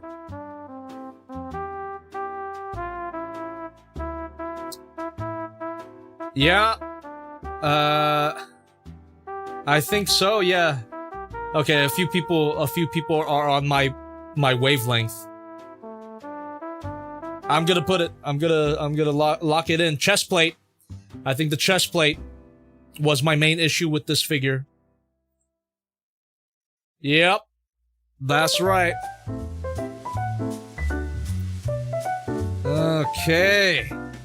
We are first ranked as we freaking should be. Never have I been so tired of tats. Alright. This might be the last question. Number 10. What made Jobby fully break when reviewing / playing with the Black Mamba Dinosaur Warrior? Goddamn. Ugh.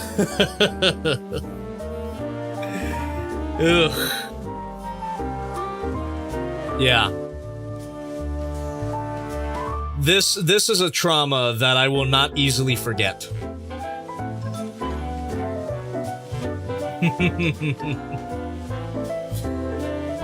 Oh boy. Yeah, what made Jobby fully break when reviewing / playing?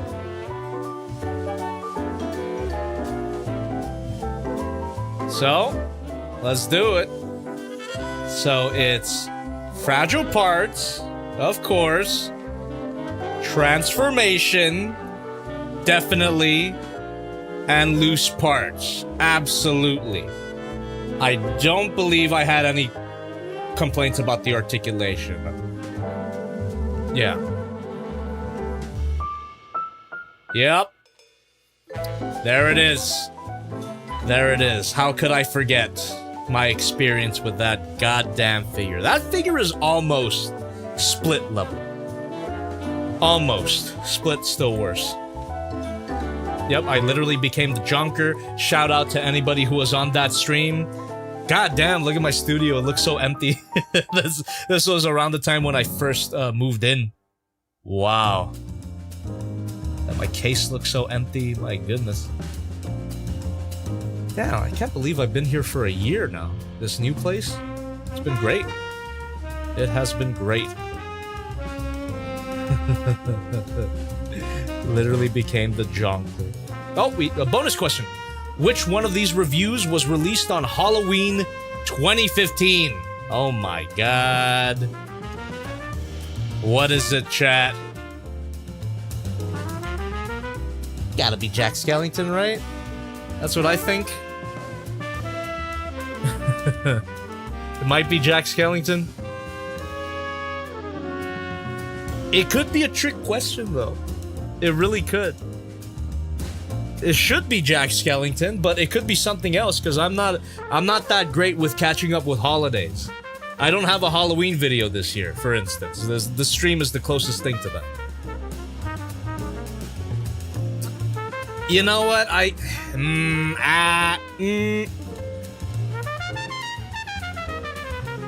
bet it's not Jack Skellington, but I'm gonna pick him anyway. Yep. Figma Matic Economy. I can't believe that was a Halloween video. That makes so much sense. I mean, kind of. If you watch the show, it makes sense. You should watch Modica, by the way. It's a great show. It's kind of scary. Okay. And I think that be the final ranking. Now we did it. Look at that. We're in first place. It's in a very spooky episode. Today's Halloween. Ruck you. Wow, that's so long ago. All right, final ranking, chat. Final ranking.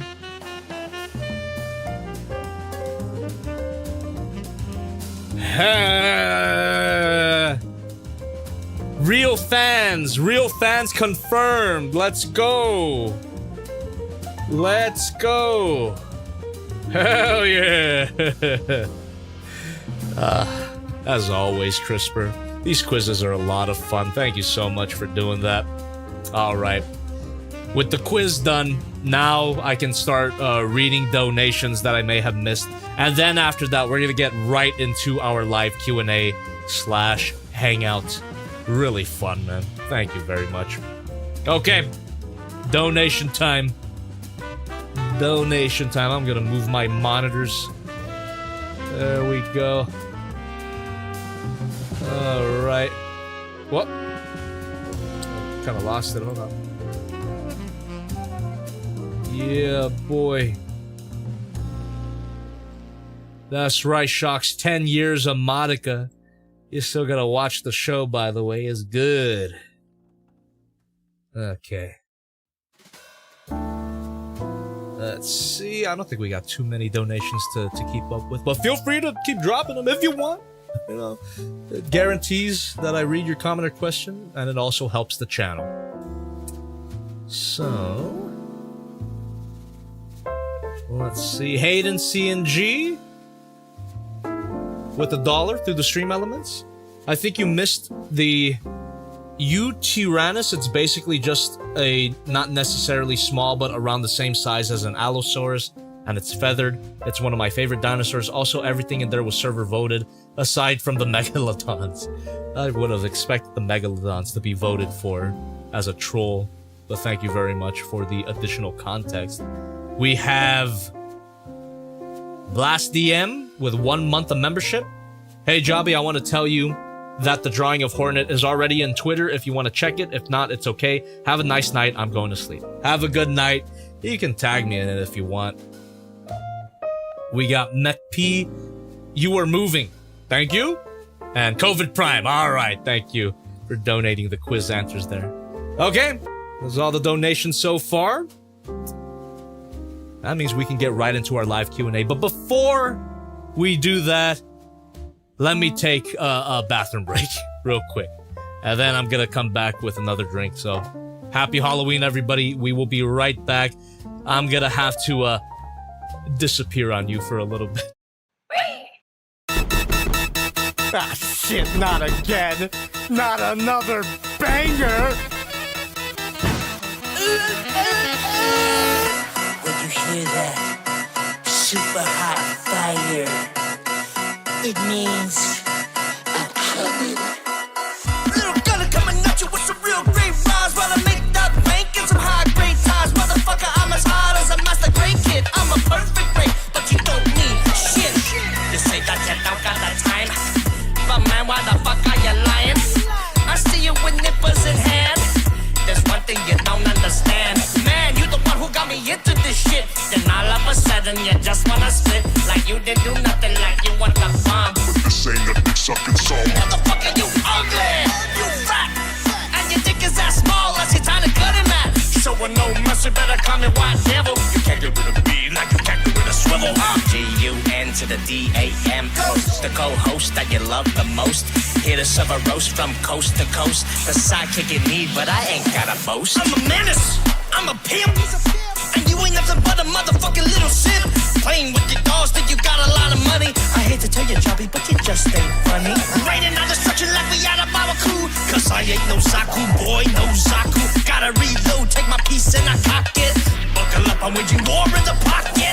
You keep saying you wanna upload consistently, but the best you got is intermittently. Time to check your brain, accept reality, and lay back while I do a fatality. Wait, I'm referencing the wrong thing. I got more rhymes than your mama can sing. You work really hard, but you don't get far. Well, I'm the red comet zipping around like Sean. G-U-N the DAM coast. The co-host that you love the most. Here to serve a roast from coast to coast. The sidekick you need, but I ain't got a boast. You keep trying to send down your past like the months that don't seem to last. But no, I'm not going away. Persistent like Amber Away. I'm a new type of foe, I'm a space toy. Don't give a fuck about your issues in that little boy. Can't even break away up from a principality. Cause you're a bitch and I'm a piece of possibility. I don't give a fuck about you. I don't give a fuck what you do. What? All I want's a little tiny speckle of the past. And for you to get your shit together, build one last. Goddamn. Review more Gundam. Review more Gundam.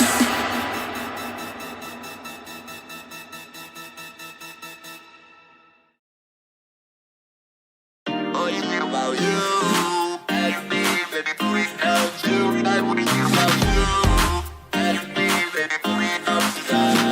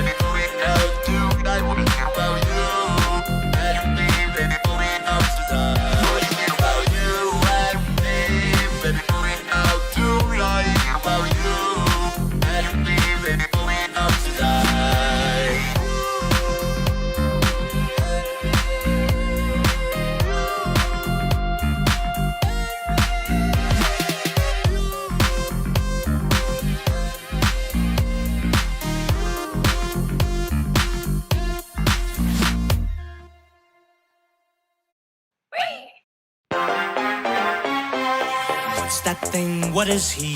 What is he? What is he? He is called the swivel man. I'm back. How we doing? All right. Now, with all of our boxes opened up, with all of the social media posts read, we're just gonna go ahead and hang out, answer a few questions, and now we're gonna drink. Why the hell not? Happy Halloween. I already had one of these tall cans, but now we're gonna go with two here, and we're gonna make ourselves a good old snake bite. And let me tell ya, this snake bite is gonna have some venom in it. So, right here I got this Two Town Cider House apple cider. It's called the Bad Apple. And I love Two Town Cider House. I've never been there personally, but they make this blueberry apple cider that's great. They've since sold out. So I got the next best thing.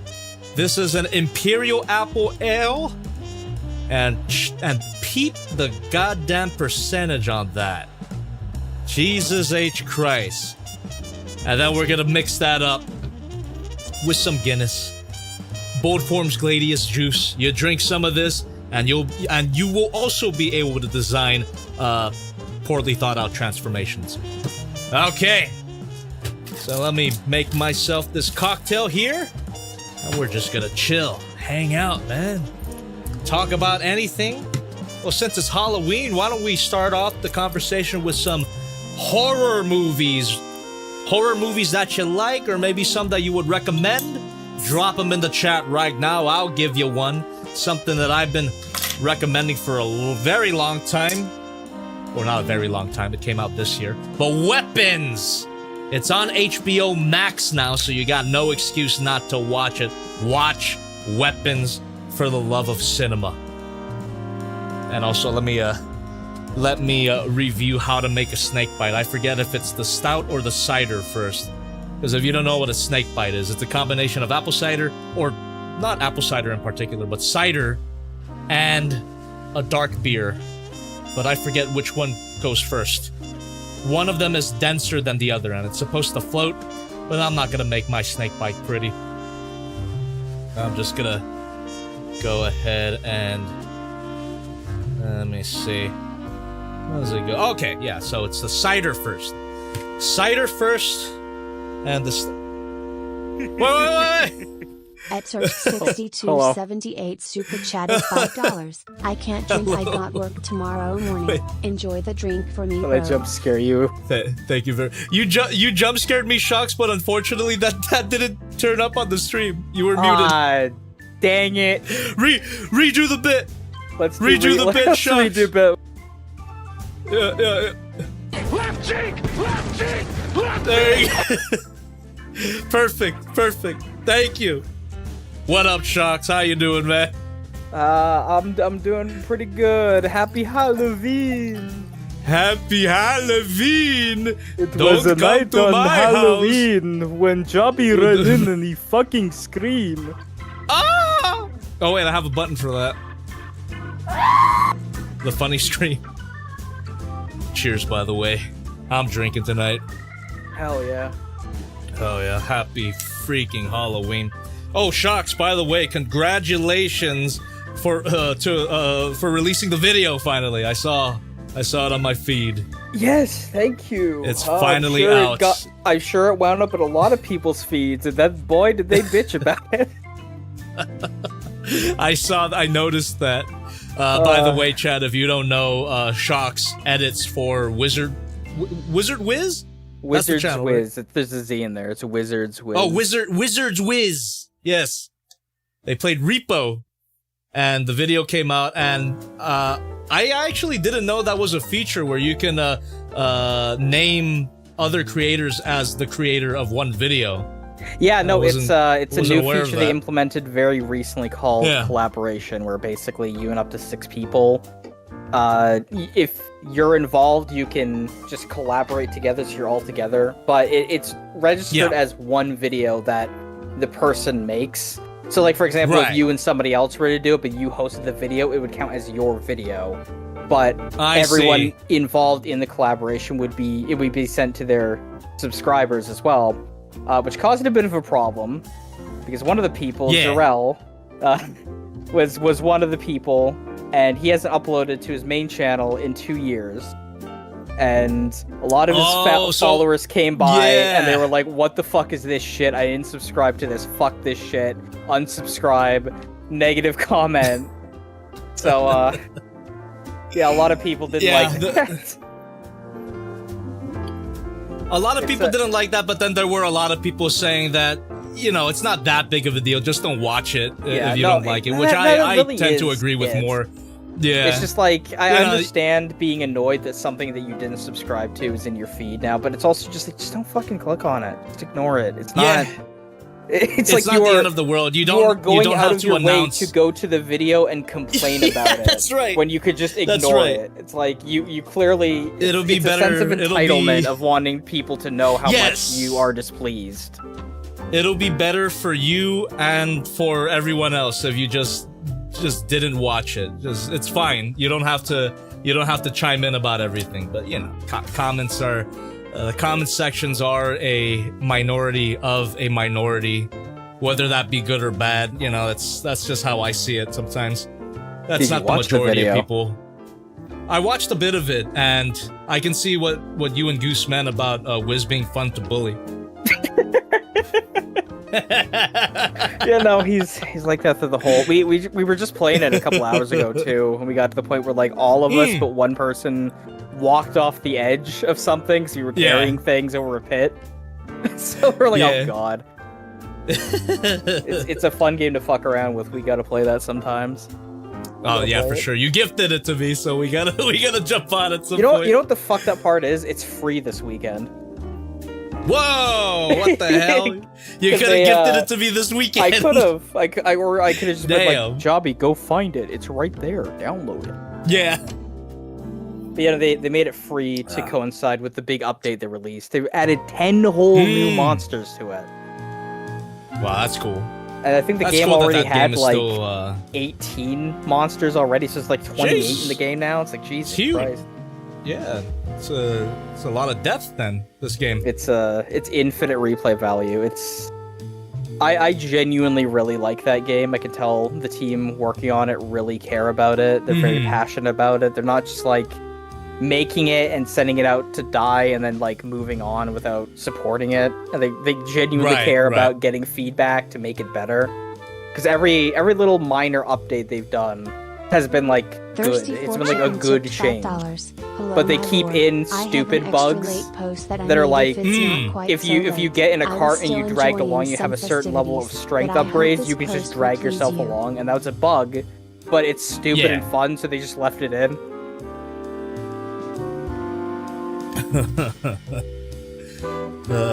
Goddamn. Yeah, we gotta play it at some point.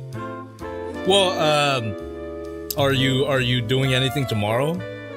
Because this is gonna be like, this is gonna be like the first weekend in a while that I'm free for like a movie night or something.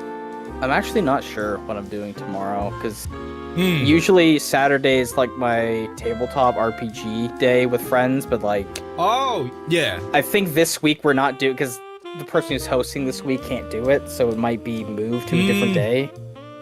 Yeah, so I might be free. I'm not 100% sure what my schedule. My hands are in the air. I have no idea what the fuck's going on. I've been laser focused on this highlight and getting that done for the past like 2 months. So now that that's done, what's next? What's next for you then? After this probably it's finally upgrade done. My setup. I want to invest in some. I just bought a new keyboard because my old one was falling apart. I bought a new mouse as well, and then I'm probably gonna. Nice. I was gonna upgrade my software. I was thinking of switching to Vegas, but I kind of want to wait. Maybe. Wait, what are you using now? I'm using the cracked version of CS6 Adobe Suites that I've had since high school. Allegedly. Well, no, the thing is, I did buy it in high school, but I've had to use like a crack code to reuse it. Because it's like, I bought this thing, I want to keep using this fucking thing. Fuck you, Adobe. I'm just saying allegedly for legal reasons. Oh, I know, but it is mine. I did buy it. In Minecraft. I have the box that I can just put up and be like, I bought this. Oh, there you go. Yeah, you actually bought it. You actually bought it. Yeah. No, it's the same suite I've been using since damn like, you, Adobe. 2011, 12. Like, I've been using it for I hate years. Halloween now. Anyways, happy Halloween. Oh, man. Well, first of all, thank you everybody for continuing to donate. I can't hear Sally now, but I will read your donations later. All I can hear is the ringing. The tinnitus, yeah. All I can hear is the voices. Well, this week has also been a doozy for me, man. This I got done with the video. Hooray! Yeah, it's a 21 minute video, longer than expected, but god damn, I was up. I got to experience a little bit of the hell that you went through, being awake for for like 30 hours. Oh, yeah, no, it's rough. Oh boy. I think It's I'm finally stabilized. Not recommended. Yeah, Yeah, no, I think after tonight I'll be stabilized too. But this whole week was just it was just like I was raw dogging that fucking edit, man. Crazy. You can't really help how your body is gonna react to that kind of shit because you're like, oh man, I'm tired. I'm definitely gonna sleep, and then you get like 5 hours of sleep after staying awake for 30 hours, and you're like, oh, okay. At a certain point, I was like, I'm gonna treat myself, and I'm not gonna turn my alarm off. And then I slept for like 3 hours, and I was up already. I was like, oh, I guess I just gotta keep going. I guess I just gotta keep. I stayed awake going. for a good 18 hours. What a normal day. I'm gonna go to sleep and get up at a decent time tomorrow. Yes. And then you sleep for 15 hours because your body's hard resetting. And you're like, oh god, God. how did I get here? Why is my body like this? Why is my life like? Why am I doing this to myself? And it's a lot harder now that we're in our 30s. Yeah. So. That's true. That's true. This shit used to be but way as I mentioned the last time this topic came up, we do this shit to ourselves. Like, we don't have to go this hard, but we kind of do, based on our vision. We don't have to, but it would be very funny if we did. Yes. Or the video just wouldn't feel right if we didn't do it this way.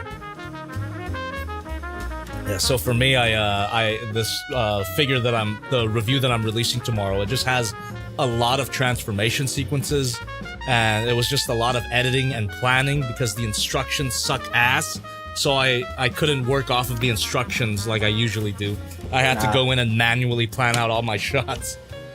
And then actually filming the shots took a long time too. Like, it was fun work, but it was a lot. Wait, what's up? Sorry. It's like, get back to those good old Dinobots that don't have clear instructions. Yep. But also, this Dinobot is kind of soured me on the rest of the line. I don't want to give too much away because the video's coming out tomorrow, but it's not exactly a positive video. That's It was also nice to do a negative video after so long. It's always a little bit cathartic. You had to let it out. Yeah. Yep, to let it out. Jobby! Shut your fucking... shut your fucking gob. Dude, I watched that movie again after years, like a year ago, and it's there's nothing else like that movie. Like, it hits it's a unique experience beats of the type of movie that it's supposed to be, but it does it in the most forced way possible. Like, it is dragged kicking and screaming to the plot points of the type of family fun Christmas movie, Kwanzaa movie, whatever the fuck it is, right? With Adam Sandler. And what makes it extra bizarre is that it looks beautiful. Yeah, it's the Iron Giant. Like, that just adds to the uniqueness of the movie. It's just it looks good in service of basically slop. Adam Sandler slop. Dude, that scene of those deer licking and eating shit and smiling into the camera. Someone had to animate that. Cinema, frame by frame. That was the same guy who did the Superman and Iron Giant, I bet. Oh my. Can you imagine? Yeah, it's like, just as emotional like of a pure scene. cinema, and then the next thing you're drawing like deer eating shit. Is it like actually like the very next project that they worked on? I think it is. Oh my god! It's the same studio, I think, at least. Let me see. Hey man, a gig is a gig, I suppose. It's fine. But that amount of artistry, though, into animating shit. Like, thinking about like the arc of the shit, and the ease in and easing out. And the timing of the shit. Oh my goodness. Bum bitty bitty bitty bum bum. That's how you know It's a technical foul. that you're tight with your bro if you both start doing the bum bitty bitty bitty bum bum.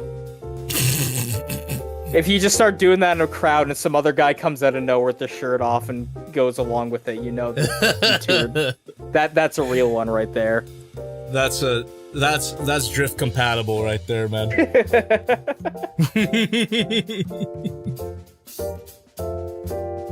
Oh wait, Thirsty. You're in the chat saying that you have a post. Hold on. Let's see. We can look at it together. Oh boy. Good old Thirsty. Well, besides the edit, how have you been, man? It's been alright. I've just been trying to relax this month. Yeah. Not month, this week. But like I pretty much I had to put a bunch of things to the side to focus on work. So now that I am not working, I've had to catch up on a bunch of things I had to get doing, like a bunch of housework. So I haven't been able to quite relax as much as I wanted to yet. Right. But you know, life goes on. You gotta keep going. You gotta keep doing things. For sure. I'm taking every moment I can to just do whatever. I've started doodling a little bit here. Nice. Let's go. Just getting back to that. Dude, we gotta do another drawing stream. Gotta flex those art muscles again, because it's been a while since I've even drawn too, and I would like to. It would be fun, yeah. I've got a whole list of drawing ideas. Like I've just been writing them down, but I haven't like sat in front of my tablet to actually do them. So like yeah, Panda Express Hornet. Drawing. Yes, exactly. That's still on the list. Like no one has done that yet, so it's still free real estate. You can do it. All right, Thirsty. I've got your post lined up here. Let's take a look at this thread. So, crispy lore schedule for... You know, I still don't understand this crispy lore thing, Thirsty. I know that's like a Discord in-joke, but I just don't get it. The crispy lore schedule for October has been postponed to Thanksgiving. Oh, that's your birthday month. All right, happy early birthday, man. Okay, so first, while dressed like Kevin Bacon, I met the legendary Burt Gummer himself, Michael Gross, whom I have wanted to meet since I was about 3 years old. He has always been my favorite character, and I even own an unreleased figure prototype head sculpt of him. Cool. SHOCKZ, you've seen Tremors, right? Yeah. Yeah, so I've only Thirsty seen the first one. I've met... never watched any of the others. I'm assuming what Thirsty's talking about here is from the first movie. So I'm assuming, yeah. That's cool. Next, oh boy, I went to a concert Wednesday featuring the legendary David Spade, Kevin James, Rob Schneider, and of course the Sandman himself, Adam Sandler. What are the chances? Talking about 8 crazy nights and he brings up Adam Sandler? What the hell? Cool. Let these beautiful clips speak for themselves. Alright, I don't think I'm gonna check them out just in case of copyright stuff, but that's really cool. Oh, speaking of... It's Cusco. Look what's below. What's that? It's just on the tweet of like, to commemorate the event. Blah, blah, blah, go home. I don't go blah. I don't say blah, blah, blah. I don't do that. Blah, I don't do... Jonathan, you are fucking my daughter. Come in here. Going to pull my foreskin back like bat wings and flip it. Have you seen that one video of the don't come to my house or else I will suck your dick? Blood. I mean blood. Oh, I mean blood.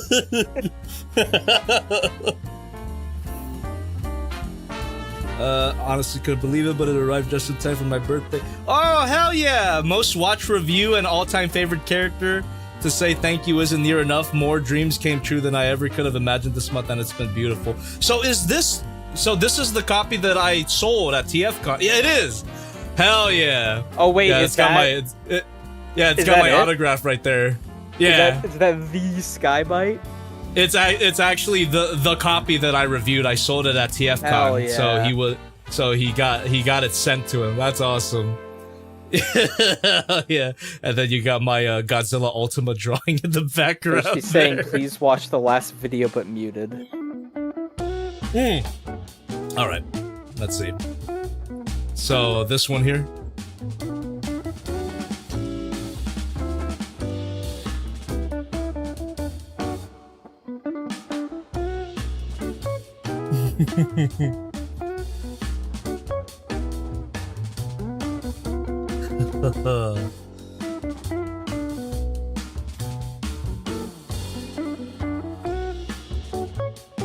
Wait, what? Wait, what is it?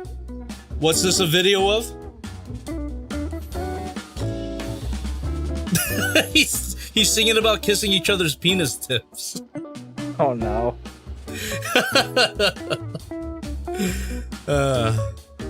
Oh yeah, Thirsty. Thank you for sharing. And I'm glad that the Skybite got to you safely. Oh my goodness. God, me and Omar were talking about next year's TFCon LA. He just texted me last night and he had a great idea. Gotta get that set up somehow. But it would be so cool to have like a con exclusive vinyl figure. Or maybe even a figure in general. Just don't know how I would set that up. Because last year we did a shirt. We did a con exclusive shirt. Okay. The figure would go hard. I got a whole. That would be kind of cool. Got until March of next year to think about it, to get it set up. Got time to ferment those brain juices and squeeze them out. Now the question is, do I wear this outfit to TFCon? Everyone's favorite Transformers character. Have you just considered guy. like incorporating disappearing guy as one of your random like bits in your episode? I have, but I don't know how that would work with copyright. Because you just have like the whole fucking outfit at this point. You could just do it. I do. You like, just I'm become definitely another gonna, iconic character like Swivel Man. I'm definitely gonna like repeat this costume for several years, like I did with the Ava costume. But to include him in my videos, I don't know. I gotta ask. Maybe I could ask Goose for legal permission. I'm sure. Shit. She'd be like, yeah, fine. That's actually an idea that I had for TFCon. Actually, like if we were gonna do another con exclusive merch, if I could do disappearing guy merch. That would be, one you might have to actually ask about. Ask Glitch, yeah. But if it was just you being like a stupid bit character that just appears then as a joke, that could be okay. That would be fine. Well, I mean, you also play the character, so it's not like a huge. It'd be different if I was gonna say it'd be different if you were like one of the main characters, but then again, the fucking main cast just do all kinds of shit. They don't care. It's like, all right. Oh, so like the fan comic dubs or the fan game stuff. Yeah, like they get involved with all kinds of fan stuff, and the Glitch doesn't really care. It's not really... It's not affecting their bottom dollar, and it's not really that big of a deal, I suppose, so they're more lenient on it. Yeah, I think I will. I think I will incorporate Disappearing Guy to my videos. I don't know how. I don't know where, but it's an option. I mean, for sure. if you're not sure, I'd at least ask Goose about it, because I'm sure she'd say fine, but as long as you get her blessing, it shouldn't be an issue.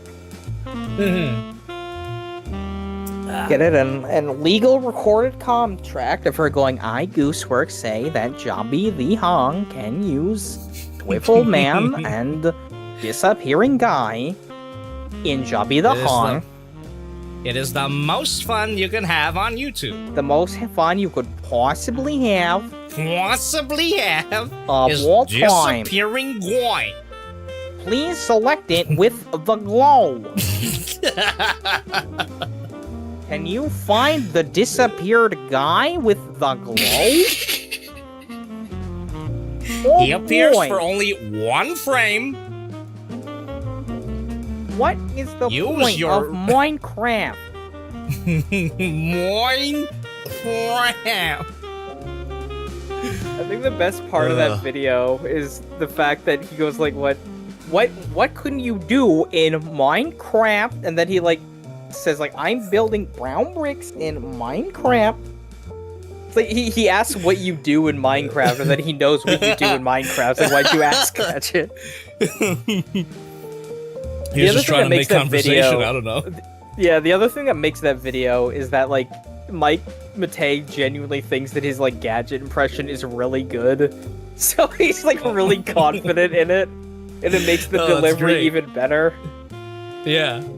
He's like method. He's getting into character. Like, it sounds nothing like the actual guy, but it's just as iconic. That's the funniest part about it. No. As far as I'm concerned, that's how Inspector Gadget sounds now. I don't even remember how the original sounds. That's my Inspector. He's a little more like this, Chief. But like his impression, like, oh boy, I would like to have Minecraft. I don't know. That sounds identical. He nailed it. Yeah, that's hard to explain. I'm not a voice actor. I cannot articulate. Talking about brown bricks. I don't know if you saw, but I got a bunch of Oni Plays merch. Their Halloween things. Yeah, I got the Nostalgia Critic collab shirt. I thought about getting that, but I was like, I need to save money, and I have 1 billion shirts already. Yeah, I'm definitely gonna wear this on Jobby too, during like a random just playing or a build and chill. I love this, man. As a fan of both Oni Plays and Nostalgia Critic, wear it in public. Oh, dude, I totally would. Absolutely. Absolutely would. Well, I got all of them. I got the Tomar Fire one. I got the Alien one. Yeah, I missed out on like the Ding Dong Julian era merch though. But I only goes bought hard. one Ding Dong and Julian shirt. I still have it. It's the it's the one where they have like Aku Aku and a bunch of other things on it. Oh yeah, I remember. And the actual printing is almost completely deteriorated to the point where it's just like it's on there, but it's cracked so much you can barely make out what's on it anymore. See. And I'm like, I don't want to throw this out. I'm never getting more Dingus and Julius merch. I need this forever. Anonymous tip. Oh, it's limited. Happy limited Halloween, edition, Jobby man. and SHOCKZ. Hope it's okay. Oh, Yesterday got a I donation. Gooseworks Sally is triangle speaking persona right now, but I tattooed can't on hear me. her. The triangle she drew But I when could she was respond having a to it burnout. here. I tagged Jobby. Or I could ignore it. It would be funny. On Instagram and Tumblr. You gave me money? Too bad. I will just rub my belly and laugh at your misfortune. My big belly dodos. My big disappearing belly. Rub my belly as I laugh at you. Oh shit! Hold on. Well, thank you for $10. They said that they got Gooseworks Triangle Sona tattooed. Oh my goodness. The triangle she drew when she was having a burnout. Tag Jobby on Instagram and Tumblr. Well, I don't check my Tumblr anymore, but I do check my Instagram, so let me see. Do you still use Tumblr, SHOCKZ? I would like to use it. I just haven't touched it in so long. Yeah, same. Cause like I never like with you. uploaded not safe for work adult 18+ stuff on there, so I wasn't really affected when that huge purge happened. Right. But I basically just like everybody else jump shipped, so I was like, fuck it, Newgrounds, why not? Newgrounds and Twitter. Just used both of those, and I haven't even posted anything on like Newgrounds for I might have like 2 years. It's been a while. This. Oh my god, I might have asked this before, but like, how is Newgrounds when you used it? Really, really good. Honestly, like for the longest time, I had put off making a Newgrounds account because in my mind, it's like, okay, well, it's good, but you know, it's Newgrounds. It's like it's dying or whatever. It's not gonna bring much traffic or whatever. It's past its prime. And then like, as soon as the huge Tumblr thing happened, my brain was like, no, they're actively still a thing. They're still around, and probably genuinely one of the best sites for artists right now because they don't because it is independent. They run it out of pocket, and they don't implement any of the fucking like ID shit, and they don't put AI, and there's an absolute zero tolerance for AI on there. Really? So, yeah, no, there's like a huge thing about like if they catch AI art or right AI music or AI whatever, they're just like no. Oh my goodness. Banned. Yeah. Dude, that's like that alone makes me like consider making a Newgrounds account. Just well when they were implementing their whole like because you know like the government's been trying to do this like ID shit been going on now, right? They basically were like, okay, because it's impossible for us to fucking actually run this, we're gonna just use some common sense. Have you been around for over a year? Have you met these specific criteria? It's like, okay, well, chances are you're probably 18 or older. And if you're not, it's such a small margin of error that we can't really account for it. So we're just going to take your word and assume that you're being honest. And not implement a bunch of shit to fucking, like, force people to, like, upload their IDs or prove. It's just, like... That's great. No, they've always been like pro-independent, pro-artist, pro-whatever. They give out. They don't have like the only downside I'd say to Newgrounds is that as a platform, there's no ad revenue. There's no like way to make money off of it. The closest thing that you can do on Newgrounds to make money is that every month they go the best of for like the highest rated content, like highest rated movie, highest rated art, highest rated whatever.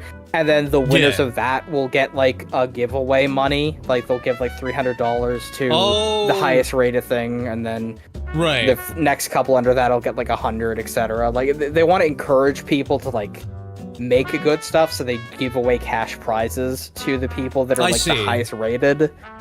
But like the whole community is good in general. Like I know that Newgrounds has its reputation, but like a lot of it is, I remember I remember its reputation in like the early 2000s.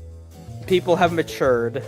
They're not like that as much, good to hear. But as much. But like one of the cool things for Newgrounds is that you can't just make an account and start posting things. What happens is that you have to make an account, and then you have to submit a couple pieces of art or music or whatever, and then you have to be kind of like scouted by an established user to see if you're actually like worth posting thing. And it's not like there's a huge criteria. It's just like, are they actually making shit? Is this good? Are they stealing content? Is it? And like at this point, there obviously would be things like, are they uploading AI? Are they doing whatever? And it's just like, if you are just really basic criteria, yeah, like anybody can scout you. It's not like a certain individual has to like find you and like approve you. It's literally you can click on a thing that's just like scout someone, and then it'll just go to the list that haven't been officially approved yet, and you can just like look at their channel and go, okay, cool, approved, and then you're just through. And all it takes is one person. So you've been scouted? Oh yeah, no, like I couldn't have posted anything beyond what I had if I hadn't been. But I got in like right when the huge Tumblr exodus happened as well. So a lot of people were like going in and approving people to get on there, because obviously a lot of people were suddenly making accounts and they wanted to get in there. I missed out, man, because I remember I remember like when that was going on, and you know I was posting to Tumblr my 18 plus stuff. There was a particular artist that kept well, he didn't keep doing it, but there was a few posts where he's like, dude, get a Newgrounds account. You know who this person was? Omar? Fuck. No, not Omar. Corey, really? Corey was like, get a Newgrounds account, Jobby. Like, yeah, he was really hard on that whole thing, just being like, him and a couple people were like going into overtime of like actively approving, like scouting people to like make sure they could get in. Yeah. Damn. Yeah, I should have got in that time. Well, I guess like if I got in right now, it would be fine. Jobby, literally, you could make an account, put a couple of things on there, and you could probably be scouted within like a couple of hours. Oh my god. I guess I gotta get a new... I don't even know if scouting is the right term. It's been so long, but I just remember it's It's essentially that talk- somebody has to approve of your Armenian werewolf in London. That's so good. There I he is. love this. Corey. Oh, mama, Corey. I'm Corey. like I love eating euros. Yeah, I can't say I've talked to Corey too much, but we have interacted very, very minimally back in the day. That's cool.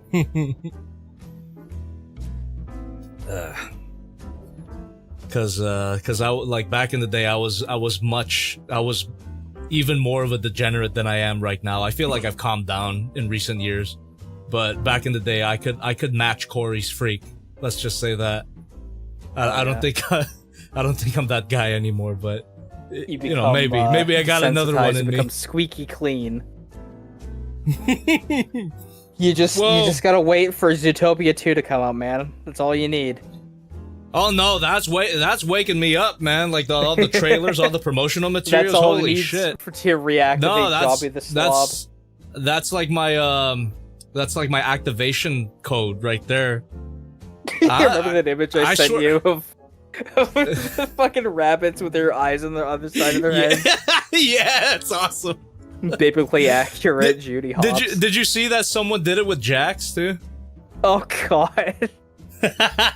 I've seen people draw Jax more like an actual rabbit and it scares me. I forget who the artist is, but I saw one that actually like looks really cool. Very influenced by like the old Alice in Wonderland illustrations, like creepy looking, hyper realistic Jax. But yeah, man, I'm definitely watching Zootopia 2. It looks good as a movie, and I don't know if it's just me, but they definitely are banking on Judy Hopps being attractive. It's almost like it was an accident in the first movie, but in this one, they gave her a bunch of new outfits. They gave her a shower scene. They gave her all these beautiful dresses. Like, they know what they're doing. They know what they're fucking doing. They're aware now. And I'm gonna draw all of it. Did I ever tell you about Whoa. your Judy Hopps video and how I was excited for a fraction of a second it was going to be an art video? I think you did. Because you would brag about your art and talk about it. I was like, wow, I want to see Jobby draw. And then like it starts at you talking about drawing Judy. No. And then it turns into a figure review. And I was like, oh. I'm so sorry. Lead you on. I was one of the 3 people who like JobbytheHong. I don't think I've ever done a legit, excuse me, a legit drawing tutorial. Oh, man. Yeah, we definitely gotta do another drawing thing, though. I don't know when, but we should. I mean, after... Anytime. Yeah, like after this week, basically. After this month. This month has been crazy. But I feel like it's gonna calm down after this. At least for us. What's Goose up to, do you know? Working. Right. It's for that December Working release, hard. huh? Yeah. Yeah. That's soon. That's very soon. It's soon, like I know it's like a whole month's away, but like that month will go by in a second. Well, yeah, it feels like. Oh god, the first stream I was on was after the episode 6 came out, and then yeah. And then it wound up on Film Theory, and then yeah. Goddamn. And that was like what, August or something like that. That feels like that was only a little while ago, but that's already over 2 months. Like that's crazy. Insane. We're just doing so much stuff. The time goes by really flies. quickly. Yeah. Yes. Oh my goodness. Hey, did you see that Elmo was dressed as Luffy on Sesame Street today? Yeah, I did see that. That's fucking cool. insane. Like that was cool. I can't even imagine. One Piece acknowledged. Like, holy One crap. Piece acknowledged by Sesame Street. What world are we living in? That's it's awesome. It's so surreal to see that.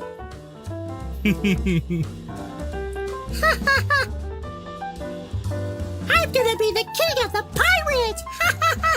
Elmo's world is basically just like a fucking weird stand location. Some alternate universe where just like Stan? Elmo? it's some kind of like it's his domain expansion. Oh damn! Erumo no Sekai. Have you ever seen that clip of Elmo's World where Bert comes in? He's like, no. Where am I? It's like, you're in Elmo's World. It's like, oh, okay. How do I leave? Elmo doesn't know. Wait, is this a parody or is this from the No, actual show? this is like an actual clip from the show. Oh my god. Where he's like, how do I get out of here? Elmo's No, like, I don't know. I actually don't remember that. I watched a lot of Elmo's World back when I was a kid. There was there's actually like one Elmo's World clip that I will never forget because even as a kid I thought it was so stupid. It was an episode about vegetables. You know, it's a pretty typical kid show topic. It's about eating your vegetables. You get a broccoli puppet, you get a celery puppet, you get a carrot puppet, and then out of nowhere there's a pizza. Why is there a pizza in a vegetable episode? Girls Apparently, tipped $10 pizza to Jobby. was I was categorized the as a one who got vegetable the at some Gooseworks point. triangle. And then I I had to look forgot into to it add when I my was name. much older. Do you It was like a Since you weird. mentioned Zootopia, His phantom did you know memory about Borga? has The been comic No, bugging that you your helps whole having life. an abortion? It's real. It's real. Look up Elmo's World Pizza. It's real that pizza was in a vegetable episode, and apparently it was because back in that time they categorized pizza as a vegetable so that they can serve it in public schools. That makes sense. And Here's then the bird scene. Oh, nice. Well, I don't remember that. I watched so much Elmo's World, but for some reason I don't remember seeing this particular. I mean, one. it's still going. I think it might just be a newer You think this is a clip. newer one? I mean, I assume. Have you been watching Elmo's World up to recently? I have not. Have you been Yeah, so it's like there's plenty of time. I'm Yeah, surprised. someone I'm else surprised is though like- because I got a nephew and my sister doesn't show him Elmo's World. She shows him Bluey. So I'm more familiar with Bluey than Elmo's World at this point. Someone else in the comments said the same thing I did. I'm like, domain expansion, Elmo's World. Yeah. Oh, that's a Jujutsu Kaisen reference. Yeah. I don't know if you've seen that one yet. I did. I'm caught up with the anime. I haven't read the manga. The manga's over, right? Yeah, it ended about last year, I think. It was Oh a my little God. over a year ago. Is the anime like really far behind? Well, the Shibuya incident was season 2, and then the last Yeah. entire arc of the series is The Culling Culling Games Games? arc. Yeah. Yeah. That could probably I see. easily be split into 2 seasons. Like, there's a Okay, very so- clear divide for that. So it's like not that far behind. That's Like cool. to not spoil things. Basically, Yes. if you were to divide the Culling Games arc into 2 parts, there's trying to survive the Culling Game, and then there's the fight with the fucking with Sukuna. Oh my god. It's like a whole season's worth. Yeah, basically. no, like it is insane how long the fight Wow. with Sukuna is. Like it is like the entire last part Well, of that's the good. fucking series. I mean, that's good because they definitely build him up. You know, That is one of the things about the final battle with Sukuna is that it's like they literally build him up that he is like the strongest guy in this setting's history. So Yeah. it makes sense that you would want to throw everybody at this guy and just have that be the fucking final battle. That's cool. But it is No. It is kind of nuts. I won't say anything else about that, but just... So I'm assuming, you've read the manga, then. Oh, yeah, no, I read it. You know what happens. I feel like I need to reread... Because I feel like it ran into the same issue as, like, One Piece, where it's good if you, like, binge read it, and it flows completely fine, but if you're waiting, like, week to week... It can be a little bit annoying waiting for things, especially when it's just... that's how I felt with One Piece. Because like at a certain point, I fully caught up with One Piece, and I was reading the Elbaf arc weekly.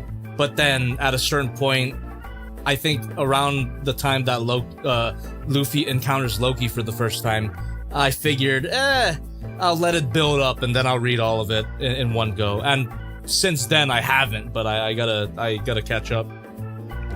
It's also the fact that like Oda's going on frequent breaks at this point, so it's like sometimes you will just get like a chapter, 2 weeks, nothing, another chapter, 2 weeks. It's like it's for the best.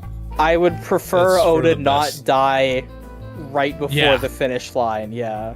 I say right before the finish line as if it's not going to go on for another fucking 5-10 years. Yeah, me and Omar have had a lot of talks about that, where they've announced the final arc, or the final saga, but that final saga is probably going to be like another 5 years, so... When did that... Hold on, I need to look this up, actually, because I'm like, it has to have been at least 2 years since... Yes, I think so. That announcement? Yeah, I think it has been like 2 years.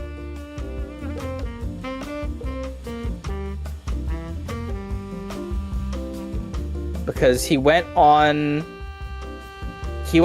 the 1 month break with chapter, I think it was 1045, where he was like, I need to go on a month-long break, and then he got started into Egghead, and then he took another month-long break to get like corrective eye surgery.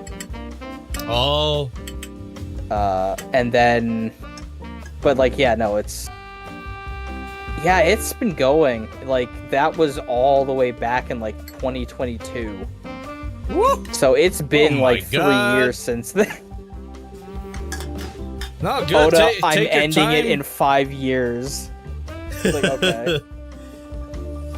Take your time. Take your time, Oda, and please take care of yourself. Oh, my God. That would be the worst. If he were to, if he were to pass before it ends, take care of yourself, no matter how long it takes. Well, did you hear about how they're doing the Elbaf anime? Yeah, no, it's interesting to say the least that they're finally switching over to a more conventional release schedule. I think it's for the best. Like, finally, it's cool that, they kind of separated themselves from other anime by doing it weekly, but it came at the cost of quality. I know these past few episodes were really high quality, but not super sustainable. So, no, it's great that they're doing a more conventional structure. So the show will actually, it'll look good. It'll look really good. Well, I just hope that it's paced good, because the pacing still suffers. I mean, theoretically, it should be, because they have a smaller amount of episodes to work with now. But also, at the same time, who knows how they're going to break it up? This is kind of like a new thing for Toei. Yeah. I don't think I cannot think of an example where Toei did like a seasonal release of something. It was always just like every single week, because the idea was we need to keep that time slot. We need to keep that like golden time slot for these shows. Did they even do that with the constantly have stuff? Did they do that with the Digimon remake as well? No, Digimon they were making it week to week. The only reason it went on hiatus in 2020 was because of obviously COVID happened. Oh, I see. Because they got. Did you watch that, by the way? I did watch it. Yeah, it's like I don't think it's bad. I think it's perfectly serviceable. But I think a more accurate title is the Tai Chi show featuring Yamato and 6 of their cool friends. because there's Tai is definitely the main character in that series. Oh yeah, yeah. As opposed to it being like all of the kids are kind of like equal. Yeah, I watched it for a while, that remake, but I was not a fan of how they rolled out all of the forms. The first episode, you get Omnimon immediately, and it's or Omegamon, and like, it just kind of like kills any suspense, I suppose. I think they were trying to kind of like give a little bit like foreshadowing of this is a thing because they wanted to tie it into like with every new Digimon thing. Digimon's weird in this because like every new Digimon thing always like carries forward the prior lore in a sense because like ever since the Royal Knights were introduced as a thing in Frontiers, they've been a thing in everything ever since they introduced like the Zodiac guys. They've kind of been a thing. The 4 Cardinal Guardians from like 02, like all these different like ideas. Instead of like having each one be its own thing, they always carry over concepts and ideas. Yeah. So you know, SHOCKZ, I don't think we've talked too much about Digimon. I don't think we have. No, I don't think we have. But I think that's one of the few things we haven't talked about. I know, right? I do like Digimon. I haven't seen, like, you know, shamefully I haven't seen the entirety of the original adventure, but I grew up with Digimon the movie. Yeah, no, it's one of those. It's one of those shows that I would highly recommend it. It's very dated. It's very cheap. But no, yeah. No, I definitely will. Like I have a fairly high tolerance when it comes to, you know, quote unquote cheap shows. Yeah. I watched the entirety of Fist of the North Star, the 80s show. I would never describe Digimon as being like cheap as like a negative thing. It is just very much like they very clearly it was made on a budget. Yeah. It's fine. It's not like you're not gonna have insane Sakuga moments or anything in it. But it's almost like it's like a foundational text for the franchise. Yeah, it really doesn't need the animation because the writing is its strong suit. Right. Like I've watched like quite a few episodes of Adventure and the second season, but I don't remember watching it back to front. But I grew up with a lot of it. I mostly grew up with the movie. Digimon the movie. With the Digirap. The Digirap. Did you know that second is in that movie? Third movie with Willis and all that shit, that they cut out like 20 plus minutes of that, which explain what the movie's actually about.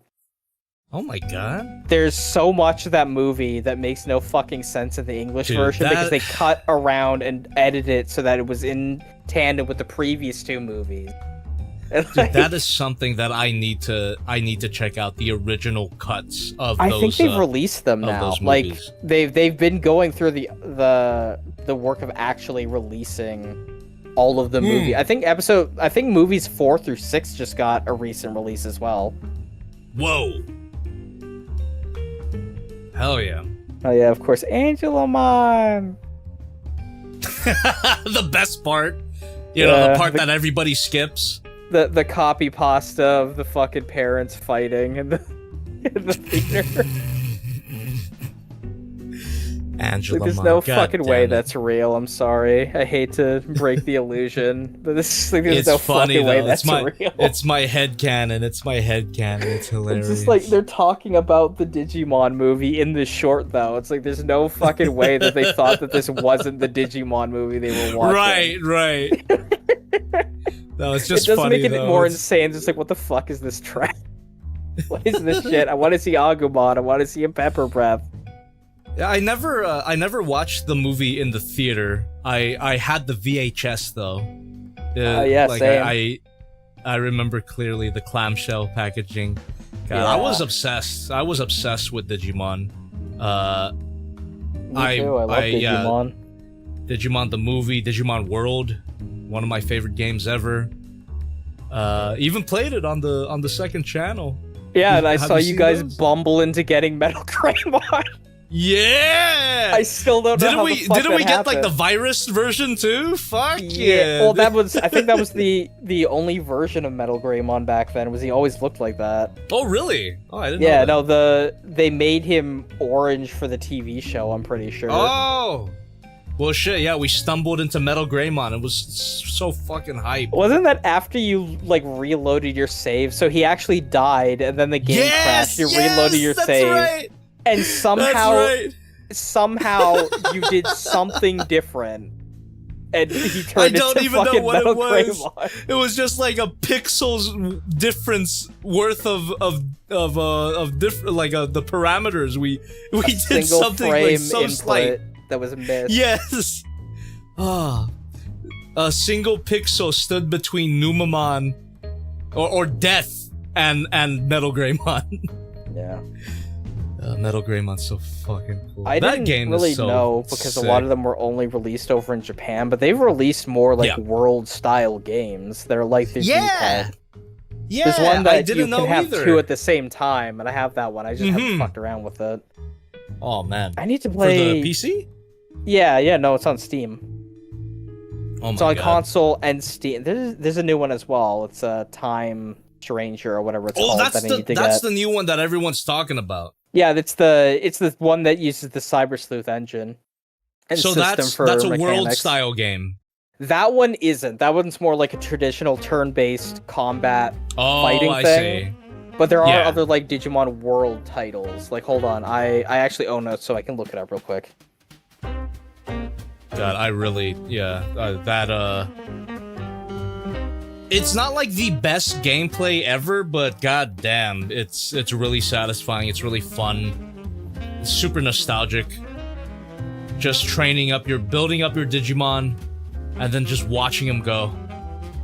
Yeah, It's- Digimon World it's Next really Order is the one that I own on, and you can that one it works I've where you heard have about two this. Digimon, and that way you can Wow. like jog them together to get like a super one, like Omnimon or whatever you wanted, or you Right, can just right. have two different Digimon. Damn, that's cool. But yeah, there's other. What? The Yeah. World Series continued over in Japan. They were like mostly PSP and 3DS games for a while. Like if you, for example, I don't know if you've played Cyber Sleuth at all. I haven't. There's, I watched there's a the character Only who Place shows video. up. In, That's it. yeah, there's a character who shows up in that called Arena, and her partner is Yeah. All Force Vidramon, and she's from What those is World that? games. I don't think I've heard about that Digimon ever. Whoa. Well, Oh, Shucks, wait, you what's, don't know about All Force Vidramon? All Force Vidramon? No. It's a variant of my Vidramon, god, but dude! I All don't think I Force, have. he's from. Okay, so there was a manga spin-off back in the Yeah. day called V Tamer, where Mhm. it's actually I don't remember the exact why, but basically it's an alternate version of Digimon where Taichi is still the protagonist, and his partner, instead of being like an Agumon, it's actually Vidramon from like World 2, or like the other Yes. form of like Vmon's evolution, Yeah. named Yeah. Zero. And it's actually a Always really Zero. good manga. It's based off of the actual V-Pet mechanics. So like Zero is always a Vidramon, and then he turns into the evolution, which is Arrow Vidramon, and then eventually into All Force Vidramon. And there's like weird adaptations of some characters from the original series into it, but they're different. The main one is Taichi, but there's like there's one that like resembles Matt, there's one that resembles Sora, but they're not them. They're like different, and they do look different. But it also has, because it went on for like several years, there's an official crossover with O2 and Frontiers. So during Oh a my special God. chapter, Tai and Zero just meet Davis and Vmon from O2. Oh yeah. And then there's another one where they meet the guy from Takuma, I think his name is, or what his name is, from Frontier. But All Force, Is that he's the like main, one of my. Is that the He's red, the one that turns the into red character? Agunimon or whatever his name is. Yeah, the Right, one, That's the one I where they turn forget. into Digimon. Yeah. That one had But a yeah. great English dub Force. theme song. No, I've said that for years. Like genuinely, it's the English theme for Frontiers slaps. It's fucking awesome. But like All Force Vidramon is like Digimon! actually my favorite Yeah. like Digimon. He's fucking awesome. Really? Well, I was gonna ask that. What's one of your favorite Digimon? So that one. Here, let me show you what it looks Yeah. like. Oh hell yeah, that looks sick. I have not seen So this. like you know how in O2 where Vmon turns into like X of Vmon, so like this Yeah. is like the actual, like I use air quotes, like this is the proper evolution line of Vmon. Is you go from I Vmon, see. Vidramon, Arrow Vidramon, which is just Vidramon with wings, and then he turns into All Force Vidramon. Yeah, that's pretty sick. And then That there's is a good choice for and favorite then there's Digimon. and then there's the X antibody All Force Vidramon, who fucking looks like this. I just have the card art of him. That's epic. That's fucking epic. Hell yeah. No, he's awesome. I genuinely favorite Digimon, hands down. Fucking All Force. Yeah, for me, one of my favorite Digimon designs is Imperial Dramon. Oh yeah. I love that he's just a transformer. I could tell by the video that you made of that toy that you really, really liked. Oh yeah. No, that's legitimately a dream figure. Like if Bandai could get their shit together and make a proper Soul of Chogokin Imperial Dramon that has a proper transformation scheme, that would be so sick. But I don't know if Digimon's I don't know if they would do that at this point. But could you imagine? I could imagine. I feel this might be a hot take. I think that O2 is heavily slept on in terms of like the merchandising. I think the entire reason that Try exists is because they wanted to try and just distance the original They wanted to try? Digidestined from O2. They wanted to promote it for the anniversary. That's why the fucking O2 kids got basically murked in the first 5 seconds and were put into capsules. And they don't appear Well, once in the entire fucking thing. No, they're in show up in, capsules like, at the very end. Yeah. They don't even have on-screen appearances other than like getting Oh, killed no, and then you're being right. in Well, there. Yeah, I'm thinking about the Kizuna movie. They show up in that. Yeah, no, they not show up Try, in that, but not and then Try. there was like Yeah. a special that they made that was O2 focused recently as well. Yeah, I haven't seen But it's that like- yet, but that's supposed to be like the Kizuna equivalent of the O2 movie, the O2 I don't story, know. right? I got a soft Have you seen spot it? for the O2 kids. I think that Yeah. they're overhated. I don't think most of the Mm. problems that people had with O2 were the characters' faults. I think O2 is just very, very rushed. They didn't know what the fuck they were doing. They introduced a bunch of things which they never concluded, like the fucking Dark Ocean. That shit keeps me up at night trying to figure out what the fuck was wrong with that. Why did they do this? Yeah. I'll never get over how, like, the penultimate final big bad is a plot hole in and of itself, and they resolved that Oh my plot hole by God. literally throwing him into another plot hole.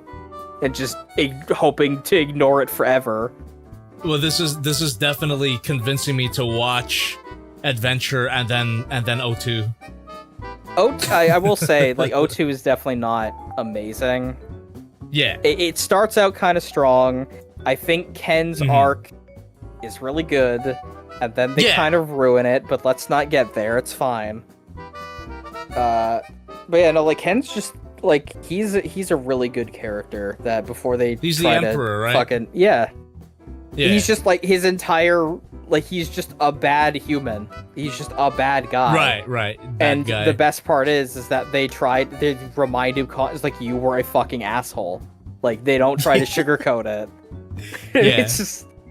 And then like, you realize why he was yeah. an asshole, and you're like, oh, actually, I kind of get it. Thirsty in the chat saying he personally knows the English voice actor for Vmon and the Emperor.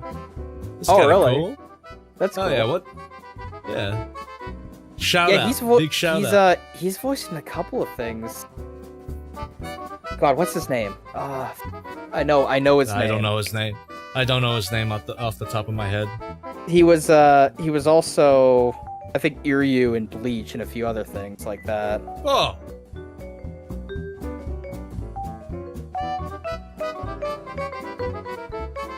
God. When it comes to Digimon stuff that I actually have seen, I mean, I mentioned the movie, Digimon Tamers. I watched that whole thing. Yeah, Digimon Tamers is so cool. Tamers is really good. I love Tamers. Yeah. Believe the hype, chat. I know that's one that gets talked up a lot as a Digimon show that you should watch if you've never seen Digimon. I agree. It's like not connected to anything else. It's a great standalone show. It's great. It's a great show. Again, you're not gonna get like super Sakuga moments or whatever, but it's a good show. It's a great story, great characters. Yeah, all you need to know is Impmon. That's all you need. Yeah, his arc, yeah, like Impmon's that character great. by himself. But like, there's tons Impmon, of great characters. Beelzemon fucking goes hard. That was written by the same asshole who did the Dark Ocean episode. Oh no. They gave him a show to run. Wait, so the guy who did the Dark Ocean episode on Tamers did Lane? Because I'm pretty sure Digimon Tamers is at least show ran by the guy who did Lane, Serial Experiments Lane. I'm pretty sure, yeah. Oh my god. I haven't seen Lane, by the way. I just know that it's a highly regarded anime around the same time as Ava. I've got a lot of shit to watch. I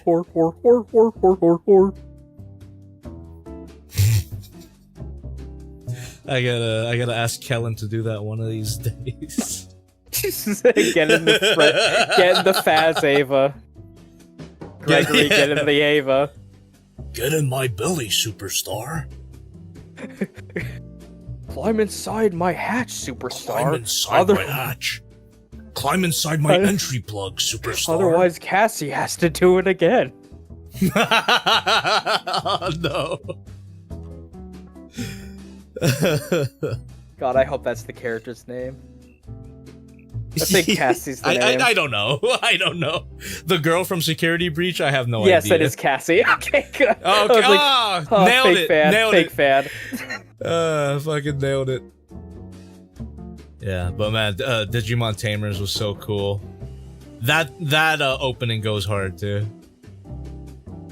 The Japanese one, at least. I didn't watch it in English. I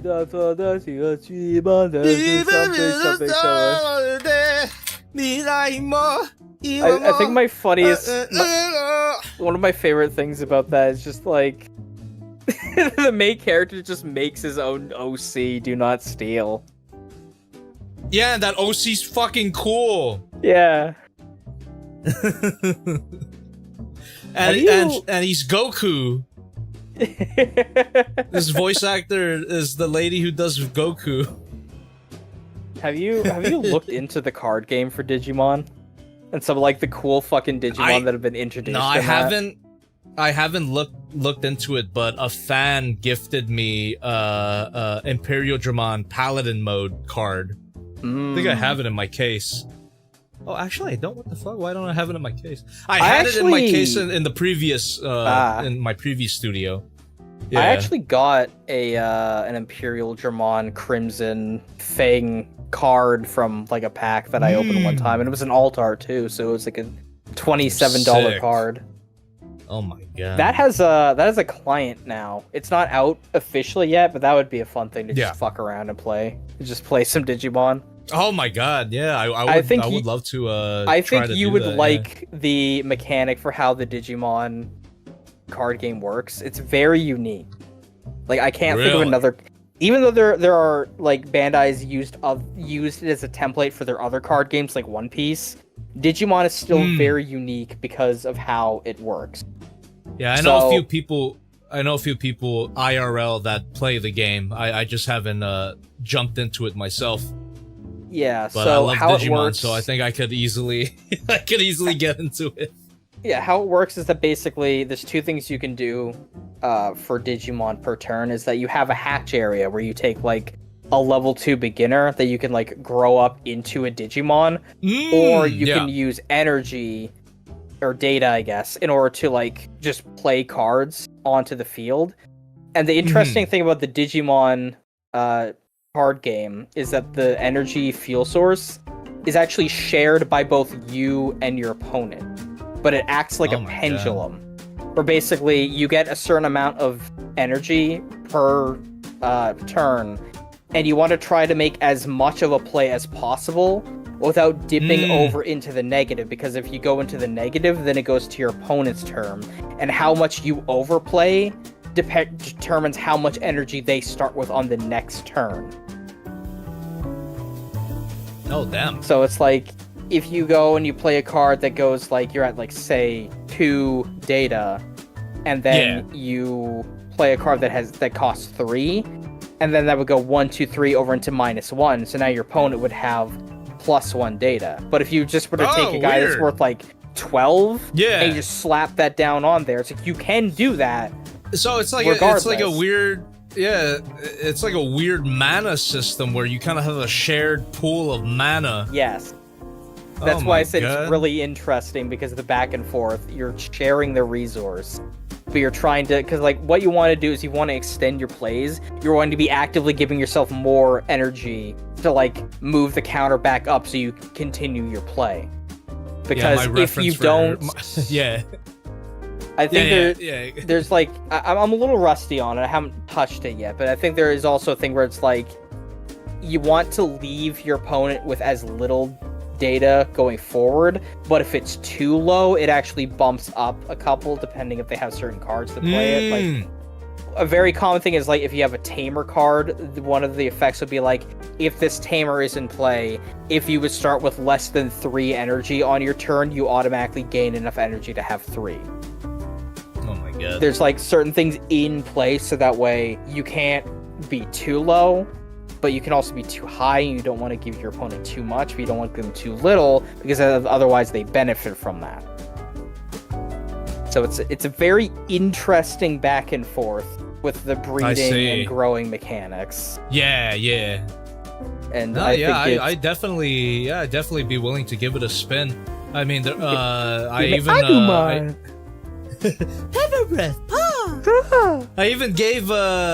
even gave Vanguard a spin at some point. A friend taught me how to play it, and it's just like my frame of reference for any card game is Magic.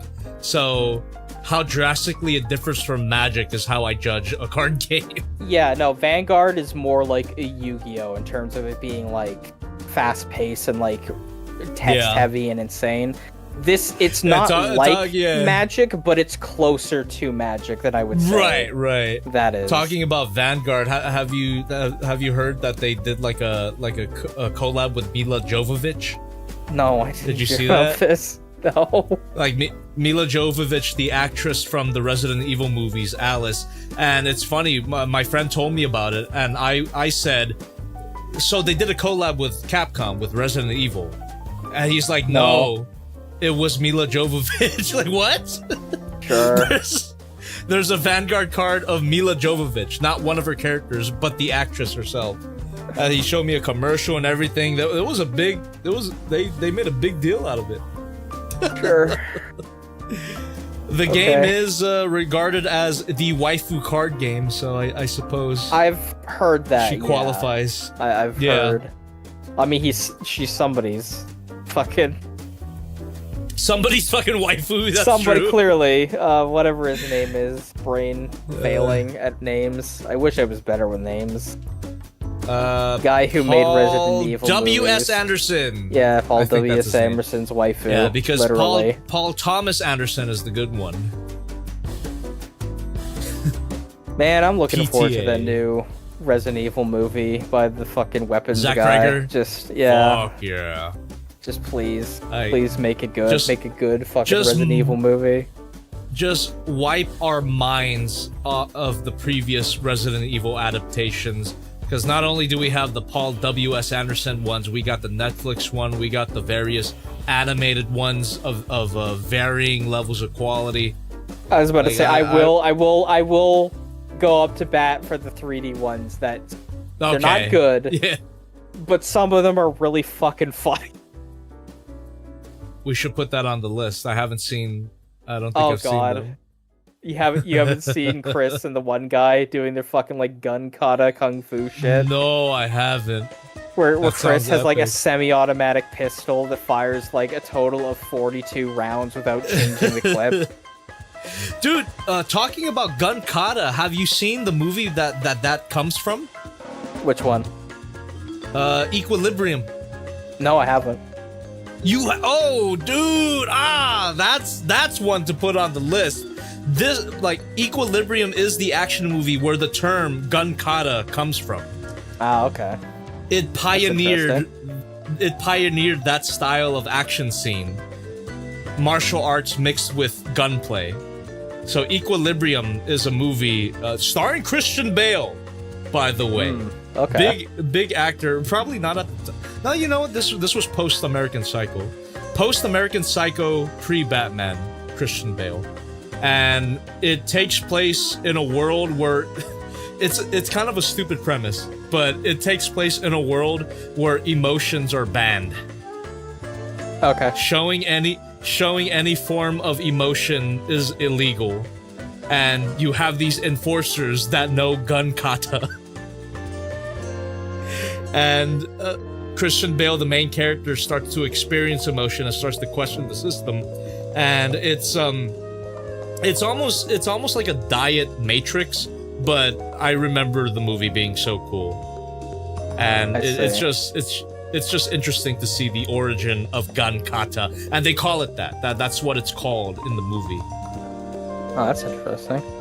Yeah, so that's where it comes from. Equilibrium with Christian Bale.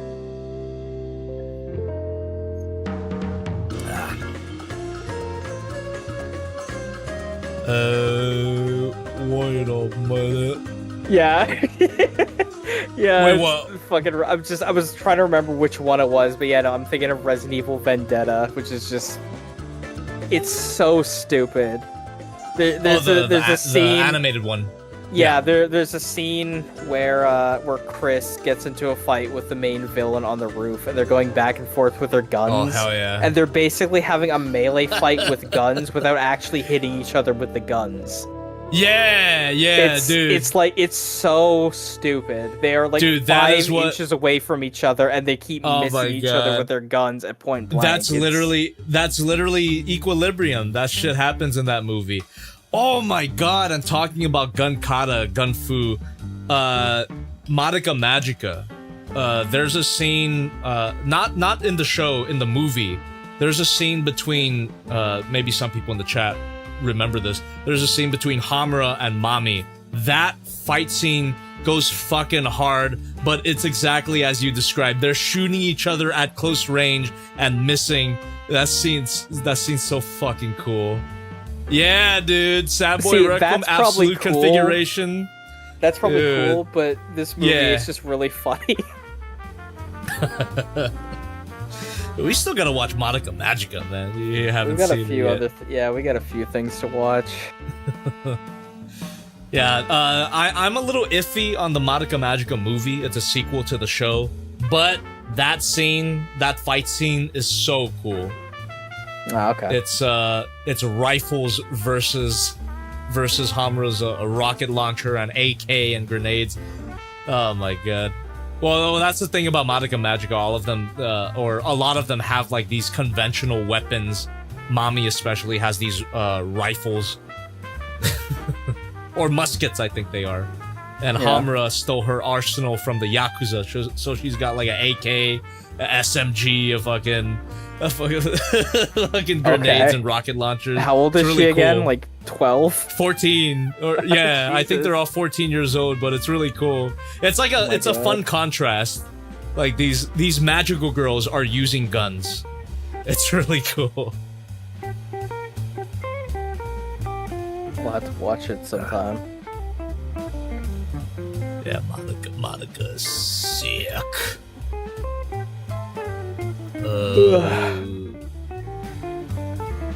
Oh, Chaos Tales, thank you for $10. They're asking me about the Zootopia abortion comic. I've heard about it. Everyone's heard about it at this point. That's a big old... If you haven't heard about it, you've definitely seen it at some point, whether you knew it or not. The Slap. It's iconic. It's almost like an 8 Crazy Nights situation where the comic looks so good and it adds to the absurdity. They actually... A lot of artistry went into it. There's just so much wrong with that comic. Oh yeah. There's just so much. Oh yeah. Really. Somebody sat down and was like, "This will be a great thing to write. I should make this." I almost feel like it's a troll. They put it. Who knows? They put it out might there. Be. Yeah. Who knows? Just to upset people for fun. I mean, it did its work and it was really funny. It became a meme.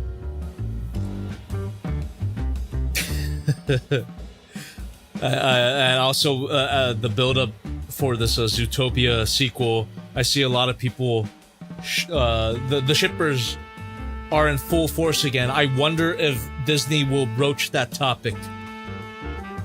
I don't think so. They're cowards. Think so. That's right. I don't think they will. If you really wanted, like, a fully, like, adult Zootopia, I recommend Beastars. That's essentially the same premise, but they go places where Disney would never go. Have you seen Beastars, SHOCKZ? Nah. Beastars is good. Animation's a little weird, but it's good. It's one of those 3D animes. Yeah, it's kind of that weird era where like 3D anime wasn't really that great yet, isn't it? It's actually one of the better ones. Yeah, it's definitely one of the better looking 3D animes. It's no Dragon Ball superheroes. Right. I haven't seen that yet. Dude, that movie looks so good for 3D. Yeah, I've seen a few clips. Like, it's I've seen the clip of Bulma's booty. That's what I've seen. But yeah, man. But Beastars is actually like it's legit. Like I really like the story of that. I like the main character. He's very charming. And weirdly enough, like the English cast, bringing it back to Digimon, the female lead of that show, the girl Haru, the bunny, she's voiced by Kari from the original Digimon dub. So it's very strange to hear that voice. She sounds the same too. This is very strange to hear that voice come out of that rabbit, and with these mature situations that she gets into. Tonal whiplash. Tonal whiplash for sure. When you find out an actor that you like is in something that something a little more I don't know, extreme. Yeah, Zootopia's good. Zootopia's good. Sorry, Zootopia's good, Beastars is good. I mixed up Zootopia. Zoostar. I mixed up Zootopia and Beastars for a second there, but Zootopia is good, Beastars is really good. Wow. Beastars is good because it was animated by the GOAT Orange Studio. That's what Androius is saying. Orange Studio. They also did Land of the Lustrous, I think. That was a pretty highly regarded 3D anime. I think they did the Batman samurai movie, or Batman ninja movies too.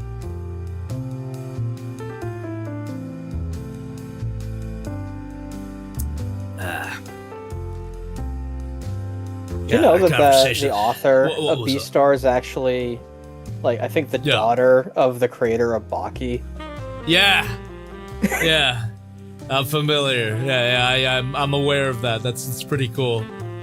So I remember hearing about that. I was like, that's insane. One of my favorite Nepo babies, I suppose. Have you ever seen the pictures of with the Baki author drew the fucking One Piece characters? I think I have, yeah. God. Hold on, I've never read or seen Baki, but the clips that I've seen, the panels that I've seen, it makes me want to check it out. It's so absurd. It's oh my god. Have you seen that Baki clip with Obama? I feel like I have, but I don't remember it. Because there's a character, you know, correct me if I'm wrong, Chad, I've never read or seen Baki, but there's a particular character that is considered to be the strongest man in the world. So he's so strong that he has to have these meetings with the world leaders. So that also means Obama. And there's a scene with him meeting with Obama and the dude showing his strength to Obama. And it's so good. What the Like, fuck is goddamn. Baki? Yes! Yeah! Fuck yeah. There you go, Yujiro Hanma, that's the strongest man in the world. I'm pretty sure he's the dad of Baki. So Baki's dad is this evil, very powerful man. Yeah, and when I have a friend who's like really into Baki, and he's tried explaining it to me like multiple times, and I'm like, yep. When he flexes, his face looks like a demon. I know that. Yeah. The back of his back looks like the face of a demon. I mean, when he's flexing. Yeah, I'm very not versed in Baki, but I've seen a few clips. It's so strange, like us coming at Baki as JoJo fans. We're talking about how Baki's so weird. We don't have the right.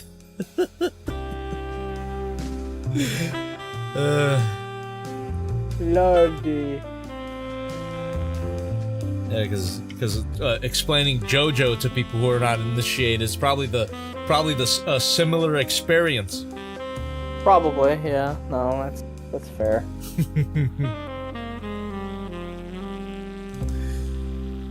There's like the tiers of weirdness, and it's like you got like JoJo and Baki down here, and then like a tier up you have like Gintama, and then like a tier above that it's fucking Bobo. Bobo, or whatever the fuck. I never remember how many bows there are in that title. That series is just fucking insane. It's fucking nuts. And then I guess in that same list, a few tiers above that would be something like Fist of the North Star and Kinnikuman. Oh, dude, geez. fucking Kinnikuman's great. I love that shit. I've actually never seen it for myself, but I know that my parent or my dad and my uncle, they like that. They grew up with that. It is like no hyperbole to say that it is like foundational to shonen as a genre. I bet. Like I bet. Like literally the shit that people think that like Dragon Ball pioneered and like other series like it. It's like no, it was absolutely Kinnikuman. Is a Kinnikuman even before Fist of the North Star? It was like I'm not sure. Let me actually look up. But like Kinnikuman is the series that like popularized the trope of like the power of friendship. I see. Oh my god, that's so like foundational. that's where it came from. Is Kinnikuman because they have a literal in-universe power system called like friendship power. I see.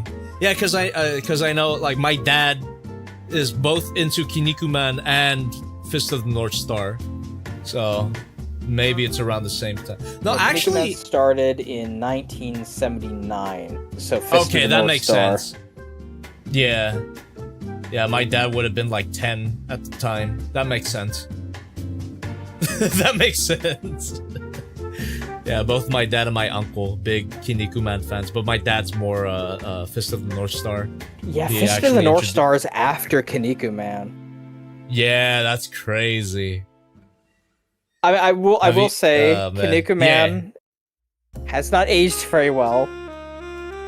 in some parts, and the entire first like 20-something chapters of it have nothing to do with the rest of the series because they were trying to figure out what the fuck the series was about. Because they started out as just it literally started out as an Ultraman parody. That's the entire inception of what Kinnikuman is. Oh, that makes sense. Because the two guys who created it, they just grew up, they liked baseball, they liked wrestling, and they liked Ultraman. Yeah. So they just threw all the shit they liked into a blender, and they just made fucking Kinnikuman. Yeah, that was also my dad's generation there. He loves Ultraman. Kinnikuman's so fucking cool. I love Kinnikuman. I love check it out. Wars, man. He's the coolest. Oh my god. Yeah, my dear old dad. He's a man of taste. He introduced me to Fist of the North Star, Ultraman, Kinnikuman, and Cobra. He's a big Cobra fan. Space Adventure Cobra. Have you heard of this? I think I have heard of Cobra. Yeah. Yeah. I've seen a bit of it. He's basically like a Lupin the Third type character, very suave. James Bond, more like Space James Bond. He's essentially got like the Mega Man Buster as his right arm. I think that's where Mega Man got the idea. Oh, he's got a cigar. Yeah. And the theme song is fucking cool. The Cobra opening is really cool. It's really jazzy. Yeah, that shit is awesome. Yeah, damn, now that I think about it, like, my childhood is filled with just these random anime that I grew up around. I never paid attention to it, maybe, because, like, my parents were like, oh, this is cool, and my natural inclination was like, ugh, whatever my parents like is not cool. Dude, I got exposed to shit that I didn't even realize until, like, years, like, decades later. I'm like, oh, fuck, I watched Mazinger as a kid. But it wasn't Mazinger. It was like, it was the first couple episodes of Mazinger and a couple others, and like the sequel series ending put into like, it was compiled into like, I looked into this and I tried to, I think it was like some weird compilation of like the first couple episodes for the origin and a few other things, and the sequel series ending put into like an hour and a half, 2 hour long movie, and it was dubbed as Tranzor Z instead of Mazinger Z. What the fuck? And the only recording I can find of this specific thing is like a fucking Australian VHS tape from some company that made like an English dub of Mazinger, but they only did like a temp thing of it. And I swear to God, the only reason my parents picked it up for me from a Blockbuster is because it had the word trans in it. And they thought it was fucking Transformers related. Transformers? Oh my god, that's probably why they put the word in there. Oh my goodness. But it's like, yeah, I got like the abridged Cliff Notes version of Mazinger. With Dr. Hell and fucking all those things going on. Wow. Like, not censored or anything, just called Dr. Hell. That's cool. I'm like, okay, sure. I'm very unfamiliar with Mazinger. I know the design. I grew up around so many shops displaying Mazinger, but I never watched it for myself. It's fine. Like, I would have to actually go. I don't think I got a proper introduction to it because, like I said, it's like a fucking watered down abridged. Like, oh, I see. It's been regurgitated so many times, it's basically not even the same thing anymore. Kind of like, I see, yeah. Late 80s, 90s fucking dub. AMV, gotcha. Not AMV, fucking OVA kind of like VHS tape thing. I would have to actually sit down to like actually watch it to like get it now. Did you watch some of those like random OVAs that were circulated back in the day? Like there was like a few 80s ones, like some that people talk about as like Ninja Scroll, Urotsukudoji, that's another one that gets circulated around a lot. My exposure to anime back in the day was just fucking Pokemon and shit like that. Fair enough. Very rarely you would get a Transor Z thrown in there. I'm like, what the fuck is this? I see. Dude, back in the day, it was Pokemon, but then randomly, I think it was my cousin, my uncle specifically, he had a VHS of Guyver. Yeah, have you heard of Guyver? No, I was gonna, not only have I heard of Guyver, I watched Guyver. Yeah, dude, the 80s That was one? another one of those ones of like, oh god, what the fuck is this? Dude, that fucked me up. I watched it when I was like 9 years old or something, and oh my god. I even watched it. Yeah. It was like a remake or just like an HD kind of thing, but they like remade it in the 2010s as well. I watched that. That was supposed to be more faithful to the manga, and that one was more like a straightforward shonen show. Yeah, I actually have that one on Blu-ray. Oh, nice. I rewatched that 80s OVA, and they were specifically going for a horror tone. Yeah. It had Have you jump seen the scares live action everything. movie? No, I haven't. With the live action movie with Mark Hamill. And Mark Hamill, yeah. David Hayter and Mark Hamill. Yeah, no, I haven't seen it. Where he gets fucking mutated into like a slug. No. I haven't seen that. I really... They play it as like a fucking weird comedy. It's but they also have like body horror elements in it, so it's like... Yeah. Tonal whiplash all over the fucking place. It's so weird. Yeah, at least that OVA, the 80s OVA, was very consistent with its horror tone, body horror focused, and just something about how they drew everything and the shadows. Yeah, I remember that really fucking me up as a kid. That was one of my first experiences with cartoon violence. It was that and Princess Mononoke. That really that was like life-changing shit. Cartoons can't do that. Cartoons don't do that. Cartoons don't do that. Yeah, that messed me up. I guess the Devilman OVA was around that time too. Yeah, but that was Have like... you seen that? Yeah, because that's different from like the Saturday morning cartoon, right? No, this was actually more faithful adaptation to the manga. I don't think it ever completed, but it was darker. It was more violent. Yeah, it was actually because the one violent. that you reviewed the figure of was like the kids cartoon that was like I don't want to say dumbed down, but it was like much more. It was a child friendly. It was more like it was superhero kinda. It was a completely different thing. It had the same character names, but everything else was completely different. That show. Oh no, no, that's Crybaby. I know.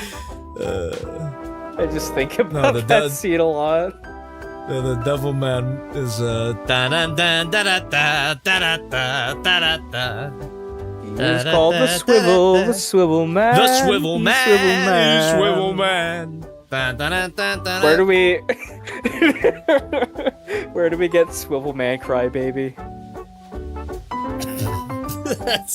That's the gritty reboot. Damn, that could be its own Halloween video. It'll end with Swivelman's head on a pike.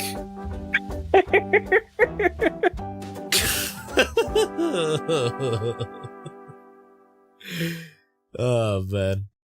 Yeah, Devilman, I guess a lot of Japanese children's media in those times were influenced by Ultraman. Because Devilman, that original Saturday morning cartoon version, he grew to kaiju proportions. Yeah. That was the whole Dude, thing. Same The thing kids with just were Man. obsessed. He also... Like, all those characters all of them just grew to, like, giant size for no reason, and it never comes up again when they start jumping into wrestling rings. Well, the reason is that kids were into that at the time. They like watching giant stuff Well, beat because each that was other like the up. And you beginning know of what? tokusatsu. That's cool. It's like a thing. Right.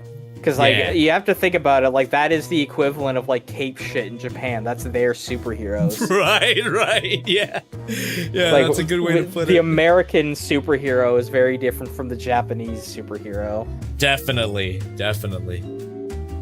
That's why a lot of people are confused when they see stuff like One Punch Man and My Hero Academia. Like, what?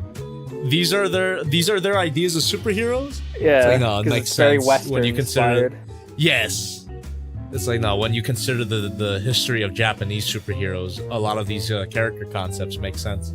That's why I like when I write heroes. I like kind of homogenizing idea. Like that's what my character Katie is like a Western style hero, but she has a lot of tokusatsu kind of like aesthetic. Right. With a little bit of like that My Hero Mega Man kind of like design. Right, I love Mega Man as well. Because a lot of that shit's just cool, man. Yeah, it's no, just it's really fucking cool. awesome. I love designing characters like that. I love coming up with just how would this like gauntlet work? How would this piece of machinery work? And like, you don't have to figure it out entirely, but you have to come up with a working idea that it sounds good on paper. Hell yeah. I mean, that's superheroes in general, whether it be Eastern or Western. This is these wild ideas, just throwing anything to the wall, see what sticks. Yeah. Literally, when it comes to characters like Spider-Man, I suppose. Because you stick to the wall. Because you're really funny, Jobby. That was really good. Wow, he does whatever a spider. Jobby. We lost viewers because of that. We've been losing viewers ever since I stopped opening boxes. Are you kidding me? We dropped below 100 viewers because of the fucking Spider-Man joke.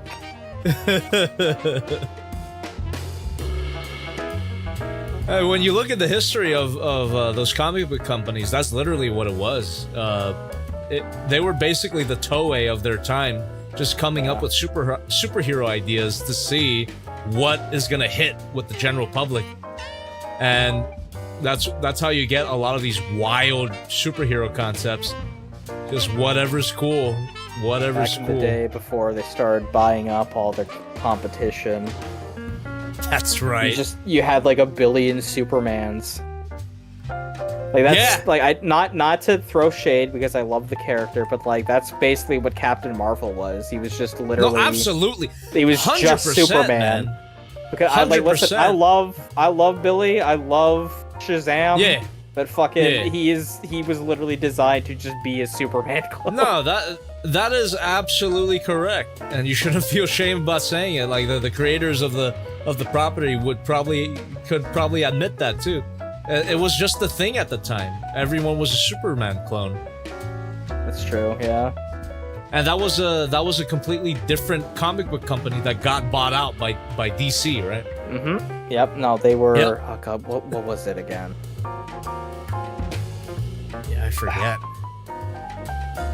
You know what the worst part about knowing a lot of shit is that you just forget it sometimes. But it's in there. Oh yeah. And you need the right trigger phrase for your brain to like lock in and the gears to start turning. Where it's like, you know the answer, but you can't figure it out. Certain elements of the Mind Palace need specific keys. The fucking Mind Palace. That's you need to Sherlock get the think Holmes. meat going.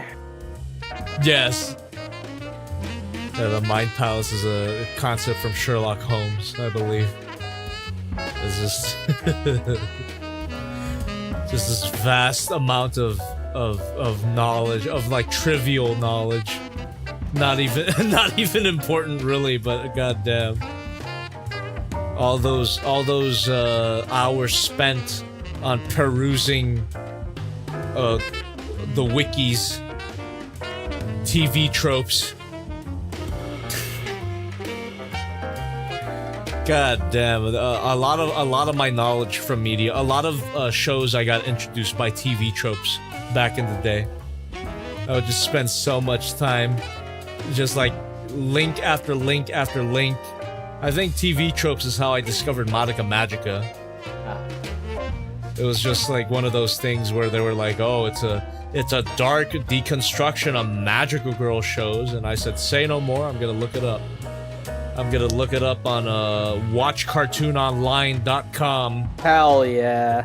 Watchcartoononline123.net or whatever the fuck.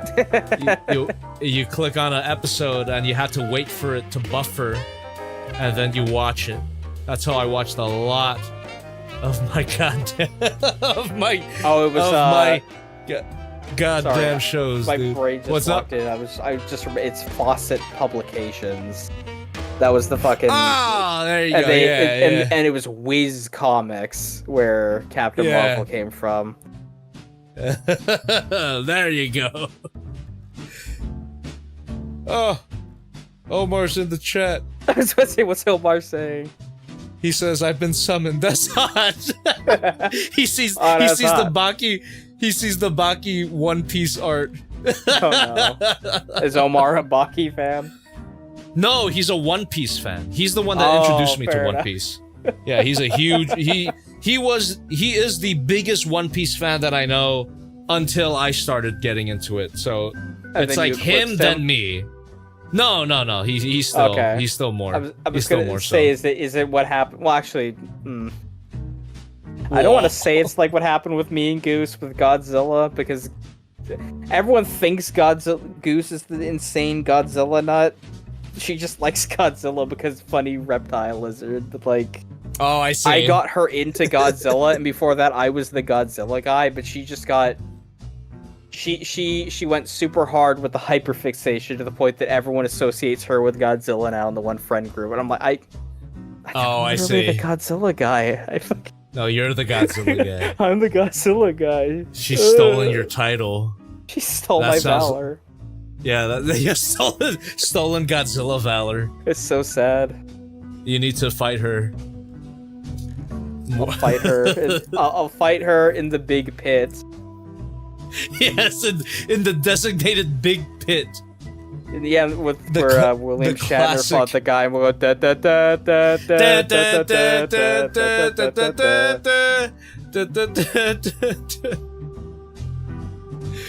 The first time I heard about that was the cable guy. Jim Carrey makes a reference to that in that movie. Oh my god. He fights Matthew Broderick in medieval times, and then he does the song.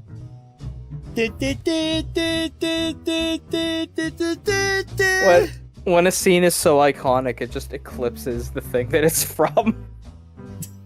It's like people don't even know what the fuck Star Trek is, and they still know that scene. Yeah. I actually have not seen Star Trek at all.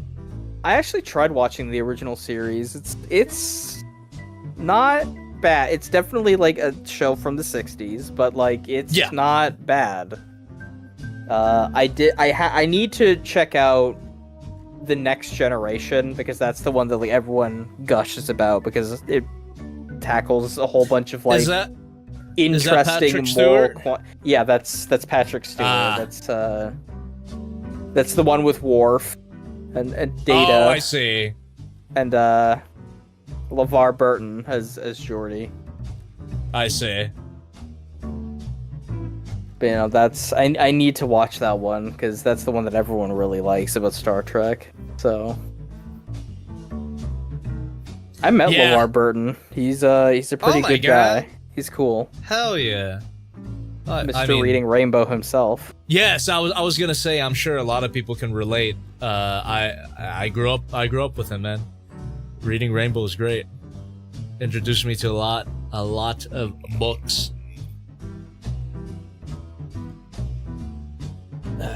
Although I can't say that I was much of an avid reader growing up. Yeah, again, crackhead sometimes. energy. Yes. As a 10-year-old. Stimming on the ground. I was... Oh yeah. No. For me, it was I was too busy building Bionicles to be reading, man. Well, little did you know, there was a whole bunch of Bionicle lore you could have been reading. No, I did. I learned Matoran instead of reading actual literature. I learned how to read Bionicle language and I was reading all of the alien language, the ciphers on the Lego boxes, and the goddamn online game. Honey, oh my our goodness. son is wrong. He learned Matoran. The boy is wrong. This boy is not correct. Dude, Bionicle was my fucking He learned life. Matoran instead of Klingon. like a Chad would. Like I raised them to. Dude, Bionicle was my life. I'm surprised I haven't talked about it as much as I talked about Transformers, because it was pretty much Transformers and Bionicle. Those were like neck and neck for me as a kid. I'm sure if new Bionicle things were being released, you'd be reviewing Bionicle and stuff like that. Absolutely, I would be on it, yeah. But it's not really as relevant because it kind of hasn't really been a thing for a while. But even at the beginning of my channel, I would take a look at random nostalgic items like the Digivolving figures. I'm surprised Bionicle wasn't one of those things. But dude, yeah, Bionicle. Fuck yeah. Did you grow up with Bionicle? Did you like Bionicle? I did. Oh yeah. I very much. I did not understand any of the extended lore because I didn't have like a Club Lego or whatever subscription, or I didn't pay attention to most of the stuff. The first time I found out there was story was when the Borak commercial came out, and I was like, why is this thing fighting Tahu? Why did it knock his mask off? Oh my god. My god. Oh my god! That was like the first time I realized there was like, and then again, obviously there was the online game, but the online game was my shit. I played the online game in a very awkward era where only like the first 2 parts were out, and I got stuck, and I was like, wow, this game sucks. I can't progress it. Yeah, but little did you know, you had to learn how to read Matoran to progress in some areas. Yeah, you also had to wait for them to finish the fucking game with chapters. Yeah. So I was just like, oh, I can't. I guess I beat the game. Bro. I don't know. What this Colby block is a bunch of plague on it. I don't know what to do with it. Well, I guess that's it. I guess. Well, that was cool, I guess. Bionicles are great. Cool, I guess. History of Bionicle will be out when it's out. When it's out! I know you're the biggest Bionicle fan there is, but please leave me alone! As a joke, like, Goose and I and a couple of friends, we put on like a fucking like 11-hour-long lore video one time. We're like, haha, this is funny, we'll watch this for 10 seconds, and then like, every like 20 or 40 minutes we'd be like, why are we still watching this? And like, I don't know. And then we would keep watching it, and then like 5-6 hours in, we're like, why are we still here? Why are we watching? Why are we actually watching this video? That's how good Bionicle lore is. And then we're like, we have to like actually leave to go do shit, so we should fucking just pause it. But like, we put it on as a joke, and we just started watching it, and it's like, none of us knew any of this. We're like, oh god, there's a lot of Bionicle lore we just missed. Dude, there's so much Bionicle lore. I don't even know the half of it, but goddamn, I was obsessed. I was about to talk about the big plot twist, but then I don't know if you know it, so I shouldn't talk about it. What? Go ahead. The big. Are you familiar with what the big story engine is? Big story engine? Yes. Not from the top of my head. What is it? Okay, well then I can't talk because this is like the entire like 10-year-long plot twist that the creators were like. Oh my god! They knew it really? from the beginning, and like if you go back through it, you can see the pieces, and you're like, oh. Oh, they're clever. I mean, just, are you saying you can't give it to me because it wouldn't make sense otherwise, or just... No, I'm telling you that it is like the twist of the whole fucking story. Let it rip, man. Let me know. Okay, so the big story engine refers to the fact that the entirety of the events of the series take place within the body of a giant robot named Metronui, or Matanui. Okay, I think I did. Yeah, I think I did hear about that. Yeah. And then if you go through the original Matanui Island is a terraforming emergency thing which formed on the face of Matanui after he crash lands on a planet. And you go through the diagram of where all of the islands are laid out and all the history and like why Metronui has two suns and it's actually the eyes of Matanui closing because he's going into. It's just like it's literally called the Big Story Engine because it is literally a big story engine. Yeah. And it's That's like putting the pretty sick. pieces together, just going through like year after year of the different lines and updates, and then finally just being hit with that. It's like, oh. It's like the Unicron is Earth plot point, but better. good. But good, yeah. Oh man, that's cool. That's fucking cool. It is really cool though.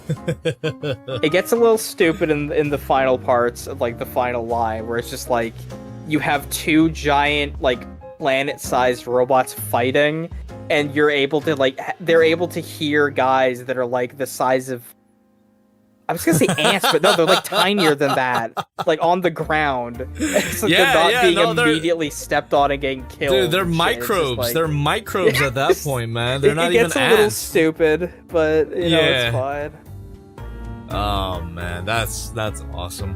What were some of your favorite Bionicle sets, if you remember? I mean, I'm nostalgic for the originals, obviously. I think that while dated, do you remember cool. your first Bionicle? I do, and I have a really sad story about it.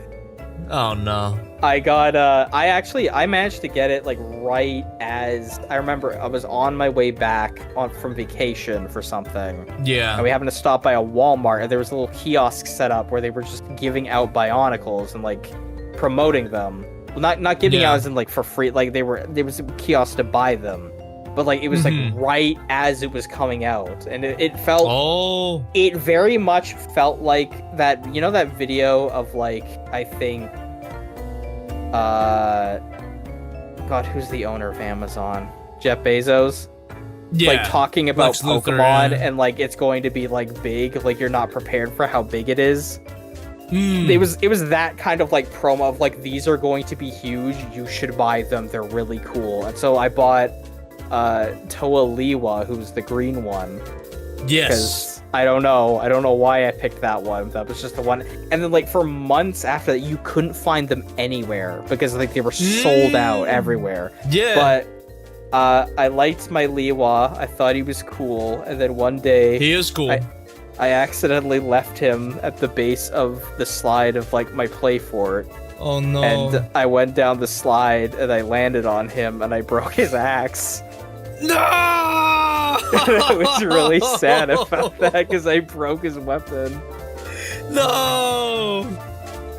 I could probably easily fix it nowadays because I still have the parts because like the little peg is still in the hole. Oh, so you actually...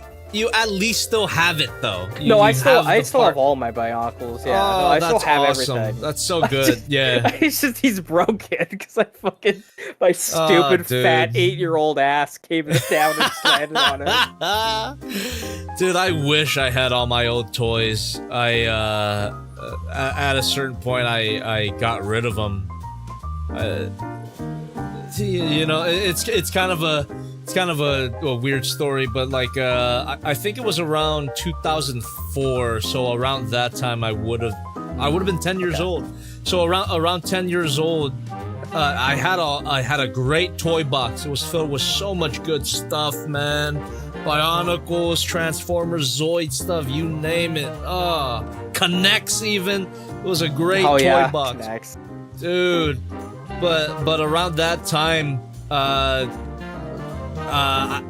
don't know who it was. It was either my mom, my dad. It was like a combination of like a lot of the adults in my life. They had the bright idea to move us to Thailand. So around that time, we gave up a lot of stuff in order to pack our bags and move to Thailand. So I lived in Thailand for a year basically, and it only took a year for everyone to realize, me and my sister don't really fit in.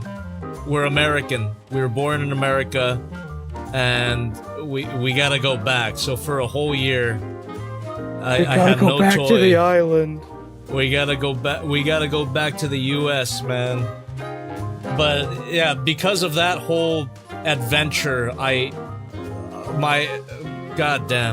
toys, they're gone.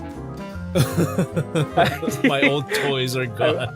I was gonna guess based on the phrasing of like, someone had the great idea to move to Thailand, that it wasn't a very fruitful endeavor for you.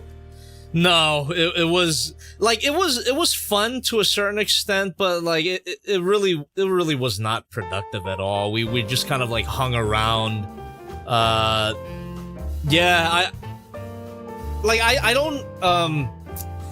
I don't hate that era of my life, that year that I was living in Thailand, but it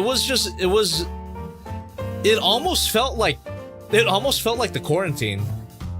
Quarantine 2020 was like a repeat of my time in Thailand, where I was essentially spending my time indoors, not really interacting with anyone new, and playing a lot of video games. So that was a big positive. I played. That was around the time when I played Mega Man Legends, actually, when I was living in Thailand. Dude. I'm guessing it comes from the sense of the isolation of just moving to a new place that you don't really fit in, or you don't really know. Yeah, and just not familiar. And even trying to interact with people there. Like I can speak Thai, but not very fluently. So it was a big uphill battle there. But it was fine. I love Thailand. I would go there again, but if I were to live there, I would definitely get things set up a lot more than what everyone had in mind back in the day. It was just not well thought out, that whole idea. Digimon World 4 with guns. Thirsty is texting me about Digimon World 4 with guns. That's kind of cool. Don't Digimon already have guns? Yeah, a lot of them do. Like Gargamon has fucking machine guns. Here, have gun. Go hunt Gomamon. Yeah, I love that aspect of Digimon, where some of them could be just straight up dudes with guns, or straight up ladies.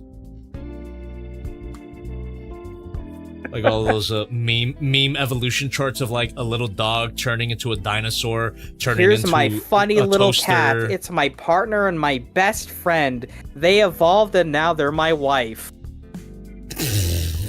That is Digimon. Yeah. That is a very accurate summary of a lot of Digivolution trees. Oh man. What did you think of Try? Did I tell you about that before? Because I feel like I've talked. I don't think I have a weird, like, maybe controversial take on Try, which I'm fully willing to admit I am wrong, and I know I'm wrong. I did not like Try when I first watched it because it released so sporadically over 3 years that I felt like it was either paced horribly or it was a complete fucking mess. I feel like, but I've talked to other people who just watched the whole thing from start to finish in like one sitting, and they're like, no, it was fun. It paced well, everything made sense to me. And I'm like fully willing to admit it's probably me watching the equivalent of 4 episodes every fucking 8 months for 3 years and being like, what the fuck happened in the first couple episodes again? Yeah. So it's like, my opinion on Try is that I didn't like it, but I probably also need to rewatch it to get a proper opinion on it. I am definitely in the camp of the people that say that it's good.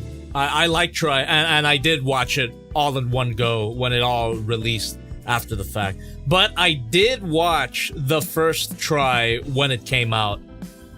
And because I saw the gaps between release dates, I just didn't bother. So at some point, I picked it up again, and they were all out at that time, and it was good, man. Try is fun. Yeah. Try is fun. That's why I say it's like I'm fully willing to admit and know for a fact that my opinion is wrong, because it is a very specific. It's a very specific set of conditions which caused it to form. It reminds me of how people talk about Attack on Titan. Oh, yeah? Yeah, where there's like these huge gaps between seasons. But if it was, in my case, I watched it when they were all available. So Attack on Titan, I have no complaints. The pacing's perfect. But for a lot of people, it was like 3 years between seasons. Well, in terms of the anime, I think there's definitely... I can get the complaint with the pacing in the anime slightly, because the difference is that the first season is paced so slow that it's a gradual ramp-up to obviously reveals the things playing out. But then season 2, not only was it like 3 or 4 years later, but it was half as long, and the arc they covered was like twice as long. So it was really fucking fast. And then all of a sudden they split season 3 into like 2 separate parts, and then the final season was split into like 3 parts. And it's just those like memes came out, Like I understand Attack the on pacing Titan complaints final of season, Attack on Titan, because while I think that it was fine and like it plays out better, there is an objective difference in pacing from season to season. It's kind of like how the first season of the Walking Dead show was set up, how the original director wanted it to be done, where it was like 6 episodes a season. We adapt one of the volumes of the comic every single season. But then like season 2 is like, well, it's twice as long. We want to throw these other things in, and now AMC we're stepping in, and we want you to do all this, and we're gonna fire you and get somebody else. And it's just like it's like an objective difference in the pacing, because it was presented in a different way. Versus like Try, where it was consistent across the whole board. It just took fucking forever for all of the parts to come out. Yeah. Well, I guess it's my experience. Like when I caught up with Attack on Titan, they were all available except for the final movie, I believe. So I was just so spoiled when it came to Attack on Titan. I didn't get to experience everything, like all of the complaints that people were making. I didn't really feel like a lot of those a lot of what people would consider the slow moments, especially in the second season. I thought it was perfectly paced. So no, like I would say that it was like, for example, the first season, it was paced much slower intentionally, which and it was a good kind of slow, as opposed to the sixth season, which was like it was intentionally paced to be faster, and it's fine. There's nothing wrong with how either season's paced. They're just different, if you know what I mean. Like, it's just for sure.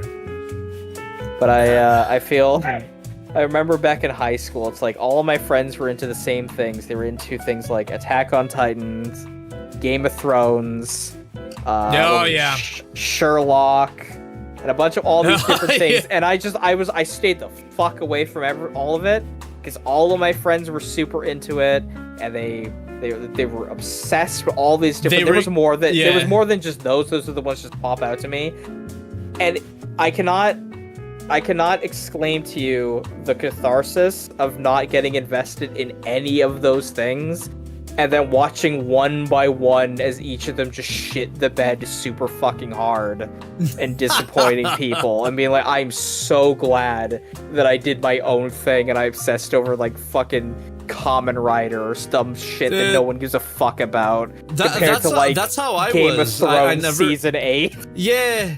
Like, I never got into, I guess what you would call the current thing. When around that time when people were obsessing with Game of Thrones, I was here, being obsessed with Devilman. I think that was around the time. Yeah. So I got to see the disappointment in their lives in real time. I think I had watched maybe the first few episodes of the first season of Game of Thrones, and I thought it was good, but I never continued it. I was just too autistically obsessed with Devilman that I just I just kept going with that. I tried watching the first episode of Game of Thrones, and I remember my friend saying that, like, you'll know if you like it based off of the first episode, and I remember watching it, and I didn't know what the fuck was going on. It's a lot. It's a lot. They throw a lot at you all at once. And it kind of popularized that type of storytelling, in my opinion, where there will just be like 5 different plot lines happening concurrently, and they will cut to each plot line every like 10 minutes or so. So it does get exhausting. I watched the incest twins push a child out a window, and I remember turning to my friend and saying, wow, that was cool. I'll watch some more later, and then I just never did. That is completely fair. Yeah, that's literally the first episode. I remember that. I mean, I'm sure that it actually is super cool, and now I would probably give it a chance, but also knowing where it goes now, I don't want to. Me too, man. Me too. Every time, the people who watched it as it was coming out, they keep telling me, it was really good as it was coming out, but they all agree that the final season sucks. So it's then why do I want to get into it? Game of Thrones peaked with the Red Wedding. I think that's definitely where it peaked. You had the Red Wedding, and then you had the Purple Wedding, and then from there was like they were starting to catch up with the material written, so they had to spread it out more. And then finally, with the last couple seasons, they were just like, I don't fucking know, let's just write it, just whatever. It's literally like anime. They overtook the manga. They had to make shit up at some point. That's because the author will Alchemist. fucking write his stupid books. That's true, and it'll never happen at this rate. It'll never fucking happen. I remember him saying, like, listen, if it's not out in the next year, I give you legal permission to lock me up until it's done. And then it was over a year. We still don't have those new books, man. Where are they? Yeah, no one locked them up. No, they locked him up to write Elden Ring. Oh yeah, forgot. Hold on, we got a message from Thursday here. Don't want to interrupt you guys, but on the Bionicle Talk, I sent you a message for a Bandai kit SHOCKZ should see. I just built this kit yesterday, and it's literally Toa Liwa. People have even made stop-motion recreations of old Liwa promos with him. What kit is this? There's a Bandai kit that looks like Toa Liwa? Like a Gundam? Yeah, well, I suppose, because you said it's Bandai. Let me see. Probably posted... Oh! 30 minutes fantasy library archer model. Okay, hold on, I could give a link to you here. That's pretty cool. Yo, Paraka. Yo, Paraka. No, I'm all about the, when are you gonna keep it strong? Move along like dude, I went up on stage and did that for, like, Airband one year. It was really fucking embarrassing. Fuck yeah. So this is the kit. What the heck is this thing? It does look like a Bionicle, doesn't he? Yeah, he looks like a knight of some kind. He kind of looks like a Bionicle and a Lego Knight. You remember when that was a thing? The Lego Knights? Yeah, Lego Knights. I remember those. Yeah, I had the blue one. I had the black one. I didn't realize he was the villain. It's cool. Bad guys are always the coolest. That's kind of cool, actually. I like how it's like an endoskeleton, or like... Yeah. It's like... Oh god, you know what's like unironically actually fucking cool? Metabots. Yeah! Hell yeah! I wish we got more of the model kits, because I loved building those. It was so cool. Metabots are cool.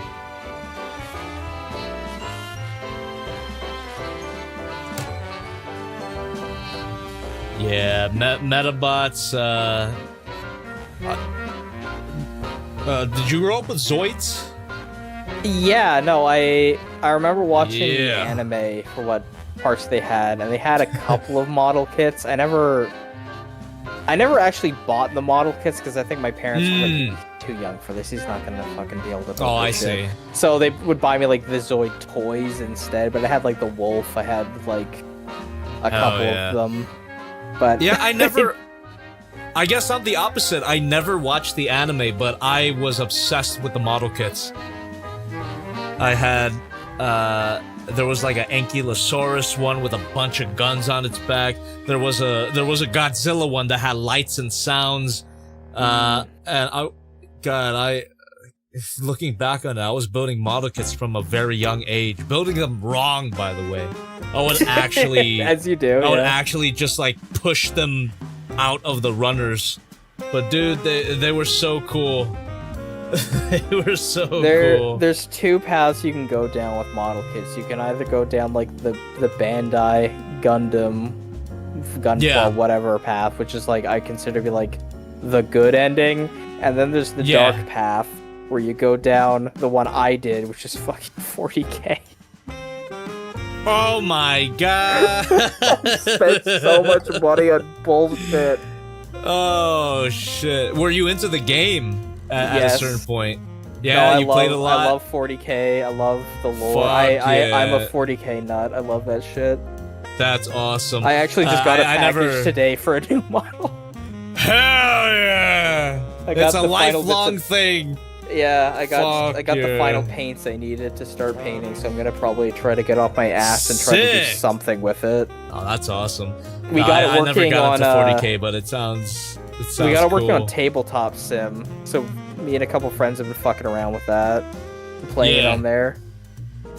It's hard to play with friends when they're not nearby. Wispy White Smoke in the chat says, or the hidden third option, Lego. That was me.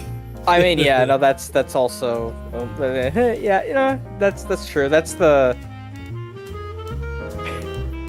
Okay, I have to show you something later. It might be too much for the stream, but there's a funny joke about that, which I'll fucking post later. Fair enough.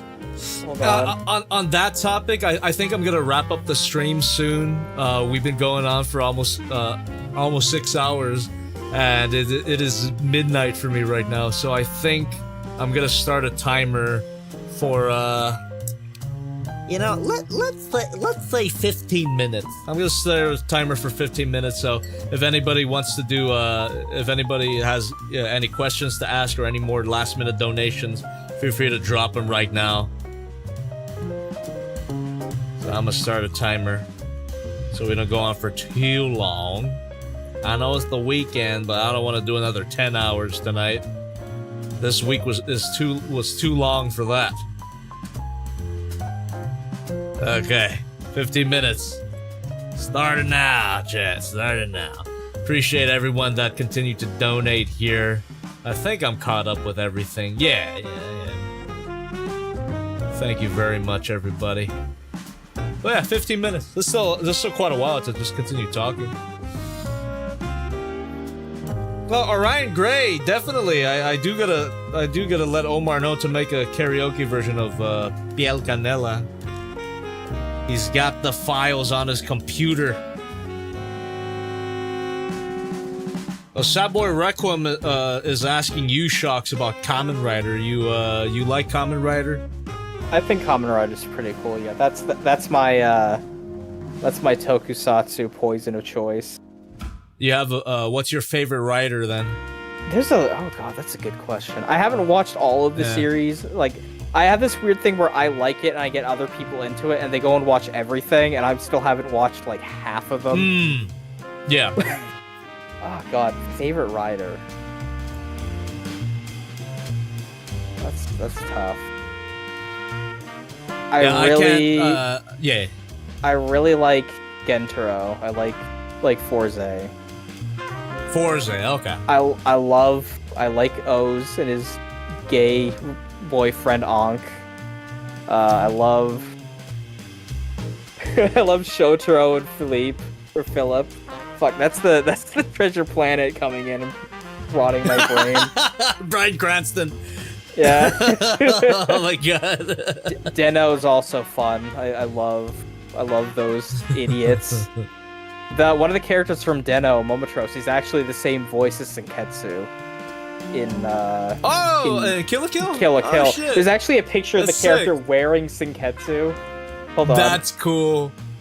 Yeah. Blade was pretty cool. Yeah, hold on. Let me post this for you. Yeah. Well, yeah. To full disclaimer, I'm not a big Rider fan. I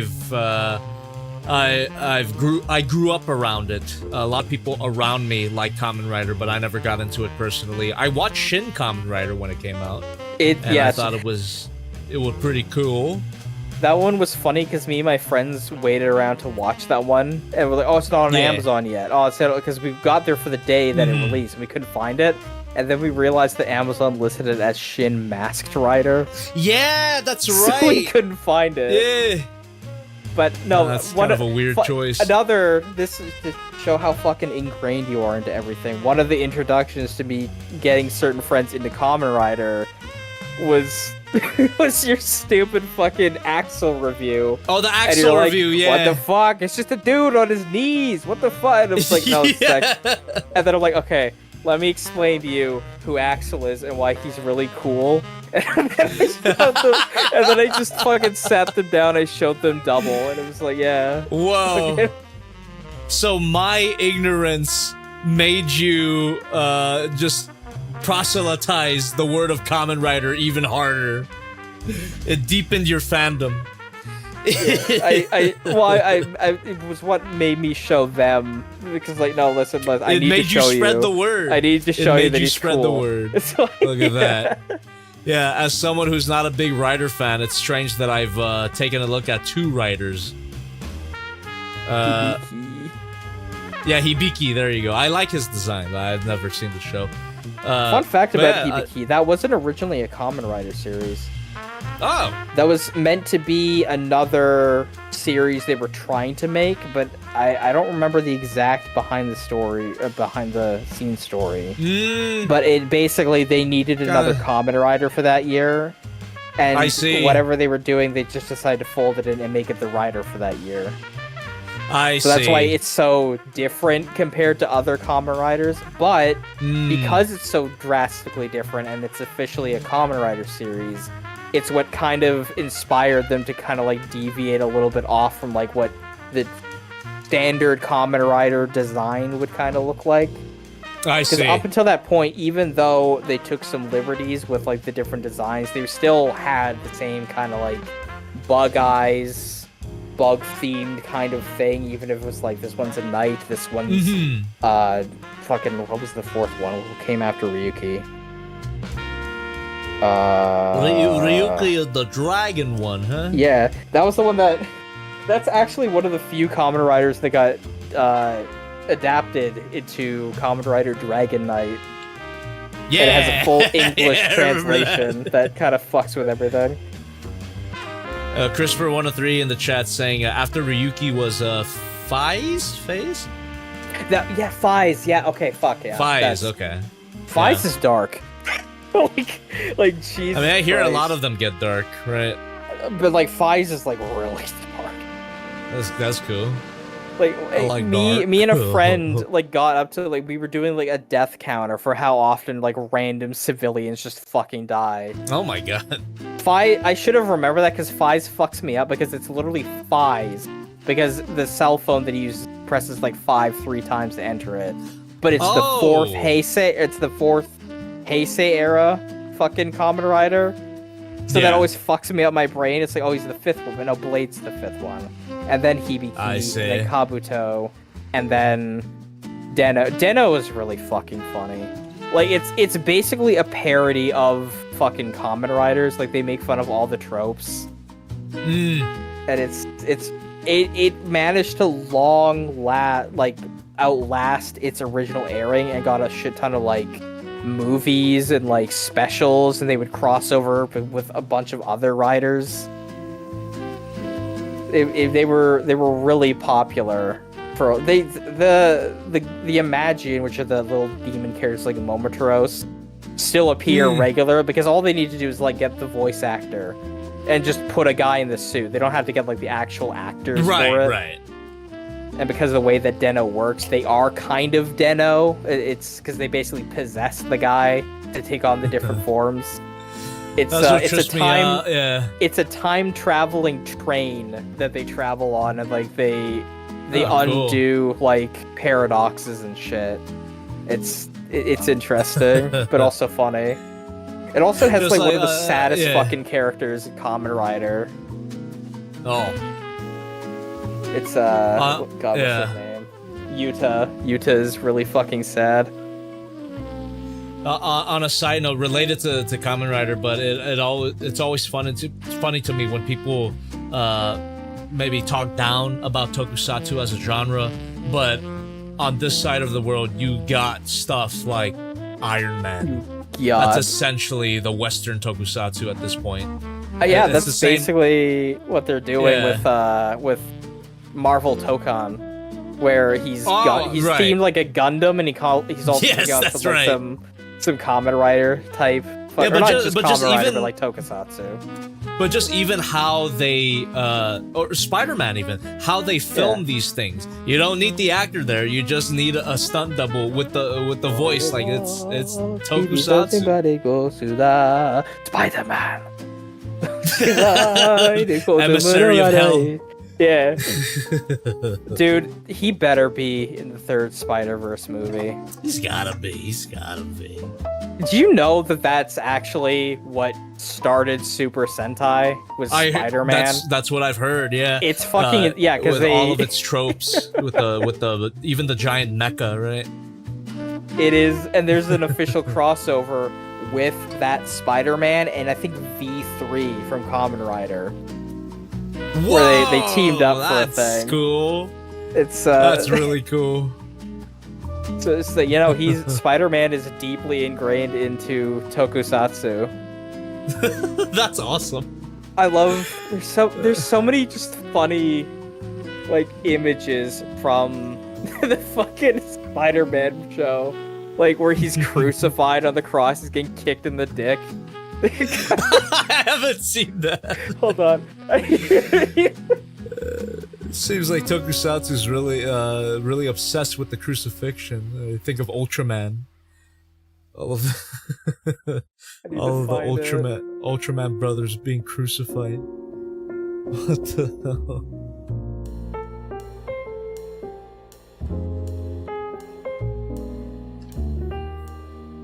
I think it was on this stream. Someone.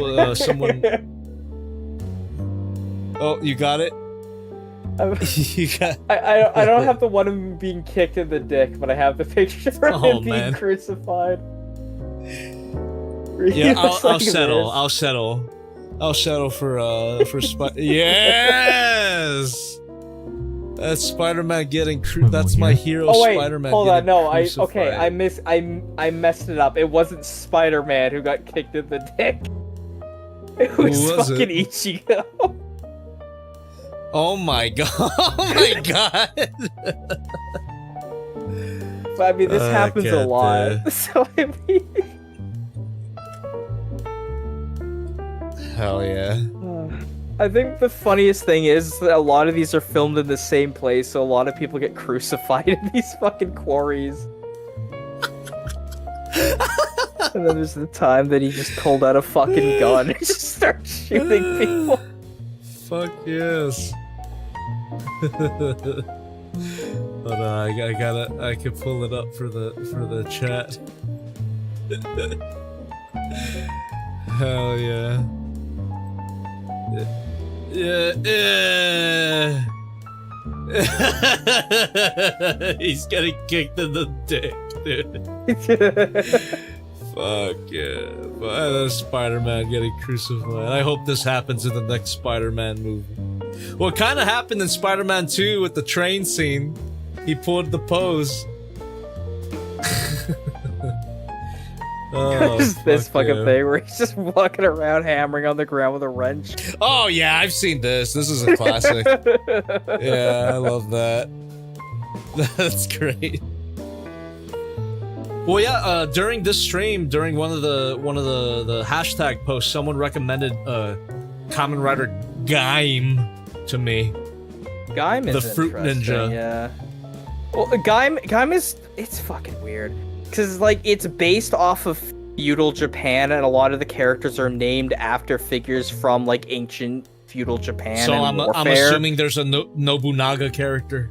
Yes, That's usually like how the it main goes, character. yeah. And but also it's a series about a bunch of like street kids doing fucking dance-offs with gangs. So it's and like shit. West Side Story. West Side Story and they're mixed trying with to feudal fucking, Japan. And there's a bunch of like Adam and Eve, fucking like Garden of Eden Hell kind of yeah. shit in there as well, with the forbidden fruits that turn you into monsters, and it's like, Well, my only frame of reference for Kamen Rider Gaim is that the writer of it is Gen Urobuchi, who wrote Madoka Magica. It's the same writer. that explains a lot. Does it? Yes, it explains a lot. So he wrote Madoka. He's wrote a lot of popular things, but from the stuff that I've seen, he's not always a hit for me. Even Madoka Magica, the show's awesome, but the sequel movie is, I'm a little iffy on it. He did Psycho Pass. Season 1 is really fucking cool. Yeah, he but also season 2 wrote kind of the dropped off. he wrote the light novel for Fate Zero as well. Yes, that's right. That's right. I haven't read that, but I'm aware. Well, that the anime adaptation is pretty faithful. We can watch that one too. I'm Urobuchi. unfortunately a Fate nut, so I understand. Oh, I see. So you're familiar with his name, the Udo Butcher. Yeah, Udo Butcher. That's what they that's call when you him. said it was written by him. I was like, that makes a lot of fucking sense. Gaim is fucking like it is a fucking trip.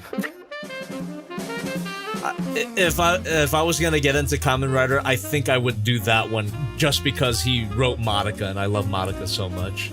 So Yeah, I usually have like a couple of recommendations depending on like the type of person where to start with Kamen Rider. Like, yeah, no shade at the old guard, oh yeah, but it's really hard to recommend like the original Kamen Rider to somebody who's just starting out now. Like a lot of the old shows, a lot of them are like a single special, or they're like a movie or like something like that. But like I usually like recommend, like, if you need to get into like an old one, it's like you can do the original. I would usually recommend something like Black and then going to Black RX. Then if it was something in the Heisei era, I would usually recommend like, I personally started with O's just because it was like the newest one at the time. But I think Double is also a pretty good introduction to like Heisei. yeah. Oh, is that the alarm? Just shut the fucking stream off. Yeah, I guess that was really quick. No, you could finish your thought though with your Kamen Rider recommendations. Like if you want something that's just like, I really do like it, but it's kind of hard to recommend as like a start. Like Den-O is really fun, it's really enjoyable, but you're not really gonna appreciate it as much if you're not at least somewhat familiar with like the fucking, I don't know, the tropes of like Tokusatsu and specifically Kamen Rider. It plays with a lot of those tropes and it makes fun of it.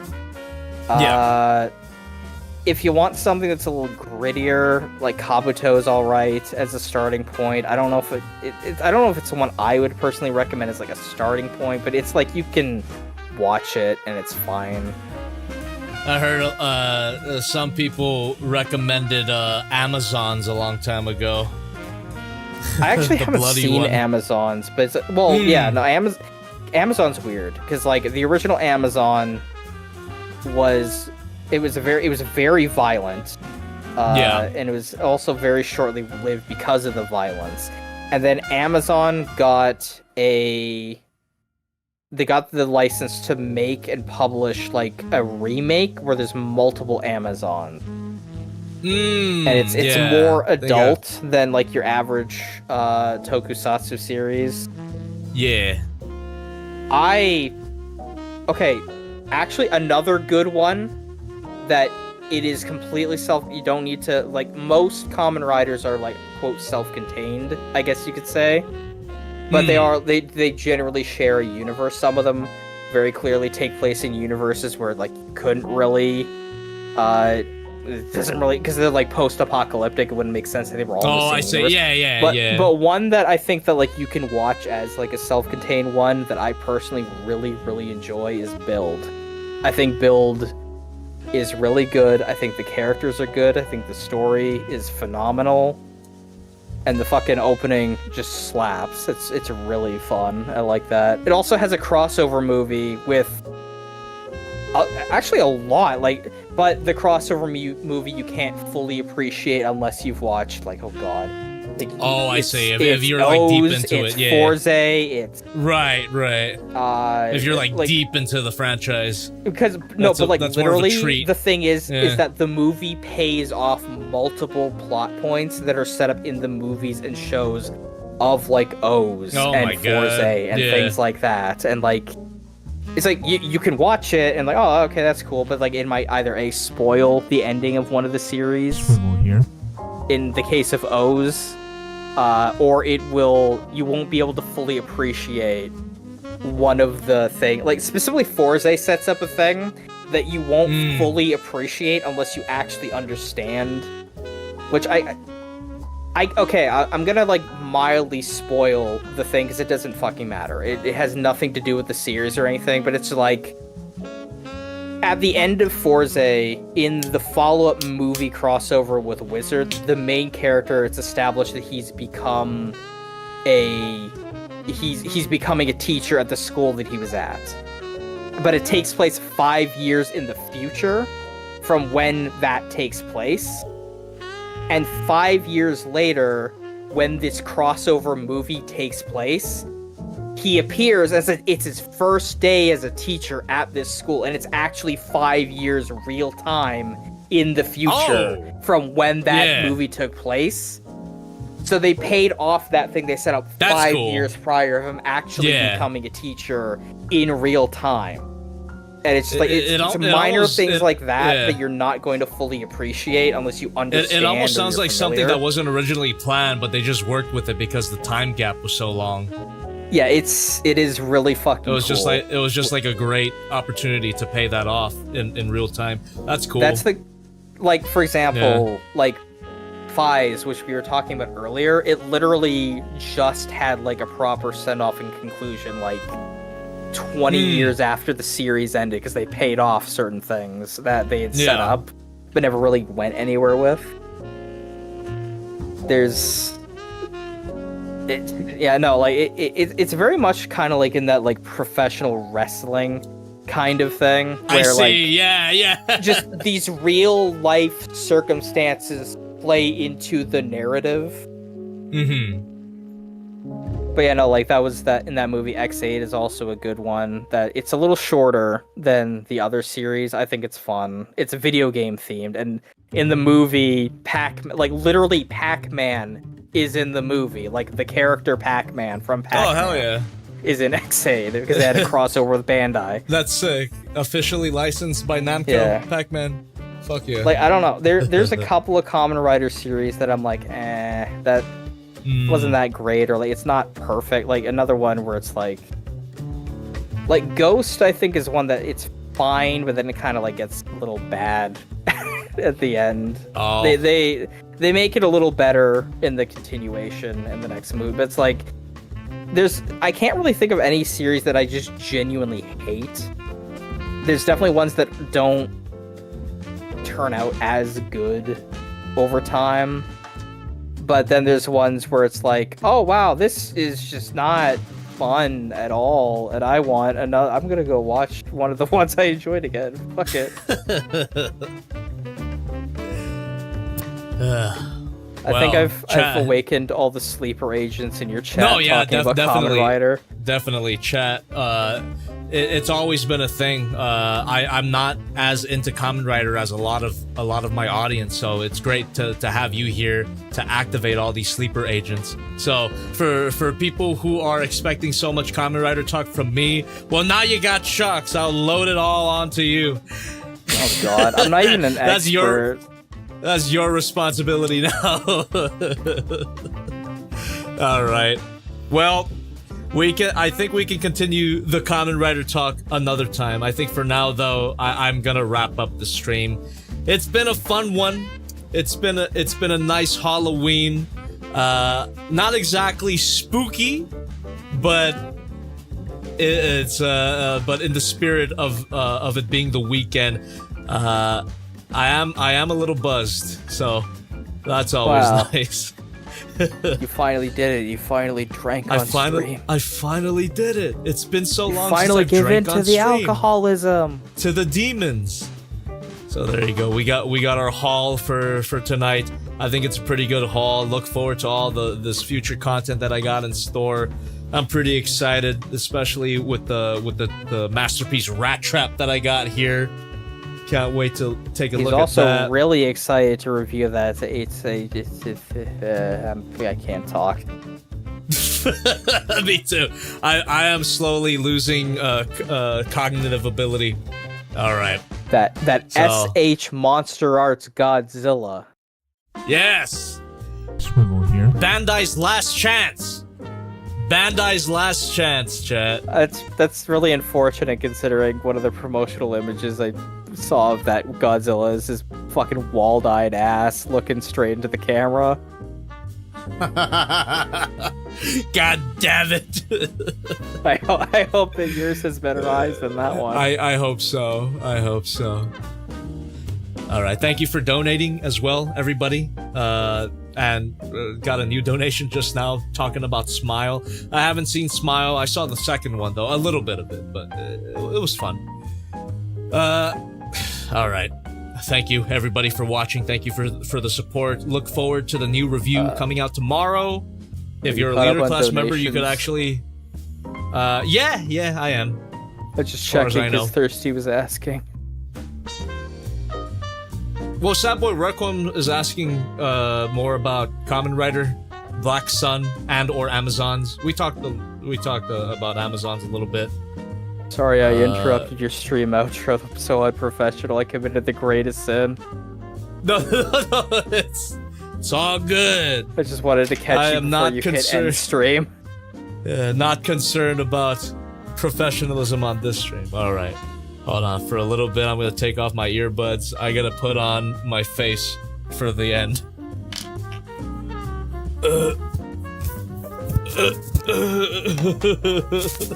Guys, where did Jobby go? Yeah. All I see is a strange red crackhead with a little tiny tuft of hair sticking out under the hat.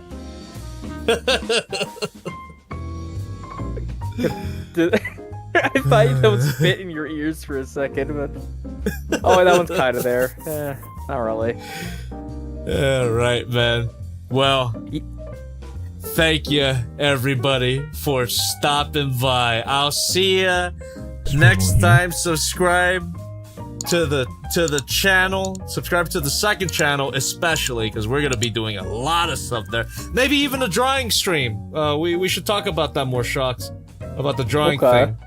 Yeah, that could happen. That could literally. I'm down for whenever at that point. We can figure something out. We can definitely figure something out. All right. With all that being said, I'll see you next time. I am. Well, how should I end this? Oh, say can.